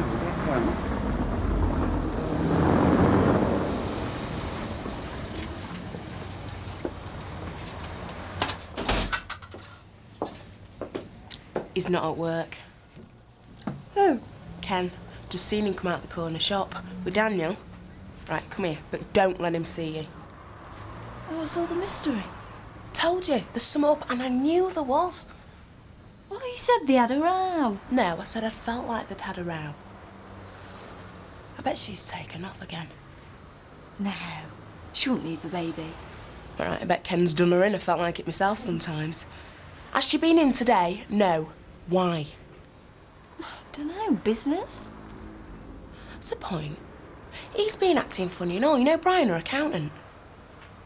I bet she's in a mess. With money?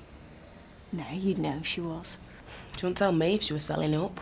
Well, she should. She should tell both of us. Well, if she shows up, I will ask her.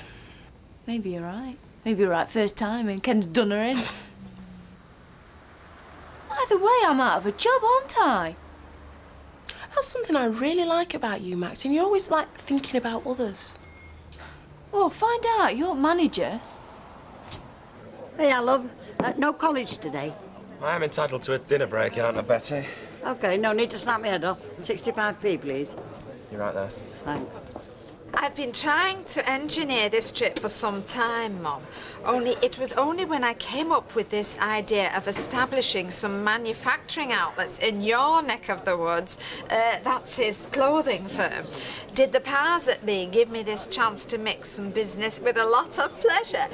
I can't tell you how much At their I'm looking expense. forward to... What? The firm. They'll be paying.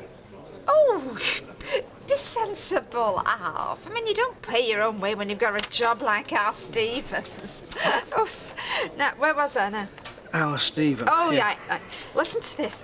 But anyway... One hot pot to take out, please, Betty, when you're ready.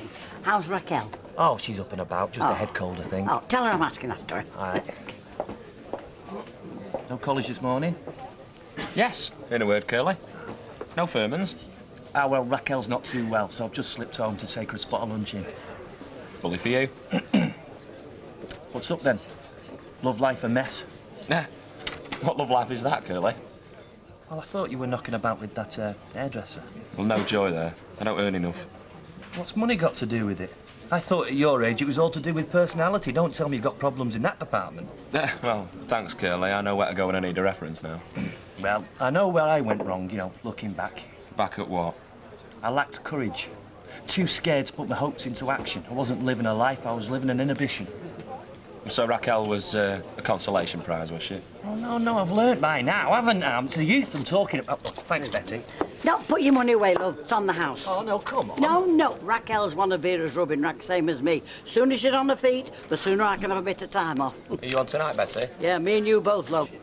Well, Andy might have other plans if he can get himself fired up enough. See you later.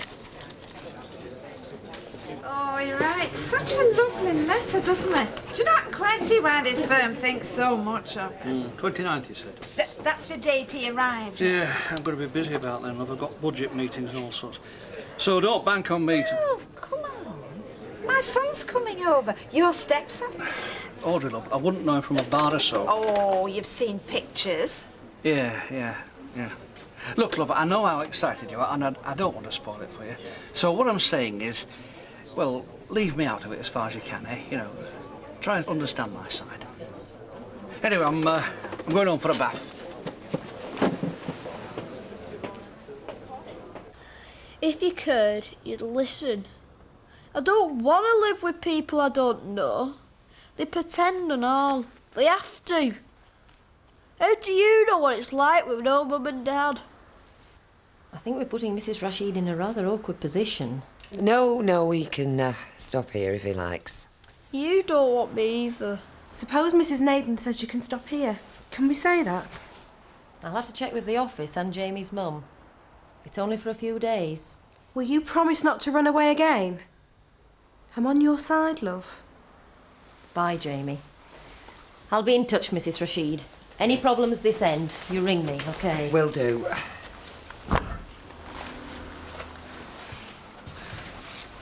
He's dead upset, isn't he? Who wouldn't be? You sure he'll be OK? Oh, I think I can coax him out of it. Like I say, I'll be in touch. Poor lad. Yeah. Best of luck, love. Thanks. Bye.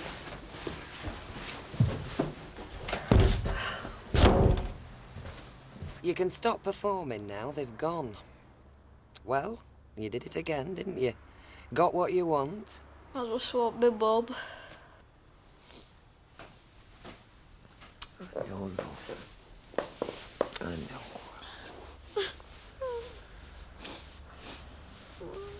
I just want my mum.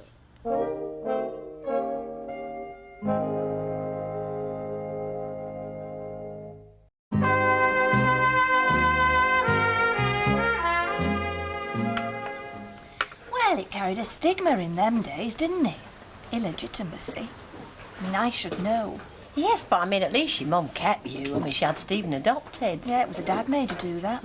By the time I came along, he was dead. Otherwise, I might have ended up somewhere different than here. Do you know, it's amazing, isn't it? I mean, you seeing your Stephen again after... How long is it? It's over 30 years. Well, I mean, I can't remember seeing him, really. Well, vaguely. I mean, I remember waving him off on this big ship as he sailed off to Canada. Here comes music to me. Hello, Phyllis, love. What can we get you? Nothing. Have you seen my horoscope this morning? No, I think I must have missed that. Well, yours is stand by for excitement from afar. Ooh. Hey, and you've to be aware of household appliances. Oh, well, I can't sit here gassing. I've got to go and clean the cooker. Don't worry, I'll be careful. Hey, do you not think you might have got them a bit mixed up, Phyllis? Well, others do, don't they? Hey, but mine is seek messages from beyond, as natural and supernatural are working in your favour. Oh, hey, well, just for now, let me work in your favour. Sit yourself down and get your cup of tea. Oh, I could murder one, but not in here. No offence, I'll see you later. Well, there's none taken. Okay, so, does Alf know that your Stephen's coming yet? Well, my mum will have to tell him sooner or later. Just wonder what his reaction would be. Oh, Malcolm reads history, Alf. I don't know why you keep raking it up. History, yes.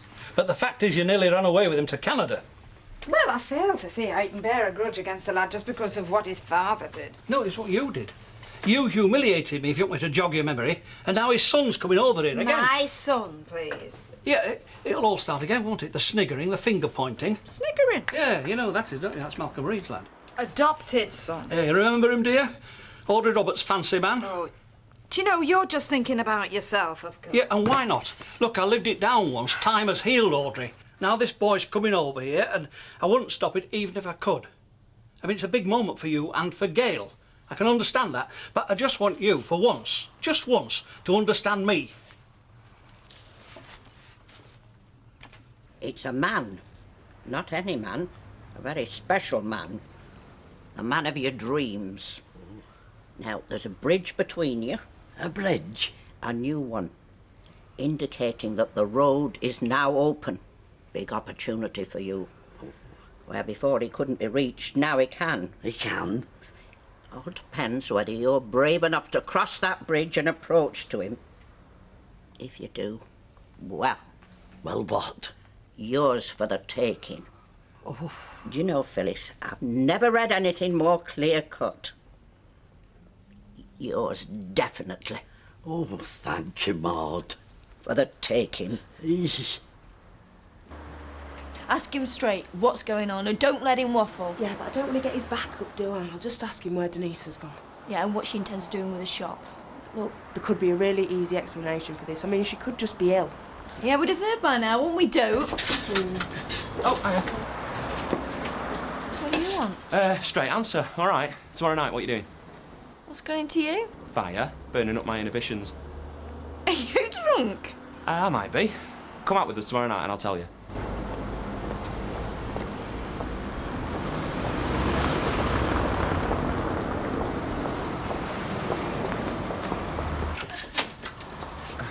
That was quick. Oh, I didn't see him, did I? Some woman pulled up in a car. What are you doing here? Oh, he's just going. What's she look like? I'll take that as a no then. I don't know, I didn't get close enough. Brilliant. So we're back to square one then, aren't we? Don't suppose I could make an appointment to have my throat cut, could I? Right. The details are personal, of course, but is there no chance that she might... No. And if she did come back, it wouldn't be for me. That's why I've not been answering the phone. I was afraid it might be her to say she'd changed her mind about Daniel. Daniel? Yeah, he's asleep upstairs. He's tired out. Cried a lot today, more than I've ever heard. Anyway, sorry, no, she went without him. Thought it was best. Oh, Ken. One hell of a mess, isn't it?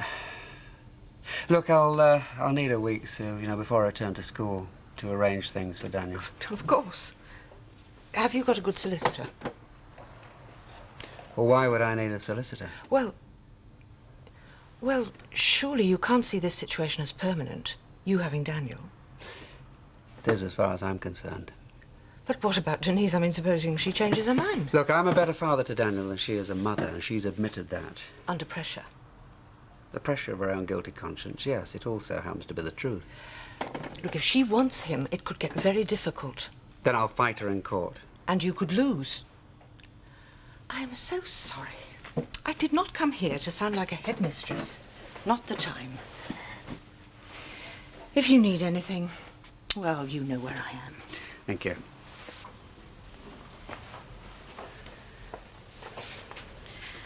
I admire you for wanting to do your best for Daniel. But if Denise should... No, I'm lecturing again. Go on, go on. Well, if she should get in touch, think very carefully about your reaction. If reconciliation's completely beyond the pale... It is. Then think how you are going to cope with a young child and hold down a full-time job. And if that sounds like a threat, it isn't. I say it because I care.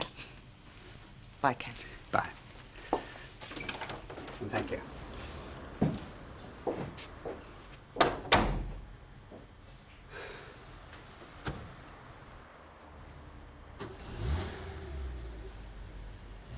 Right, do you want these pots washed up then? Oh, if you don't mind, love. Oh, whatever it was you saw in Phyllis's cup, it speeded her up. She was out that door like a whippet. If the signs are there, there's no denying them. Powerful, Sally. Very powerful. I don't know how you do it. It just looks like a load of old dregs to me. Well, get me Phyllis's cup and I'll show you. Well, this is Phyllis's cup. The powerful one you just said. No, love, that were mine. No, that were Phyllis's. Look, she takes a bit of sugar. I should know. I poured them. I know it's a leap year, Phyllis, but you've got no chance. It's written, Desmond, not only in the stars, but in the teacup as well. He's mine for the asking. How do you know this fella in the cup's Percy? Special, Maud said. Man of your dreams. Well, who else could it be? So when's this proposal going to take place? Tomorrow when I've got my other corsets on. Do you know, Desmond, he won't know what's hit him. Oh, well, if it isn't the Citizens Advice Bureau, what can I get you, mate? A pint, please. And what's the matter with you? Well, I took your advice, Curly, you see. Fired myself up and bowled straight in. Oh, the fair Maxine. Well, what happened? Cold water, I'm afraid, mate. I got jet washed out the shop and down the grid at the corner of Rosamond Street. I see. And now you're giving up, are you? Definitely. Taking your advice, I mean. No offence, like, but it's rubbish. I tell you what, why don't you come round to our house on Friday night? We'll have a meal and have an in-depth discussion. I might just do that, mate. You know, it's a shame it's not failure I'm studying, really, innit, eh? I mean, with you on my side, I'll get an honest degree, won't I? On 20, please. Give us a pint, will you, better, love? OK, love. Hey, you couldn't rustle a sandwich up for me, could you? Cheese OK. Oh, that'd be lovely. Do you know, Betty, my life has so many ups and downs I could make a board game of it. A board game? Yeah, you know, like when you chuck the dice and you move the pieces. I mean, ordinarily with the bulldozer, I'd be the doormat. No, I'm serious. I could sell 1 million. I'd call it purgatory. Sorry it's late. I did pop over earlier, but you had company, so... Yeah, well, if you come with a message, don't waste your breath. Oh, what? That's the purpose of this visit, isn't it? Denise can't make contact, so she sent you as a Trojan horse. What? Just say what you have to say, Fiona. Well, I haven't actually come to say anything. I came to learn something. What's she up to? Oh, but then again, I suppose you're not going to tell us, are you? Just keep me and Maxine in the dark like a pair of mushrooms. So you're pretending you don't know? No, what? Oh, come off it, Fiona. Her and her precious accountant up in that flat. You keeping watch with a stupid husband. I don't know what you're talking about. No, of course you don't. Which begs the question, why are you here? I haven't seen Denise all day, and that is gospel. Yeah, too busy with her accountant, perhaps. Are you saying that she's gone? With Brian? Yes. So now you have the topic of conversation for the salon tomorrow. That is, if it wasn't on the agenda today. It wasn't, Ken. Then forgive me for being sensitive, but I just think I have the right. Good night, Fiona. Ken. Look, Ken, I'm sorry. Honest, I didn't know. No, I know. Nobody had an inkling. The whole thing took place in a vacuum. When she rings, tell her that Daniel is fine and will continue to be so long as she stays 1,000,000 miles from my front door. Have you got that? And good night, Fiona.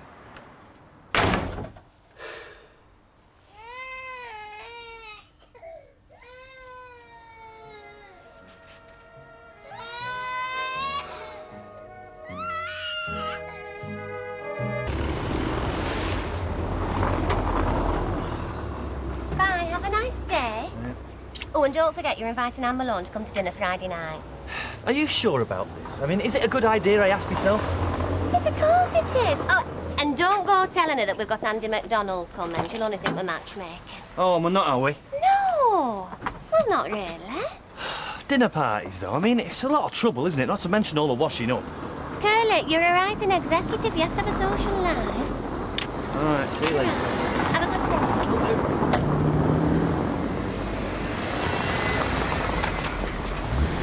Denise will be in today. Why? May as well tell you, I suppose. I'm gonna ask for more money. Hey! Do you think that's why she's not been in? I bet it is, you know. I bet she's been avoiding me. Do you think she'll give me your eyes? Hey, if she asks your advice to cook for me, won't you? Oh, come on, Fee, we're mates, aren't we? Look, I think there's something that you better know about Denise and about why she hasn't been in this week. What? Is she ill? She's left home. She walked out on Ken. Well, he more or less threw her out, he says. Yeah, you're having me on. No. She's gone off with a boyfriend. What boyfriend? Didn't even know she had one. Kept that quiet, didn't she? You've met him. It's Brian. The accountant? But he's the sister's husband. Yeah, now I know you're having me on. Blimey. Well, those times he was upstairs with her. And it was the books they were meant to do. It is a real mess. I mean, Ken's left with the baby. Look, I wasn't supposed to say anything, so keep it to yourself, yeah? Yeah, but what about us? I mean, what about this place? What about our jobs? Dunno. We're going to be on dull, aren't we? What cow? God, I hate her. Look, we might be okay. I mean, she vanished before. She came back that time. Anyway, we're going to keep the salon going, pay ourselves out of the takings. What else can we do?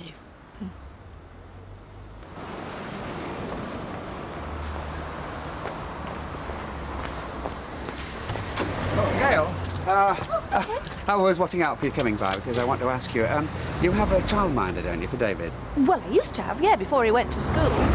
Glenys Phelps. She was okay. Well, actually, she was very good. David liked her a lot. Phelps. Is she in the book?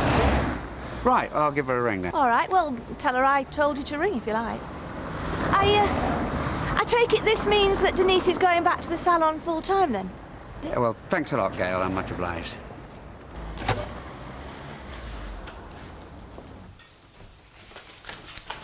Come on, Jamie, you're going to be late for school. That's all right, they're used to it. Well, I'm not. I want you there on time. Come on, then. Let's have a look at you. You'll do. It's a waste of time, school. No, it isn't. Well, my mum says it is. It can be quite enjoyable if you have a go instead of moaning.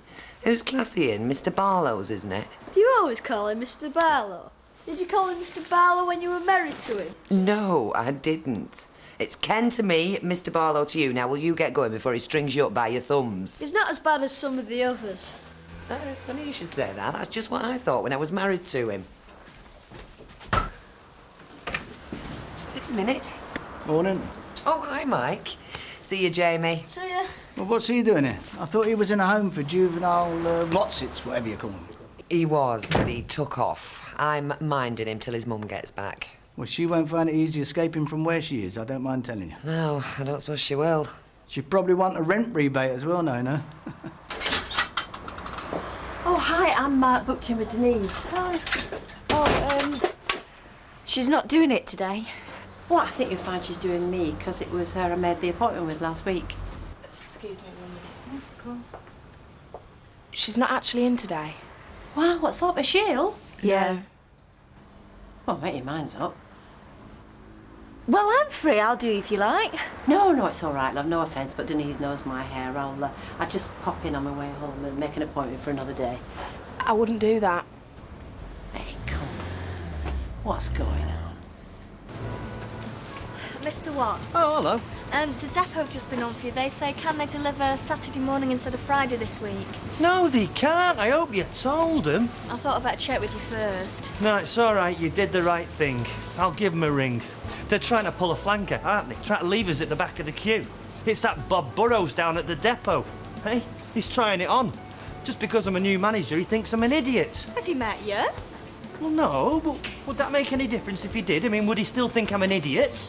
Only an idiot would think you were an idiot, Mr. Watts. Now, that's a good answer. Mind you, there's a few idiots knocking about at the minute. Listen, what are you doing on Friday night? Only we'd like to invite you for a meal, you know, me and Raquel. Oh, right. Yeah, thanks very much.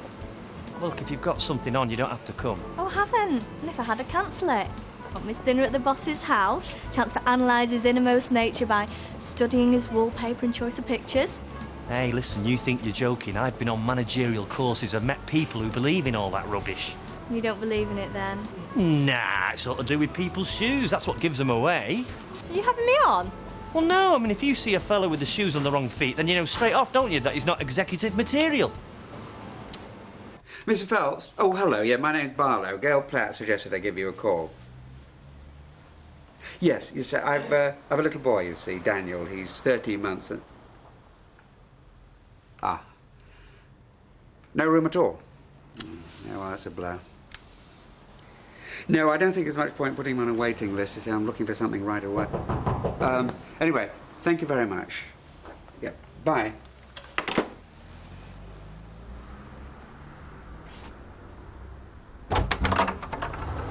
Hello, Ken. Alma, Can I come in? you've heard something? Yeah.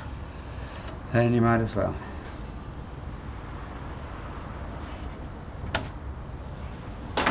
Oh, well, obviously I heard wrong. I mean, they told me that Denise had left you and that... I threw her out. I told her to join a boyfriend, her own sister's husband. Oh, Ken, I am sorry. Well, what about Daniel? I've got him, and I'm keeping him. She doesn't know how to care for anybody, Alma, not even her own child.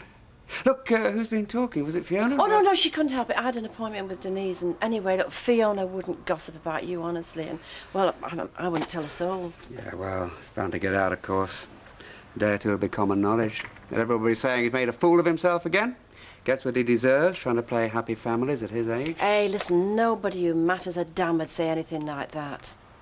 But, I mean, what about Daniel? Are you really going to keep him? She'll get him over my dead body. Don't say that, Ken. I mean, just for God's sake, don't talk like that. Hey, Betty. What? Has Vera asked you to work evenings next week? She has not. She knows better. Well, I'm just warning you, she might ask. Because I'm not going to be here, you see. I'm helping my mum move to Southport. Oh, I said that's nice. You know I love Southport. Yeah. Well, it's going to be a right upheaval for her. 30 years of clutter she's leaving in that house. There's me left on my own at home, living her to tins, let me tell you. Bottles, more like. Keep an eye on him for me, will you, Bill? Oh, yes, Celsius behaves himself. Oh, yeah. Just like I do. Oh, yeah. So why are you both drinking in here now? Can't get him work? No. Nobody loves us, either. No. I see. I'll tell you what. Yes, please. This afternoon we'll away and put some leaflets through those doors, eh? Ah, but I say it's going to rain, Jim. Well, let it rain. Look, we'll be all right, will I? We'll soldier through. Are you eating today? Yes, please, Betty. Hot pot. Phyllis, I'll treat you. Oh, I couldn't eat anything. I couldn't keep it down. One hot pot. Right. What do you mean you couldn't keep it down? Why do you keep looking over at the door? I'm waiting for Percy, aren't I? You weren't serious the other day, were you? About old Percy marrying you? No, you're pulling me leg. I blinking well wasn't. It's leap year. It's a woman's privilege to propose to a fella.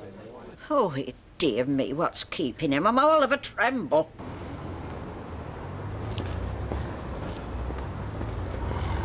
Hey, he's coming now. Right, come on through, Mr. Sugden.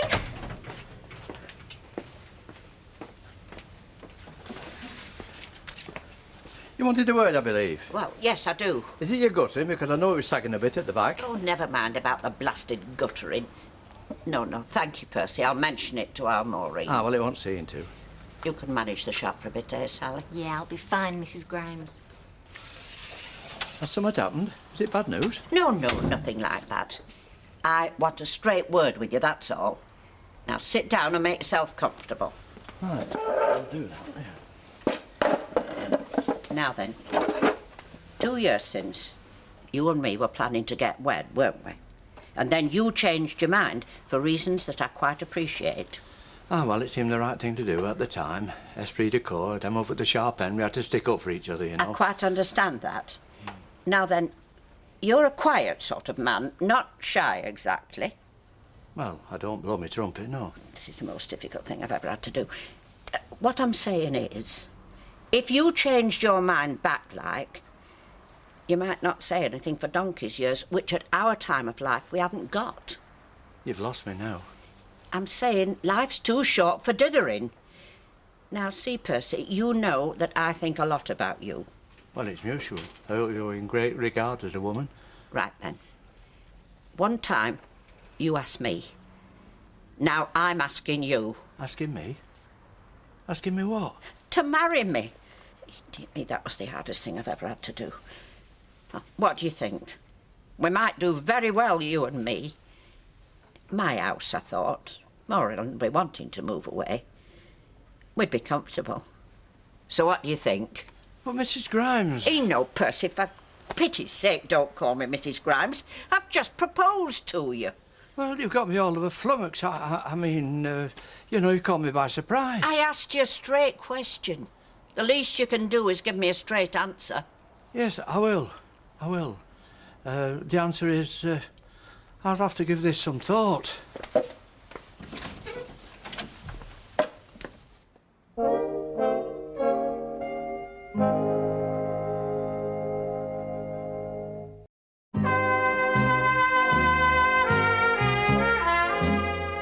So, there's two sides to every street, Willie, so it looks to me like a bit of a pincer movement, you know? Oh, it's going to be a military operation, this, is it? Ah, well, we take one side each and then we'll RV up the top, you know what I mean? Yeah. Hey, Percy! Aye. What's the matter with him? Oh, never can tell with him. Betty, Yes? what's a nice dinner to give people if you're entertaining? Oh, you don't want anything too fancy, lovey. I mean, you don't want to be stuck in the kitchen stirring pans while everybody's having a good time in your living room. Oh, no, you A don't. decent bit of meat, love. Make a stew of it. I mean, once it's in the oven, you know, it takes care of itself. You can't do stew for a dinner party. Of course you can. You call it a casserole. Yes, Mr. Sugden. Half a bitter, please. Right. Here, I'll see to that. Would you like a pint? Aye, go on then. I feel the need. Phyllis, I'm off for a game of darts. Best of luck. You're looking a bit peaky, Percy. I don't think that landlady's looking after you very well. You know, when you get to your age, you want a bit of coddling. Ah, there's something in that. Thank you. Thank you. Here, come and sit down a second. Just a minute, come here. Do you know what year it is? Of course I know what year it is. I'm not senile. 1996. It's leap year. What about it? What? Will you wed me, Percy? I'm proposing to you. It's leap year, love. I suppose you think that's funny. Whose idea is this? Yours or Maud Grimes? Hey? Hey, try and have a big laugh at him, make a fool of me. But you can have your fun with somebody else. How'd you go on? Well, he didn't say yes. And on the other hand, he didn't say no. I think he'd gone home to think about it.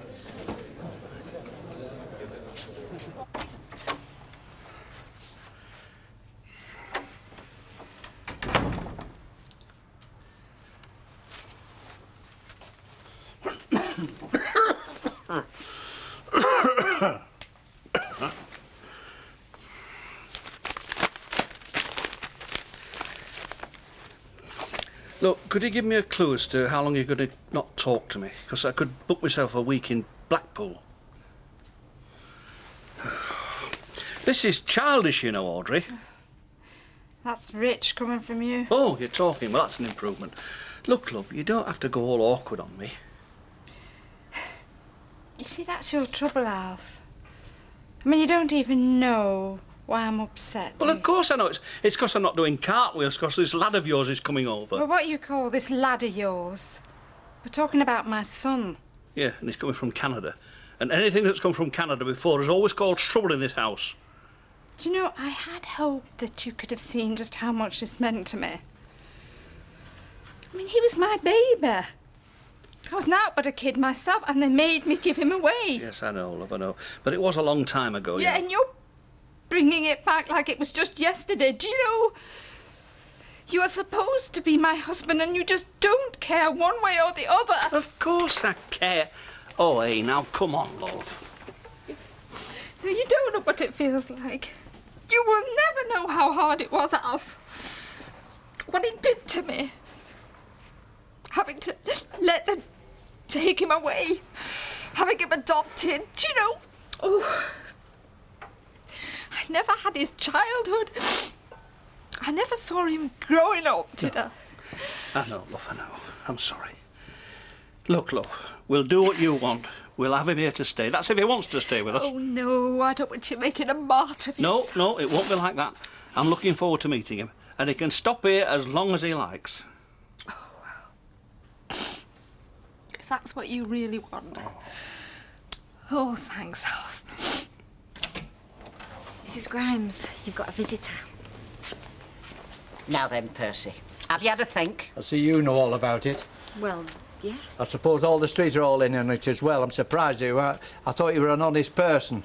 Percy, I don't know why you're taking this tone. Oh, don't you? Well, tell me this then. Who was it that thought this up? You or Phyllis Pierce? What's Phyllis Pierce got to do with it? I bet you had your heads together, didn't you, planning this bit of fun? I read her teacup, that's all, only it weren't hers, it were mine. Sally'll tell you. And then you thought you'd get me thinking every woman in the street was chasing me, running after me. Well, I'm surprised at you. I thought you were genuine. Well, more fool me. Now laugh at that.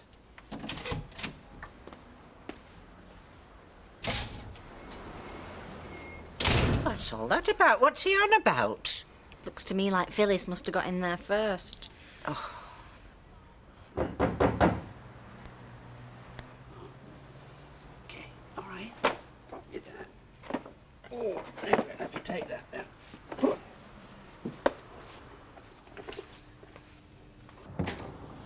Ken, I must talk to you. Well, what do you want? Is Denise with you? Denise? No, she isn't. Are you going to let me in?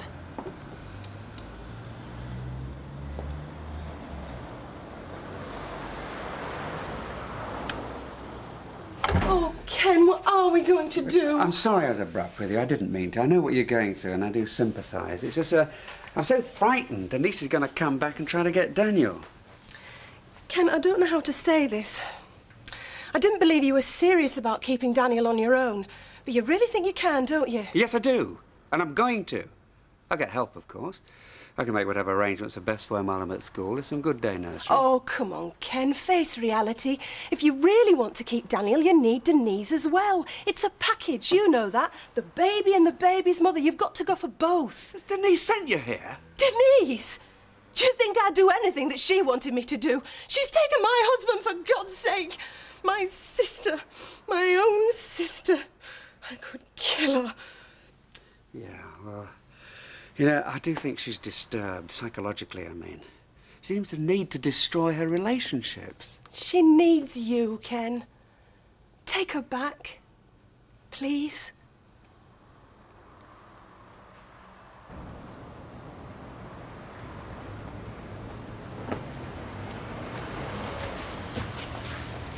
I don't believe that there, honest to God. Why, what's up? Well, I've just been in there scattering some leaflets about there's a new assistant in there. I'm not with you, Jim. Look, they fired Liz, didn't they, right? Last in, first out, overstaffed, you know what I mean? All that kind of stuff. Yeah, well, I go in there and I find out they've got a new girl doing Liz's job. Oh, miserable. Yeah, can you? Go after her, Ken. I'm sure she'd come back to you. You could get her back, Ken. I know you could. No. I'm sure you could. She doesn't really want Brian. She's only taking him to hurt me. What she really wants is you and the baby. I'm sure if you went after her... You're missing the point, Alison. I don't want her back. And then Brian would come back to me. He'd come home. Look, Alison, listen to me. I won't have Denise back. As far as I'm concerned, she's poison. I won't let her near my son. No, she'll take him away, don't you see? You need her. Well, we're going round in circles. I'm sorry about what's happened. She's wrecked your marriage, she's wrecked all sorts of things, but I don't think you can put the pieces together again. I know I can't. I know why you won't help me. It's because you're just as selfish as Denise is.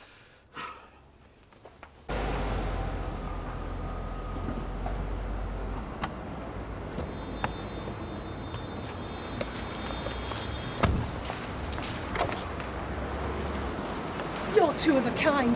Better match than you might like to admit. Get what you want and to hell with everyone else.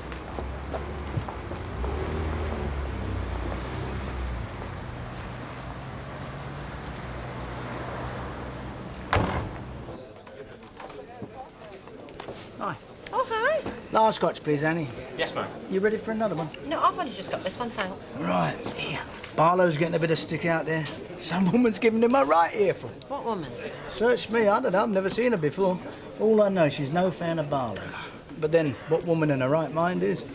There you go, mate. There you are, my son. Cheers, mate. Let's sit down, shall we? Are you going to tell Liz about this new face in the back shop, mate? I don't know, Willie.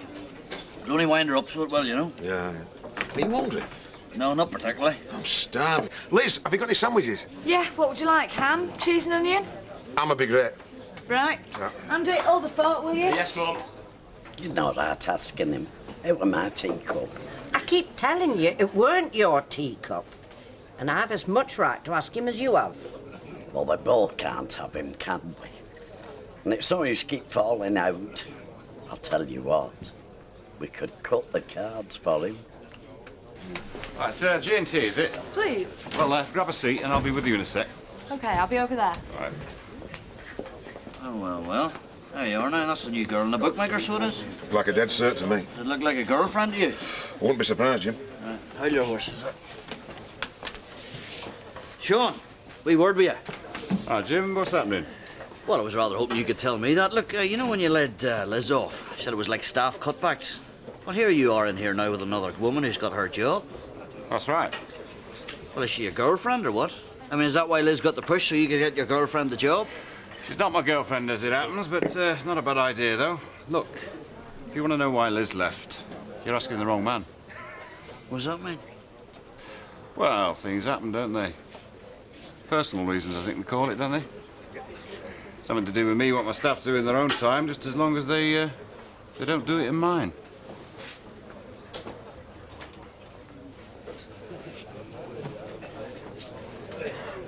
Any joy? Nope. There you go, Bill. Oh, great. And that's £1, please. Yeah, thanks. Thank you. Now, have a bit of this, Jim. No, you're all right. Go on, help yourself. No, There's two things I don't like sharing, Willie, and one of them's a sandwich.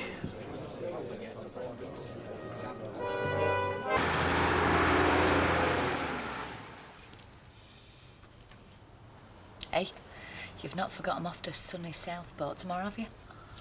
Southport. Me mum, help us settle in a new flat. Don't worry, I'll stock you up before I go.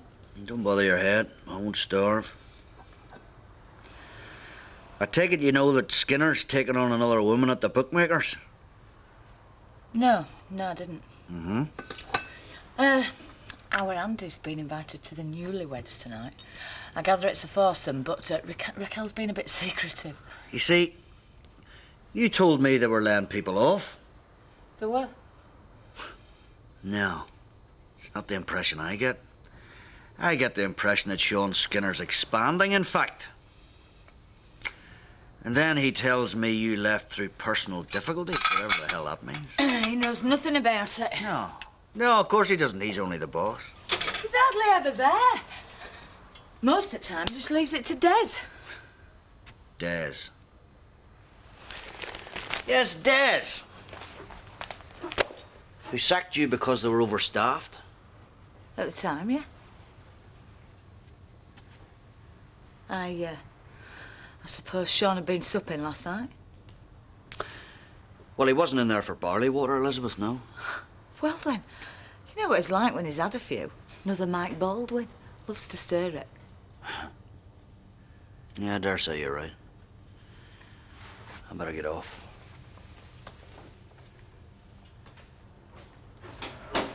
Why can't I?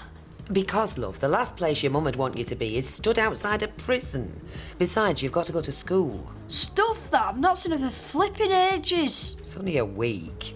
And she'll be home when you get back. I'm not waiting till then, no way.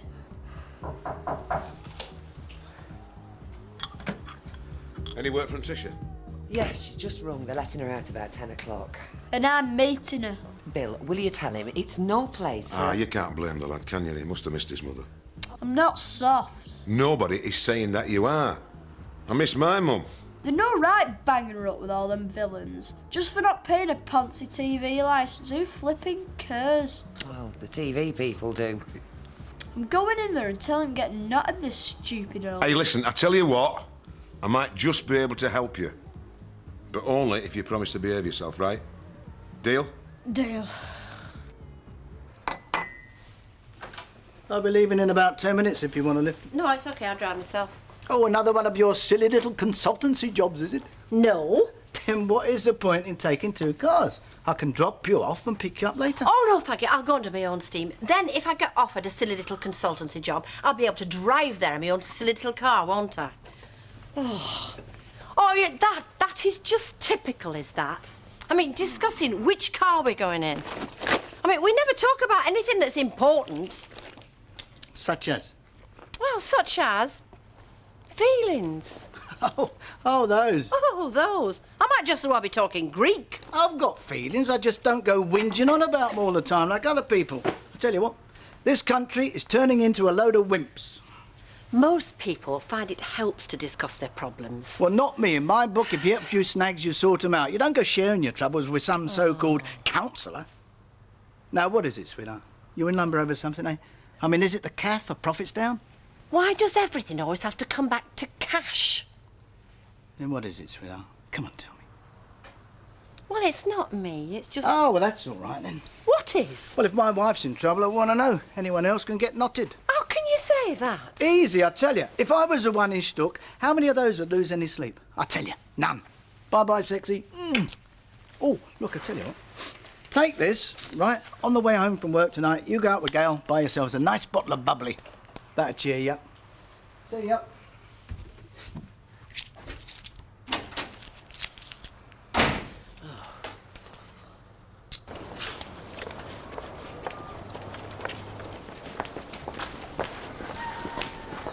Number, please.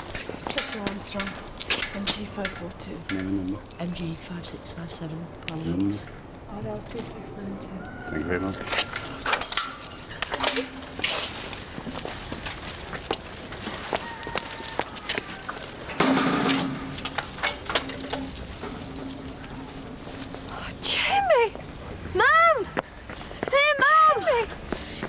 Jamie! Jamie! Oh, God.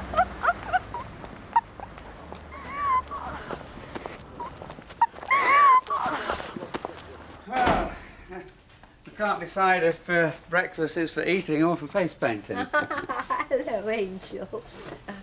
I was on my way to work, but I felt I, had to call in and... See how I'm coping as a single parent? Well, we're doing just fine, aren't we, kid? Oh, well, you're wonderful with the baby. It's just, it's all the rest, isn't it? Emotionally? Well, I'm holding together quite well as it happens. Anger is a damn good glue. She'll come back, Ken. Oh, not to me, she won't. I won't have her. Well, I still say she wouldn't leave Daniel. She already has. Well, not permanently. I mean, well, no mother would do a thing like that. You can't judge Denise by normal standards, Alma. The plain fact is she's not normal, which I was stupid enough to try to shut my eyes to. Well, we all shut our eyes to things we don't want to see, don't we? Especially in them closest to us. Well, not me, not anymore. It's a mug's game. I suppose your husband's crowing his little socks off? I haven't told him. Thanks. You're a pal.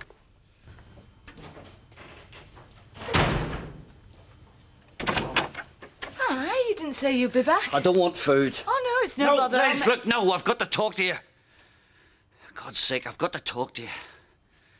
I'm fed up messing around. If I don't talk to you, I'm going to bust wide open. I want a straight answer to a straight question. Whatever the answer is, I swear to God, I won't lose my temper. Those days are finished. What's the question? Why did you leave Skinner's? I want the truth, love.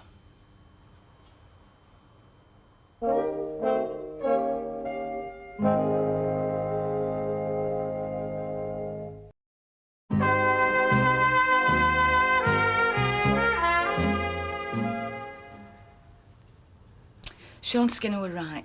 I wasn't made redundant. I chose to go. Why? Because I'd too much to lose if I didn't. You were having an affair. Am I right? No. Please, Liz, I want the truth. Don't lie to me.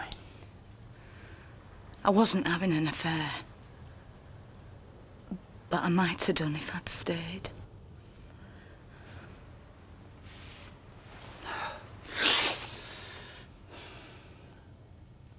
Who was it? Which one? Was it Sean Skinner? Des. Des. Well, I suppose I might have guessed, right, hadn't I? He'll have a crack at anything in a skirt, won't he? It wasn't like that. Well, what was it like? I was very low. And... well, then, that dreadful night at Stephen Vicky's... Oh, yes, of course. Well, I might have guessed that'd be dragged up again. One night, Elizabeth, one night I get drunk. Yeah, well, we've been through this. That was just the final straw. Things have been bad ever since you... Ever since I lost me job, yes. Well, I apologise. My fault again. I thought you wanted the truth. Yes, I do. Then stop trying to score points off me and listen. This awful cycle we always get into, it grinds me down. We have a bust up, then we get back on track for a while, things are fine until... Yes, until I blow it, all right, yes. I can't take it like I used to. Look, Liz, marriages have bumpy bits. Your temper, your sarcasm, your jealousy, your violence. Oh, those aren't bumpy bits, Jim. Those are causes for divorce. Hang on a wee minute here. Let me just get the picture. So, you're the poor wee wife at home, am I right? And I'm the brute of a husband. And then we have Desmond, the gentleman with the manly shoulders to cry on, am I right? Des didn't take advantage of the situation. Oh, behave yourself, Liz. Come on. Eh? You didn't walk out because he was a perfect gentleman. He fancied you. It was mutual. I'm not making excuses. But I was vulnerable. Well, don't let's forget miserable and depressed. Stop it! So let me see now. So we have the bookmaker in shining armour. He comes trotting over the hill on the white horse to rescue you. Well, why in the name of God didn't you go galloping off into the sunset with him? Because I didn't want to destroy my marriage. Oh, well, that's a laugh. Eh? 2 minutes ago you were talking about divorce. I said your behaviour was grounds. I didn't say it was what I wanted.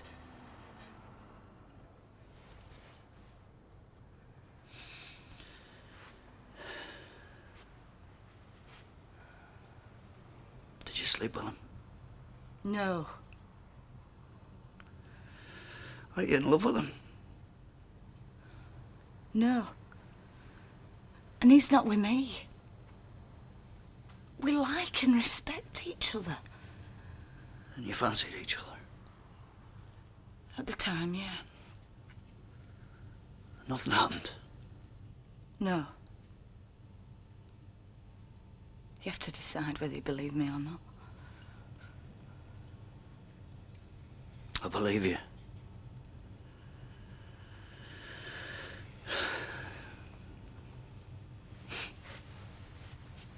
So, where do we go from here? It's up to you. It's hardly up to me, Liz, is it? You know, you were the one who was going to throw this all away.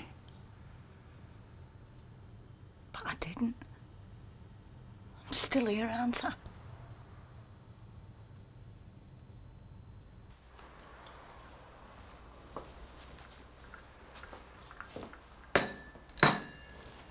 Has he gone to school?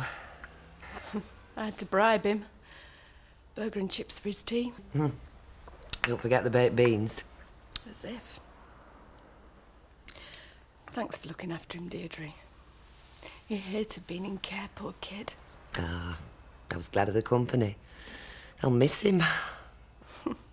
Cheeky monkey tends to grow on you, doesn't he? I missed him like hell. How are you feeling? Better now. I've changed my clothes and washed my hair. I'm gonna wash that place right out of my hair. But you can't, you know.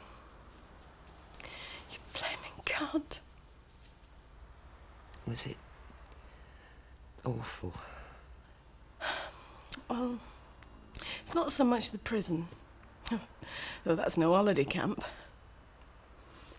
It's just finding yourself there at all. Knowing that you've finally landed at the bottom of the heap. I mean, some of them are just sad women, you know, who've made mistakes. Usually for the men in their lives, what else? Oh, but some of them... Well, it's over now. You've just got to put it behind you.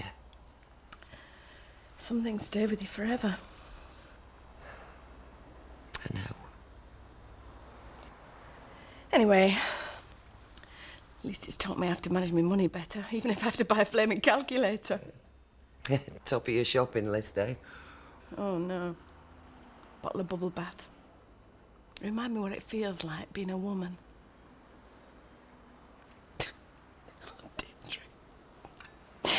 Why am I made such a lousy mess of everything?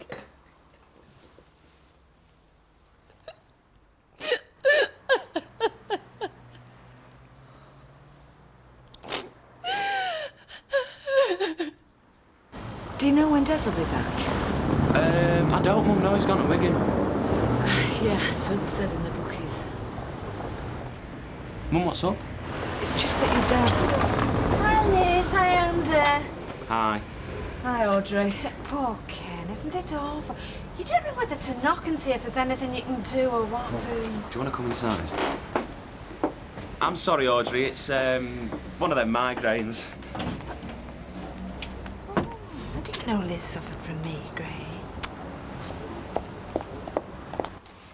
Me dad knows. How? I told him. He found out there was something fishy about me leaving Skinner's. It doesn't matter. I'm glad it's out in the open. And you came round to tell Des he's in line for a good battering? No, just to put him in the picture. Dad's okay about it. What? You mean he's had a personality transplant? He knows nothing happened. And I think he realises that he were partly to blame. Main thing is, I think we're going to be okay. Audrey! Very much. You know, I was going to ring you tomorrow. Oh, face to face is much nicer, better still, body to body. Oh, stop it. Only to order a leg of lamb for Monday, you cheeky devil. Oh, and some prime fillet steak, I think. Oh, my produce is prime and well owned. Your wish is my command, lovely lady. What's the occasion? My son's coming over from Canada.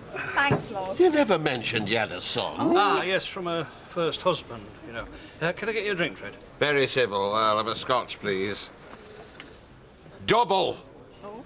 I thought you just had one daughter. Oh, Gail, yes. Actually, Stephen is her half-brother. Oh, just like his father, though, bless him. He's good-looking, shrewd businessman. Hang on. You mean Alf's your third? Ah, yes, well, you see, what happened was her first husband died not long after they got married. Oh, yes. Yeah. See, I was left a young widow. Alone. Oh. Pregnant. Oh. Penniless. I thought you said he was a shrewd businessman. Well, maybe not that shrewd. Anyway, after a few years, I met Alexander. Who's Alexander? Gail's dad, Scylla. Oh. Do you know, Alf likes to pretend he's forgotten my previous husband. Jealous.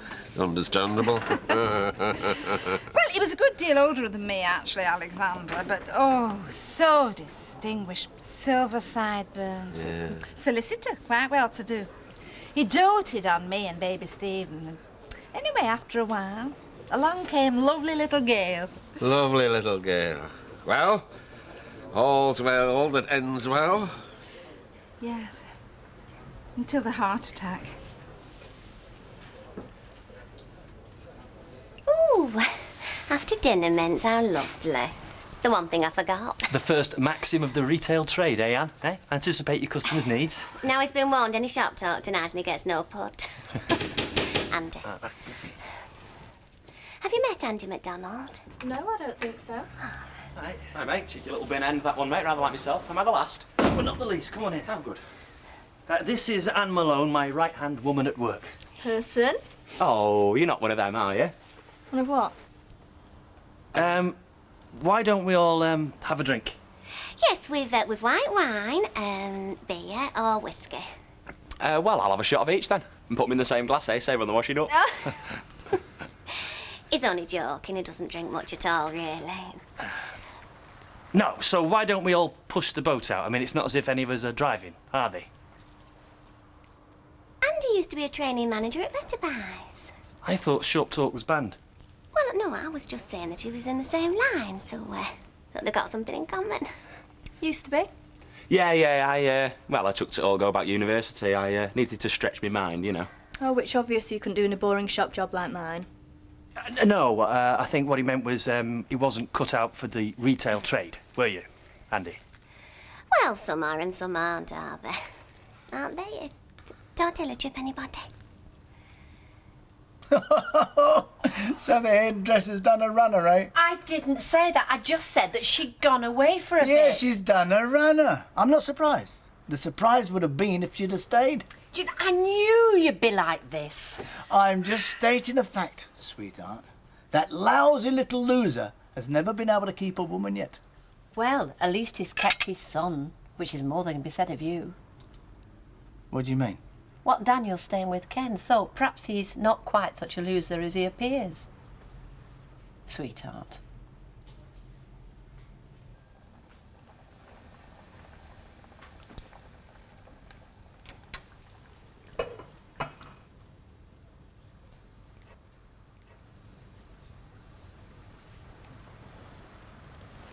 How do you think it's going? Well, put it this way, they're not slinging wine at each other. That's got to be a good sign, isn't it? Ran out of tomato sauce. It was with the kids. Emily popped in, so chained it to the banister. Kev? Hey, egg and chips without tomato sauce. It's illegal. You know when I told you that I went to see if there was anything I could do to help Ken, and I promise you that I wouldn't take on any more baby minding? Yeah. Well, it'll only be for a short time, just Oh, till he finds Sal. somebody else. And the Sal. poor man's absolutely stuck. More pavlova, anybody? Oh, I'd love to, but I'm stuffed. It was a super meal, Raquel. Broccoli was a bit undercooked, but... It's healthier. Keep the vitamins. Have you still got your observatory? Yeah. I'll show you later if you like. I would. Do you do any hobbies, Anne? Andy's always got his head stuck in a book. Good footballer as well.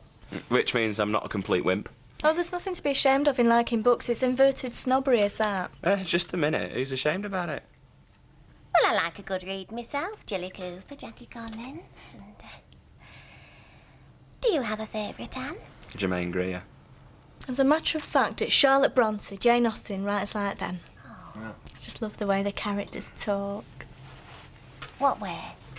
Elegant, polite. Not like nowadays, all rude and aggressive. Take these two men this morning in a car park, rowing over a parking space. The air was blue. Oh, what happened? What you'd expect, one of them got thumped.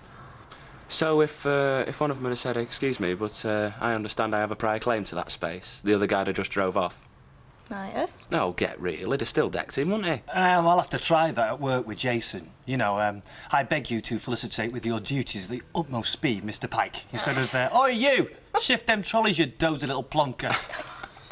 All I'm saying is, if people just took more care how they spoke to each other, well, it goes with good manners, doesn't it? Maybe there'd be less crime and bad behaviour. Well, it'd be a lot more romantic and all, wouldn't it? If we were living in them times now and there was a girl that you liked, how would you tell her? You never said how to do any homework, mate. No, go on, what would you say? Right. Madame, I pray that you will allow me to convey to you how very ardently I love and admire you. Got that off the telly. But you have to admit, it beats I fancy you rot and get your knickers off. I told you to go easy on that last bottle. You always told me you didn't know his name. Which one? Both of them. Yeah, well, I blocked it out. It was a very painful time in my life. Yeah, appreciate that, love, yeah. But where's this Alexander suddenly sprung up for, eh? That's a very classy name, isn't it? Oh, it's a very good name for a tall, distinguished chap with silver sideboards, yeah. I suppose Stephen's father was an eminent surgeon, was he? He was 16. Spotty school kid like me as well, you know. Yes, I know, love. That's all you've ever told me, though. Well, that's all there is to tell. Yeah, well, there's going to have to be more, isn't there? Because people are going to start asking questions now your lad's coming over, like Fred Elliott. Yeah, but OK, that's why I had to make somewhat up, isn't it? Yeah, well, I know that, yeah. But look, love, in future, will you just keep a rein on your imagination? Because we'll have Stephen's father's dad as being the flipping Lord Lieutenant of Lancashire. Funny you should say that, Anne. Hey. Poor old Barlow. What a turn-up, eh? Word is that she's gone off with her brother-in-law. Well, at least they kept it in the family. Pint, please, Liz. Right. Tell you what, I need this. Been stuck on a tailback on the East Lancs for the best part of an hour. Really? But it's being deceived by somebody that you've loved. That's the real kick in the guts. Take it from me. I'm an expert.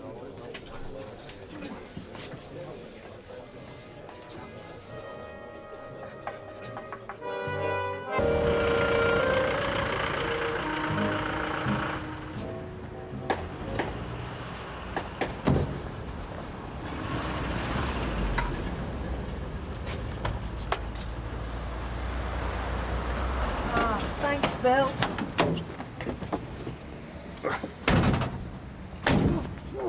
That's saved me a bit of wear and tear on my legs. Hey, look, I'm glad to be of service. It's probably the only useful thing I'll do all day. Oh, things still not looking up then? Well, I haven't booked my Caribbean holiday yet. Oh, join the club. Morning, Maud. Give us the keys, love, I'll open up. Ta. Can you lend a hand, dear Bill? Oh, yes, no problem. Good morning, madam, and welcome to the Dorchester. I hate weekends, I do. Hey, I'm not too keen on Mondays myself. Does she seeing him? I'm not with you, love. What on earth makes her want to spend an extra night with him? I mean, you'd think she'd be dying to get away after half an hour. Well, there's no accounting for taste, is there? I don't think you ought to go in there, Maud. Why? What's up? Just a bit of bother. Look, you go home. Leave it to me. Out of my way or I'll run you down. Oh, dear, no. What will our Maureen say? It looks worse than it is, love. They've mainly gone for the drink and the cigarettes. Yeah, it's the stuff they can move easily. I'll have a look out the back. I've always felt safe here, even on my own. Well, you shouldn't be on your own. Yeah, they've smashed their way in through the back. Best get that boarded up, you know. You'll have them back again tonight. Back? You think they'll come back? Look, I'll shut the shop up. No, wait a minute. We didn't do that in the Blitz. We hung a sign out saying business as usual. That's my generation. Oh, dear. Right, now you'll be a good little boy, won't you, Daniel? All right? He'll be fine, Ken. Hey, now run along. You're going to be late for school. And we don't want your daddy to have to stay late in detention, do we? Oh, actually, I will be a bit late tonight. Yeah, you did mention it. Did I? Oh, sorry, you know, I'm all... Oh, it's all right. Don't worry. Right, OK, I'll be off then. Bye. All right, see Sorry, yeah, just one other thing. Things are a bit delicate between Daniel's mother and myself, and if you should happen to meet up with Denise, I don't want you to let her take him. Well, she's his mother, Ken. And I'm his father. Well, look, I can't make any promises, but if anything does happen, I will give you a ring, all right? I'll see myself out. Bye. Bye. Baby minded and bodyguard, eh? You'll have to ask for double money.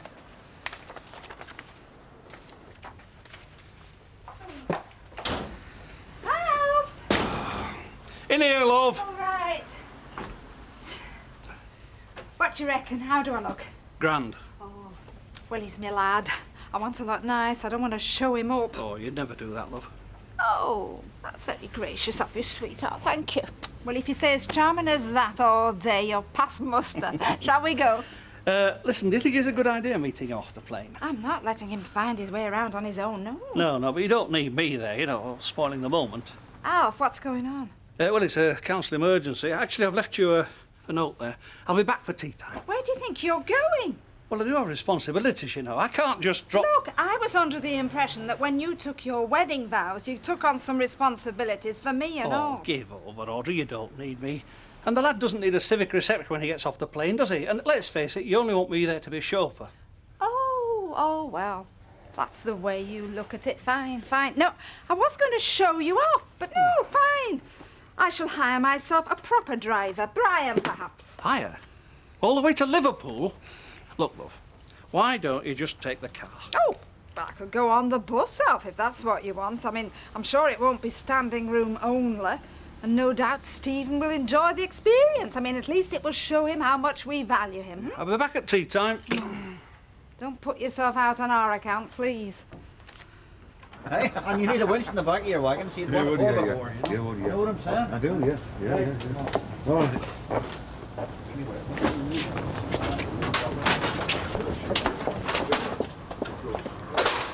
We got the all clear now, love? Yeah. Maureen. What?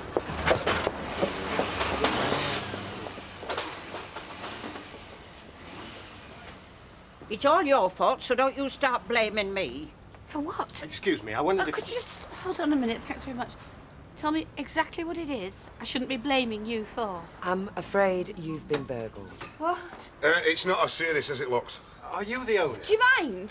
If you hadn't been away, this might never have happened. Oh, how'd you work that out, Mother? I warned you that I couldn't cope with that alarm. You didn't switch the alarm on. I can't get to it before it goes off and the cavalry arrives. I am disabled, or hadn't you noticed? Yes, I had noticed, Mother, but I hadn't realised you were suffering from senility as well. Why didn't you arrange Deirdre? Sorry. No way to be talking to an old woman, is it? No, I don't think it is. Excuse me. How I run my shop has got nothing to do with you. I'm glad you didn't stitch your Well, nose it in. might, actually. No, it doesn't. This shop is now closed for repair, so if you'd like to leave I'm immediately... not here to shop. I'm Mr. Hart. Yes, I don't care who the hell you are. Mr. Hart? The estate agent said she'd arranged the viewing with you for 1 o'clock. Yes, yes. Well, oh, you are a bit early, Mr. Hart. I like to get a picture of the place working normally. Good. good. Well, this, of course, isn't normal, but if you'd like me to show you round... I think I've seen all I need to. No, you haven't seen half of it yet. I'll phone at a more convenient time. Oh. I knew I'd get the blame. Get your hat and coat on, we're off. Off where? To meet your brother. Half-brother. Oh, don't be picky. You've not got any closer relatives. He's not expecting to meet me at the airport. I need some moral support, Gail. You'll be fine. And you don't want me by your side looking like a wet dishcloth. Oh, God, doesn't anybody realise how important this is to me? And me. At least by the time I come round for dinner tonight, I'll have had time to have a bath and put a comb through my hair. Well, I expect a bit more than that, Gail. I'll make sure she's got a fresh starch penny. Oh, she's nervous. Yes. So am I. We should never have shut that shop, not even if I vomited it. Don't say anything, Mother. There'll be other buyers. He was the first in months. Well, at least you're insured. We don't know that.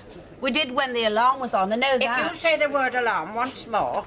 What's going on? I've just been down to your shop for some self-raising flour. It's all locked up. I mean, what are you doing, taking on continental hours? We've been burgled, Mr. Sugden. You've been what? They smashed through the back door. Oh, dear me, oh, heck. No, I feel partly to blame for that. Why, have you been playing Fagin again with the kids' gots? Pickpockets or two. Jack, behave. You sounded just like our Vera. No, I've been making a list of recommendations for your better security. But I hesitated. I'm not wishing to give offence. Don't blame yourself, Percy. It's not your fault, it's mine. How's that? I put a big sign up outside the shop saying burglar alarm switched off. Please come in and help yourself. Our Maureen's having a long weekend with her Robbie. There's only an old woman here to stop you. You were on your own? Yes. Well, you shouldn't do that, you know. That's not right. She shouldn't be left on her own all the time, Mrs. Holsworth. That's not right. Can I treat you to a cup of tea and a balm cake, Percy? All right, so long as you're not playing one of your daft tricks with me. I'm not in the mood for any kind of tricks, Percy. I don't believe this. How did I end up in the wrong?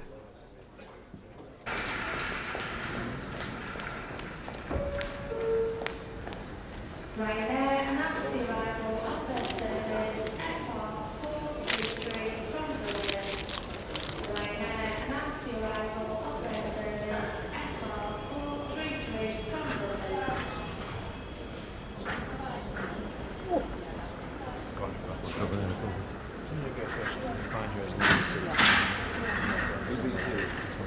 When you get in the car,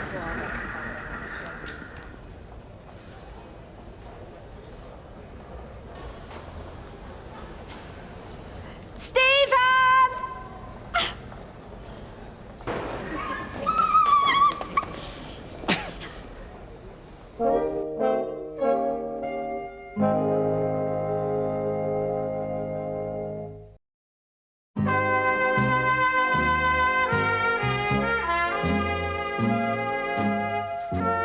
You just took me by surprise. I wasn't expecting you here. Oh, come on. You don't think I'd let you spend 5 minutes in this country without being here to welcome you, do you? I just didn't want to put you to any trouble.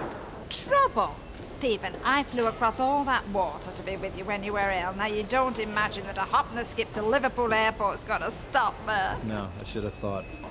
Oh, look at you. You look... Oh, you look bonnet. No, don't look at me. I look a mess. Mother. Oh, Mum, this is Carrie Meyer, my mother, Audrey Roberts. I've heard a lot about you, Mrs. Roberts. Oh, well, do you know, I haven't heard a whisper about you. Mind you, we always well secretive. But they are, aren't they, lads? They can also be little rogues. So, how long have you and... Mum, Carrie works with me. She's our leading negotiator. Oh, I'm sorry. I thought you were... Delighted to meet you, Mrs. Roberts. The same to you, I'm sure. Right, come on, let's get you home. I've got a car waiting. Alf was going to be here, but he's had to go off on national business or something. Look, Mum, we already got a car, and I've got to get checked into the hotel because Hotel? Oh, no, Stephen, you can't stay in a hotel. No, lovey, Alf would never book that, not for a second. No, come on, he's expecting you to stop with us. My husband is the ex-mayor, you see, Carrie, and you can't argue with authority, can you? Well, you must have learnt that from working with my son. Absolutely. Listen, Mum, I'd love to... Stephen, come on. Just a few days, at least. Look, we've only got a timetable meeting, and I can handle that, just about. Phone in, and we'll fix tomorrow. Thanks. No problem. Okay, Ma. Take me home. Nice to meet you, Mrs. Roberts. I'll talk to you later, Stephen. Oh, Stephen. First name's that. Mother. Is there something you're keeping from me? Behave.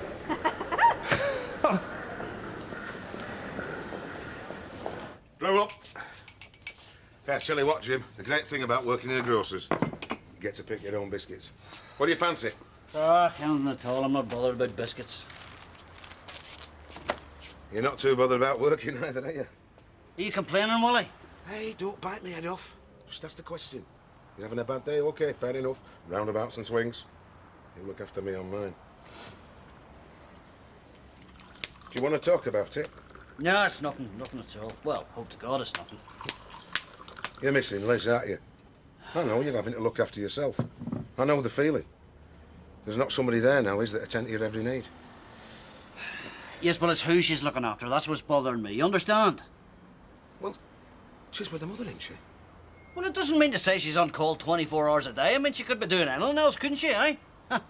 Like what?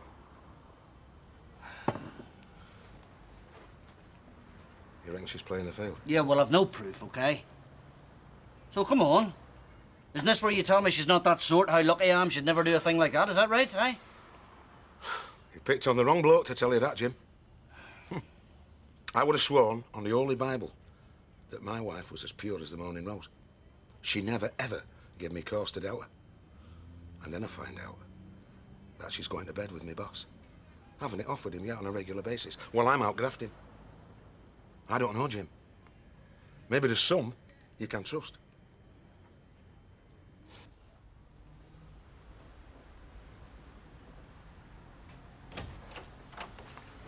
Ah, you got here then? Yes, sir. No, Alf. Stephen. Right, yeah. Where's Audrey? Yeah, she's just popping something in the microwave. Oh, right, yeah. Listen, I'm sorry I didn't meet you at the airport. Oh, no problem. Mom was telling me about your work for the community, your OBE. Oh, yeah, meetings with the Queen, you know. Yeah, she would do. She goes on about it too much. It's not all glamour, you know. I mean, this afternoon, for instance, I've just spent 4 hours talking about drains. Well, that can be very important. Oh, you can when it's your drains that are blocked. Absolutely, I can well appreciate that.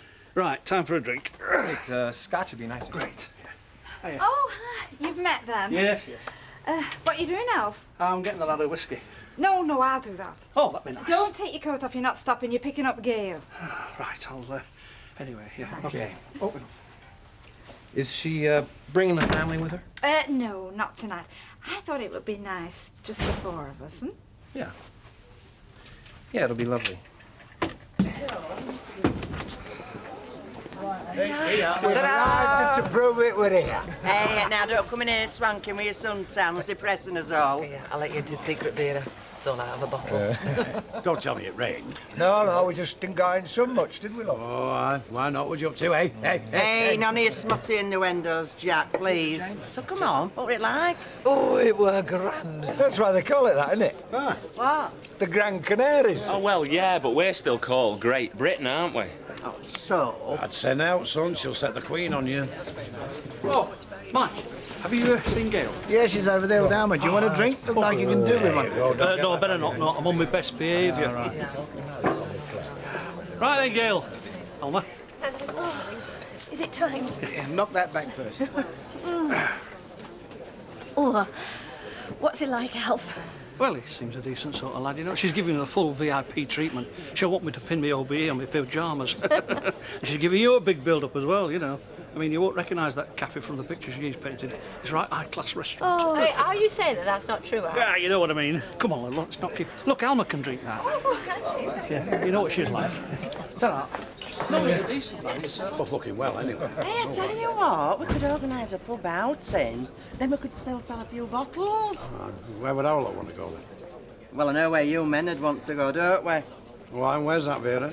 Somewhere where they'd strip off more than they're over. I will remind you, Vera, the two of us, it is you that has the reputation for going to strip shows, not me. What? Oh, aye, her and I be going to strip shows, huh? I were dragged there. Oh, of course you wasn't. You thought you were going to hear an all-male choir, didn't you? Well, it weren't me that ended up with a jock strap in her handbag. No. Never. All right. You'd be amazed. I know, practically a nun. Yeah, well, she wasn't a nun that night, I tell you. Oh, What? oh, his necklace, it's just fallen off me. Yeah, it comes to speaking ill of the dead. Yeah, let me get it out for you. Get See, when you offer, that's the kind of thanks you get. Actually, Kevin, it was no problem at all. They even slept at the same time. And Sophie loved having Daniel to play with, and she baby-minded more than I did. Well, so it was a doddle then, was it? Well, I wouldn't say it was hard. Oh, great. So how come you look like you've been put through the ringer 10 times? I don't. No? Must get my eyes tested then. Oh, Ken. Nice of him to pop by. Come on. Don't think you're getting your feet under my table, sunshine. Couple of pints, please, Andrew. Yes, Dad. How are you managing, mate? You mean, how am I managing without your mother? Well, Well, how am I managing with your mother? That's more the question. what does that mean? No, don't worry your head about it, son. All right, it's grown-up problems.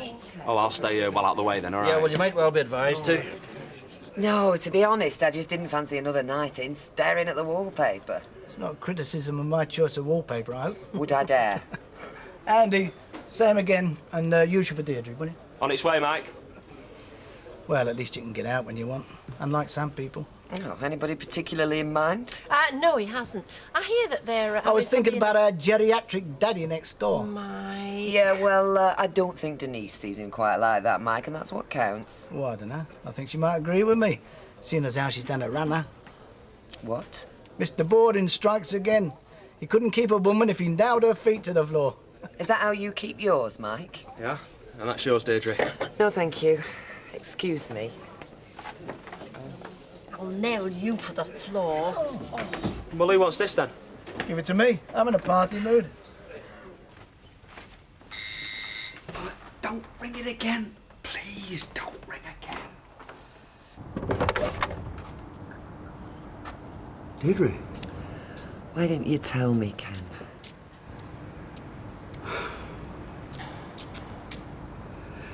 You better come in.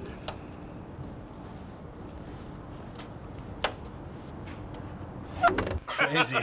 Alf! Yes, love? Give me a hand, darling, would you? Aye. No, I'll go. No, got to be me. Got to be. Yes, my flower. Mum seems in fine form. She usually is. Seems to have found herself a good man. Yeah. I sometimes wonder if she realises how lucky she is. I'm sure she does, deep down. Yeah. She says things are going really well for you. Business thriving. Yeah, it is. If you like business. Don't you? Well, yes, I do. But it's not quite what I expected to be doing. I suppose life's like that. Nothing ever turns out the way you dreamt it. Not that that's a bad thing, but, oh, I don't know. I'm not complaining. It's just a surprise. So what did you see yourself doing? Oh, I don't know. Long time ago. Childhood fantasies. Did you want to run away to the circus? Did you? Once in a while, yeah. Was it that bad? Well, it wasn't easy. She did her best. It wasn't till I had children of my own that I realised how difficult things were for her. Yeah, I thought about that a lot. Obviously. Yeah. So what did you want to do? You'll laugh. Well, I used to be an ice hockey player, minor league. But actually, I wanted to do figure skating. But I could never find a partner. Happens sometimes. Anyway, imagine how Mum would have felt seeing me all dressed up in sequins.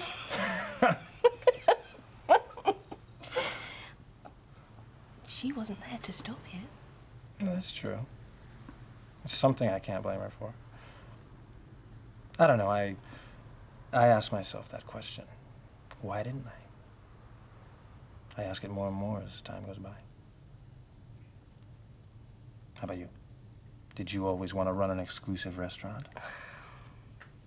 Stephen, it's only exclusive in as much as there's an awful lot of people who wouldn't even dream of eating in there. It's not even a restaurant. I run a greasy spoon. What? Cafe. It's not even a cafe. It's just a normal, come-to-garden, down-to-earth cafe. You're not at all like Mum. No. Neither are you. No. I hope you like prawn cocktail. Love it. Ah! Have you two found you've got a lot in common? Yes, Mum. I think so.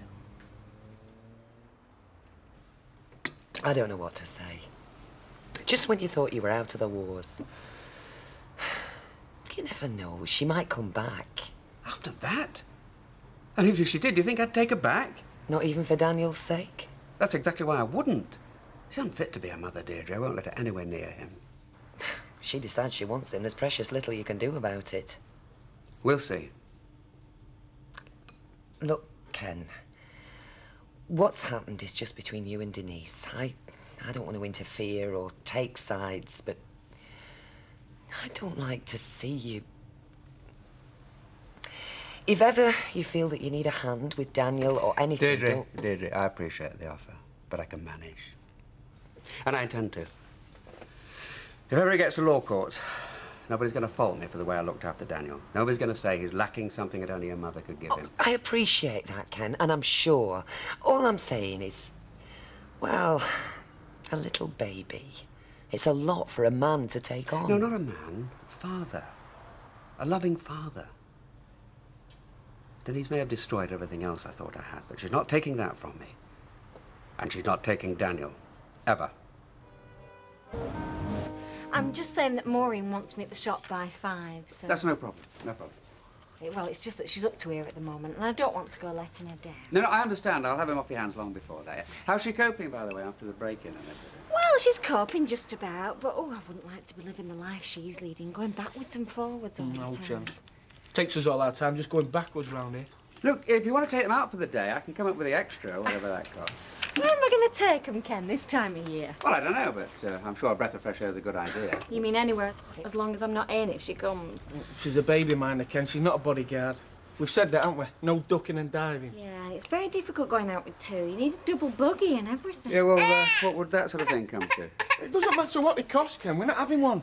Not for a temporary arrangement, which is what this is going to be. It's just bad timing, isn't it? Yeah. OK. Yeah. Anyway. Oh, all right, thanks very much, Mum. Well, that was the estate agent. That fella that came round, he's not interested. Well, he was a time waster from the off. Well, Mother, if you see a place that's been burgled, well, there's nothing more off-putting than that, now is there? Would happen now, wouldn't it? How did Reg take it? Well, about the burglary when you told him. He doesn't know. She hasn't told him. He's no idea. Well, what's he going to do? Come up from Lowestoft and catch the burglar? Well, he could deal with it. I'm dealing with it. Yeah, I'm sorry. I'm dealing with everything else, Mavis. Calm down. Oh, calm down. Just do one thing at a time. Like sell a shop that nobody will buy and a flat that nobody wants and... And find some way to get rid of your mother because she's nothing but a nuisance. And put up with a mother that says things to me like that. Look, you shouldn't be carrying the whole burden. You must tell Reg. Oh, yes. It'll be so comforting to hear what he says when I tell him the burglar alarm wasn't on. Just the biscuits, is it, Mavis? He's, yeah. He's all right. Oh, come on, Gail. I mean, what can I say? I like him. Bit difficult thinking of him as me brother. He's Canadian. Well, we wouldn't hold that against him, would we? I mean, the Queen might, but we wouldn't. What, is he big, fat, short, tall, bald, or what? Sort of, ordinary-ish. Oh. I mean, he's well built. He's, not a skinny beggar like me mum, so I suppose he must take after his dad there and, give the impression he's fit. Well, he is fit. Used to play ice hockey. Well, they all do that, don't they? They've got naught else to do in the winter. Right. Yeah. good looking.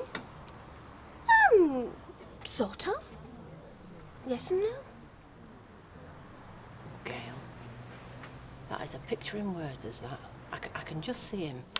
He bears a very strong resemblance to the Invisible Man. So she's gone to her mother's then? Yes, Willie, she's gone to her mother's. It's not one of them little white lies that you tell, is it? You know, when you've actually put her under the crazy baby and all like that. I mean, I tell stories, you know. Oh, yeah. I mean, you just don't go telling people that you've been ditched, do you? No, well, it's a fact. She's gone to her mother's. The question is whether or not she'll come back from her mother's, you know? Well, that's a question then, isn't it? Ugh, I don't know. Don't know whether I'm being clever or just buck stupid, you know? I mean, I had it figured out in the middle of the night, so I did why, when, all the wee excuses, you know, all the wee dodges. Whether or not she was making a complete fool of me. It's times like that you want to... It's times like that you want to hit something, I'm telling you.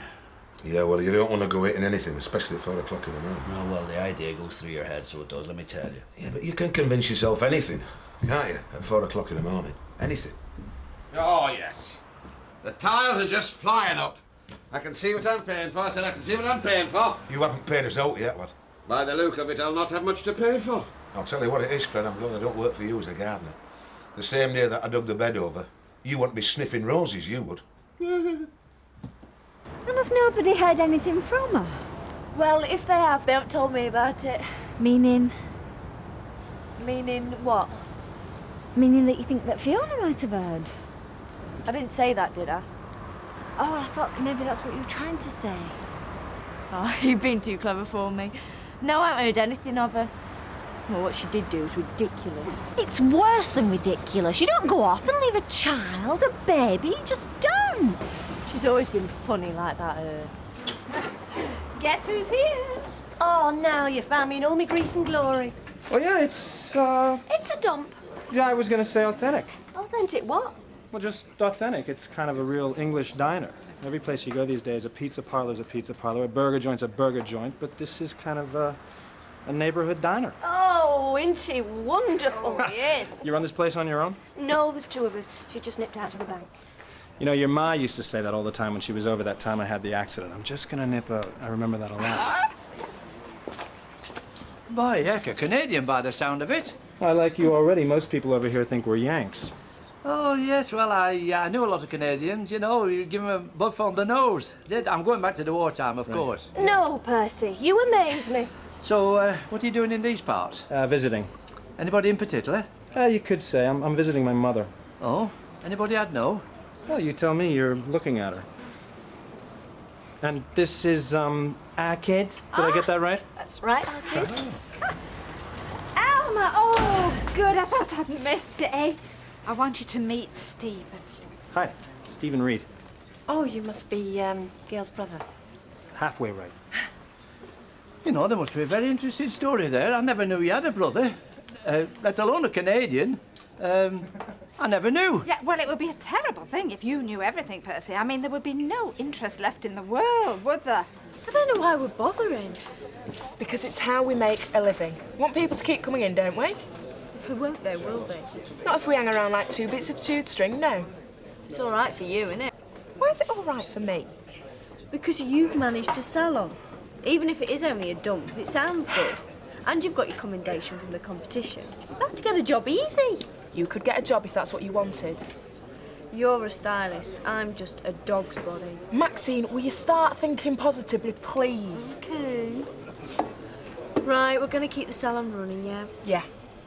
You're going to manage it still, but we're going to discuss everything between us. If you'll back us up. I don't know why we bother. We're just passengers on the Titanic. Well, that's why I'm trying to launch as a lifeboat. Look, we'll finish at the salon, we'll go and sit down, and we'll think it all through. I'm sorry, Kevin, I really am. The head called a meeting. It just went on and on. I couldn't get away. Yeah, well, I just wish you tried a bit harder, that's all. Well, I had to be there. It was one of those meetings. You know the problem. Oh, yeah, I know the problem, don't we, eh? Changed your nappy about half an hour ago, so I had some shopping to get on with. Oh, well, thanks. Look, I'll be honest with you, Ken. I don't want Sally taking it on. Yeah, I think I know that. She's soft-hearted. She won't say no to you.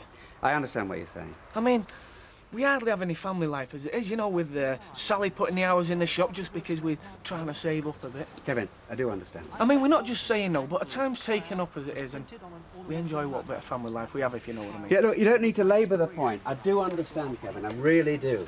I just think that you're very lucky that you've got a bit of family to come home to. It ain't got naught to do with luck.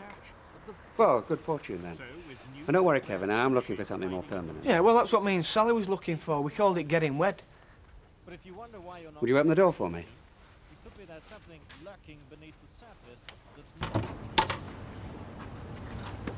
Look, it came out a bit wrong, did that? Oh, thanks for looking after him.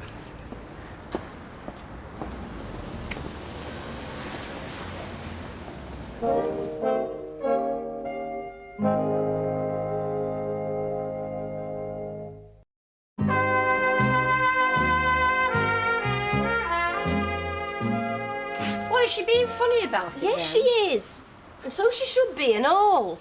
I mean, 2 kids, different fathers, no husband.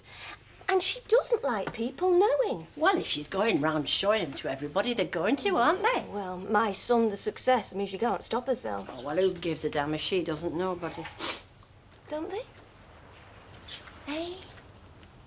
You're not jealous because he's all the excitement, are you? I am not that pathetic. Well then.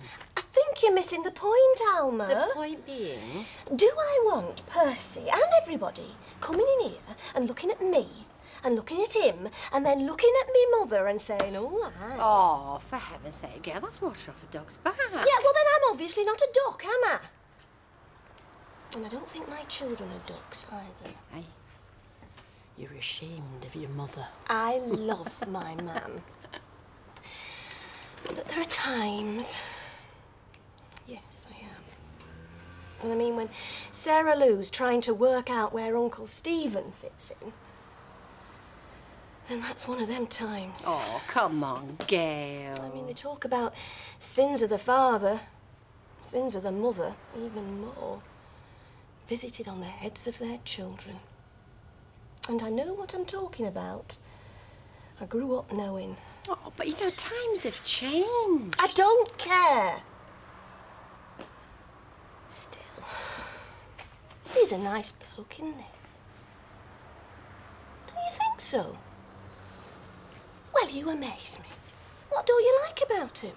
Oh, well, let's see now. What don't I like about him? Well, as far as I can see at the moment, the only thing that I don't like about him is that he's going back to Canada and he's not taking me with him in his luggage. I think he's gorgeous. Tell him you said that. I mean, you never told me he was drop down sexy. Is he? Is he? I mean, you don't think of Canadians as being sexy, do you?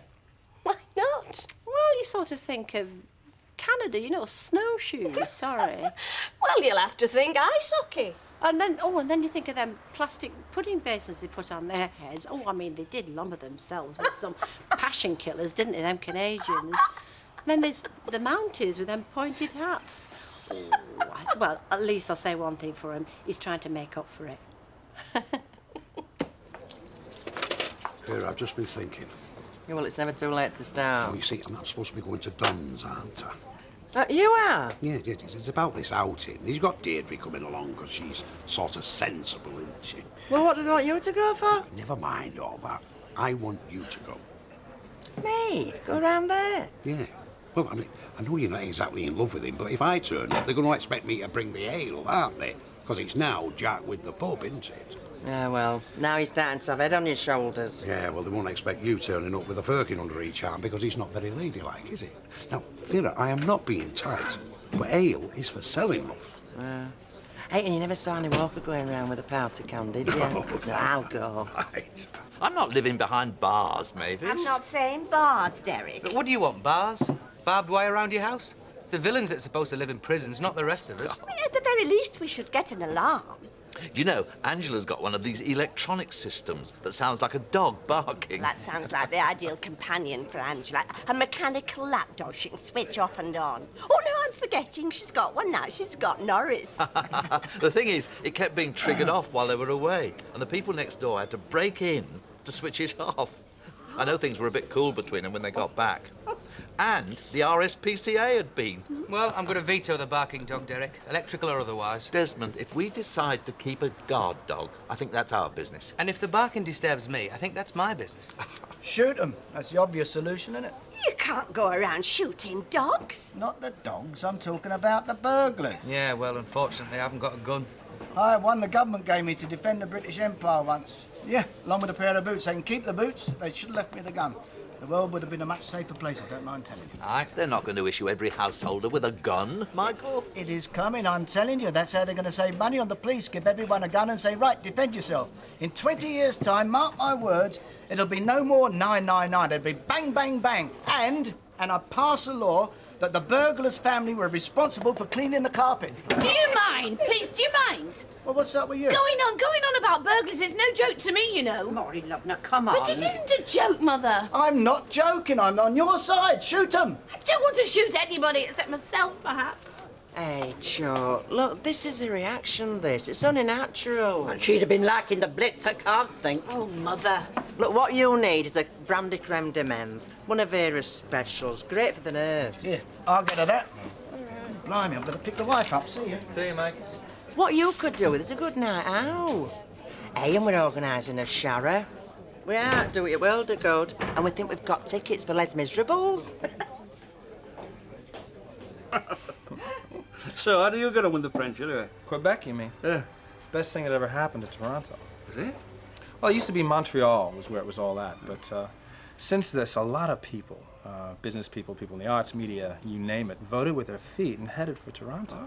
Now, it used to be a dull town, so they say, but not anymore. You know, the place is on a wave. I was lucky. I was there already, and you know, I caught that wave. I'm sure it's not luck, Steve. No, being in the right place at the right time, eh? No, half the battle. These days, I get to London, and what's different? Everybody knows that Montreal is not the whole of Canada.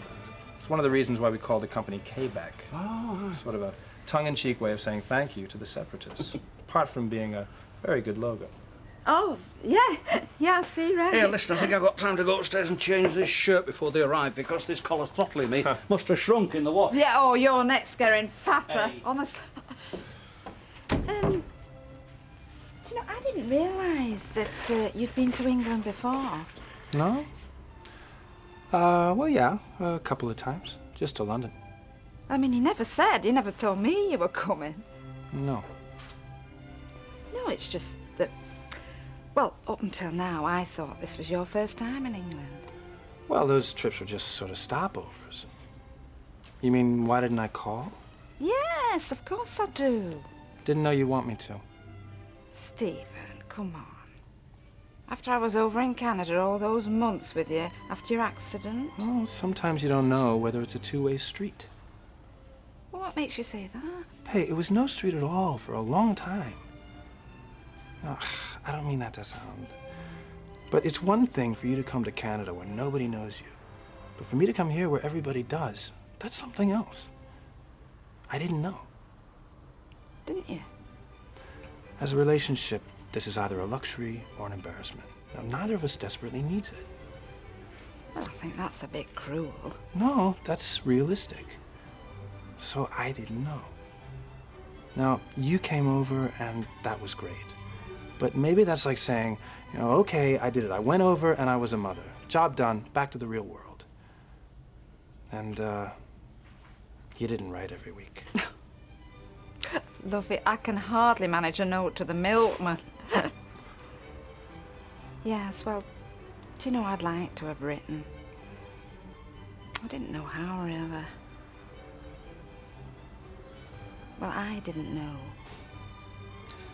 Well, this trip, I decided it was time to know. And now we do. Oh. Oh, right. There he is. It's only us. Hey, come on. Come in. Hi, you're here. Out upstairs, All right. of course. Hello, See you. sweetheart. Hi. Hi. This is my lot. That's David. This is Sarah Louise. Hi. This is Nicholas. Hi, I'm Martin. Sure you've heard a lot about me. I recognize you guys from the Rogues Gallery. Suddenly I got relatives. Thing is, are we talking a minibus or a 48-seater? 48?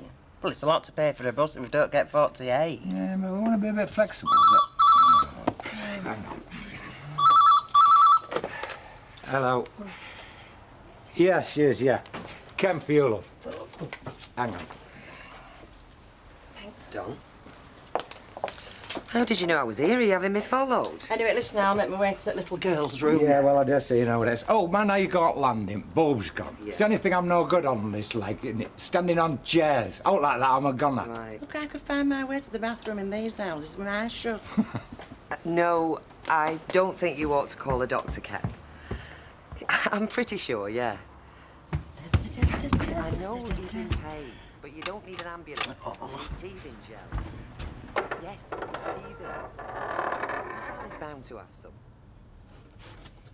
Yeah, honestly, love, it really is. Ivy! Well, I know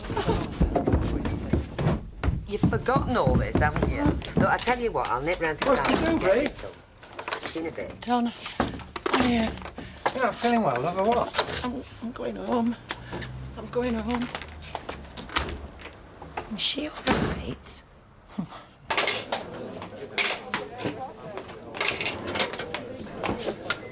You got it sorted, have you? Oh, Jack. Jack, I need this. Oh, I need it. Jacko, when you're ready, mate. Son, serve Des, will you? I've only got one pair of hands, Jack. Fine. Vera, love. Vera, love, what wants to do? Well, come on, tell me. Oh, God, you look terrible. Hey, have you had a bad do or something? Come on, sit you down. Sit down. There you are. There you are. feel my hands. Feel them. Blimey, they look like the ice, aren't they? I've just seen Ivy. Ivy? Ivy Tilsley in their house. She was just stood there. Oh, come on, Vera. I looked at the bathroom. I had my hand on the switch. And then I got this really, cold feeling down my back. Feel it. No, I have. Oh, I just turned round. She was stood there. And you saw her? As plain as I'm seeing you now. Well, that's what I was saying about gas. Yeah, well, Say doing that. well. Anybody about, mate? Oh, right, yeah, he's just followed Vera into the back, Don. I think you're going to have to serve yourself, mate. Anybody about? Don, lad. She forgot her coat, Vera did. Oh, right, thanks. She all right? I think you'd best come in. Was it something I said, Vera, or... Go on. I think you better tell him. I just come over funny, that's all. Vera, I said... what's the matter, love? Tell him. Would you like somebody to tell you if it were here? Well, flipping heck, come on, tell me, will you? Well, if you think she looks as though she's seen a ghost, Don, it's because she reckons she has. I know what I saw with these eyes, and I know who I saw. Who did you say? Oh, come on now. Look, she was stood there on the landing, Don, at the side of the front bedroom. Look, not a word of a lie. Come on. You told me to tell you. You've had a few of them today, have you?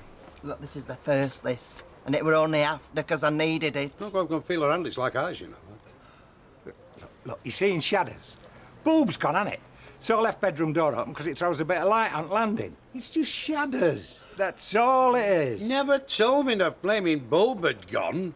That's got naught to do with Of course it has. You never liked the dark. It wasn't pitch black, there were a light to see. Anyway, it wasn't seeing, it was a feeling I got. Never felt out like it. Feel my skin. But just like somebody had opened a fridge door behind me. Yeah, that'd be Ivy, yeah. Hey. Look, it's not Ivy. It's just shadows and a sash window that needs fixing. There you are, you see. You frighten the daylights out of yourself. But that's all it was, love. Well, you've got to live there. That was she only appeared to me because I were a friend. Anyway, think what you like.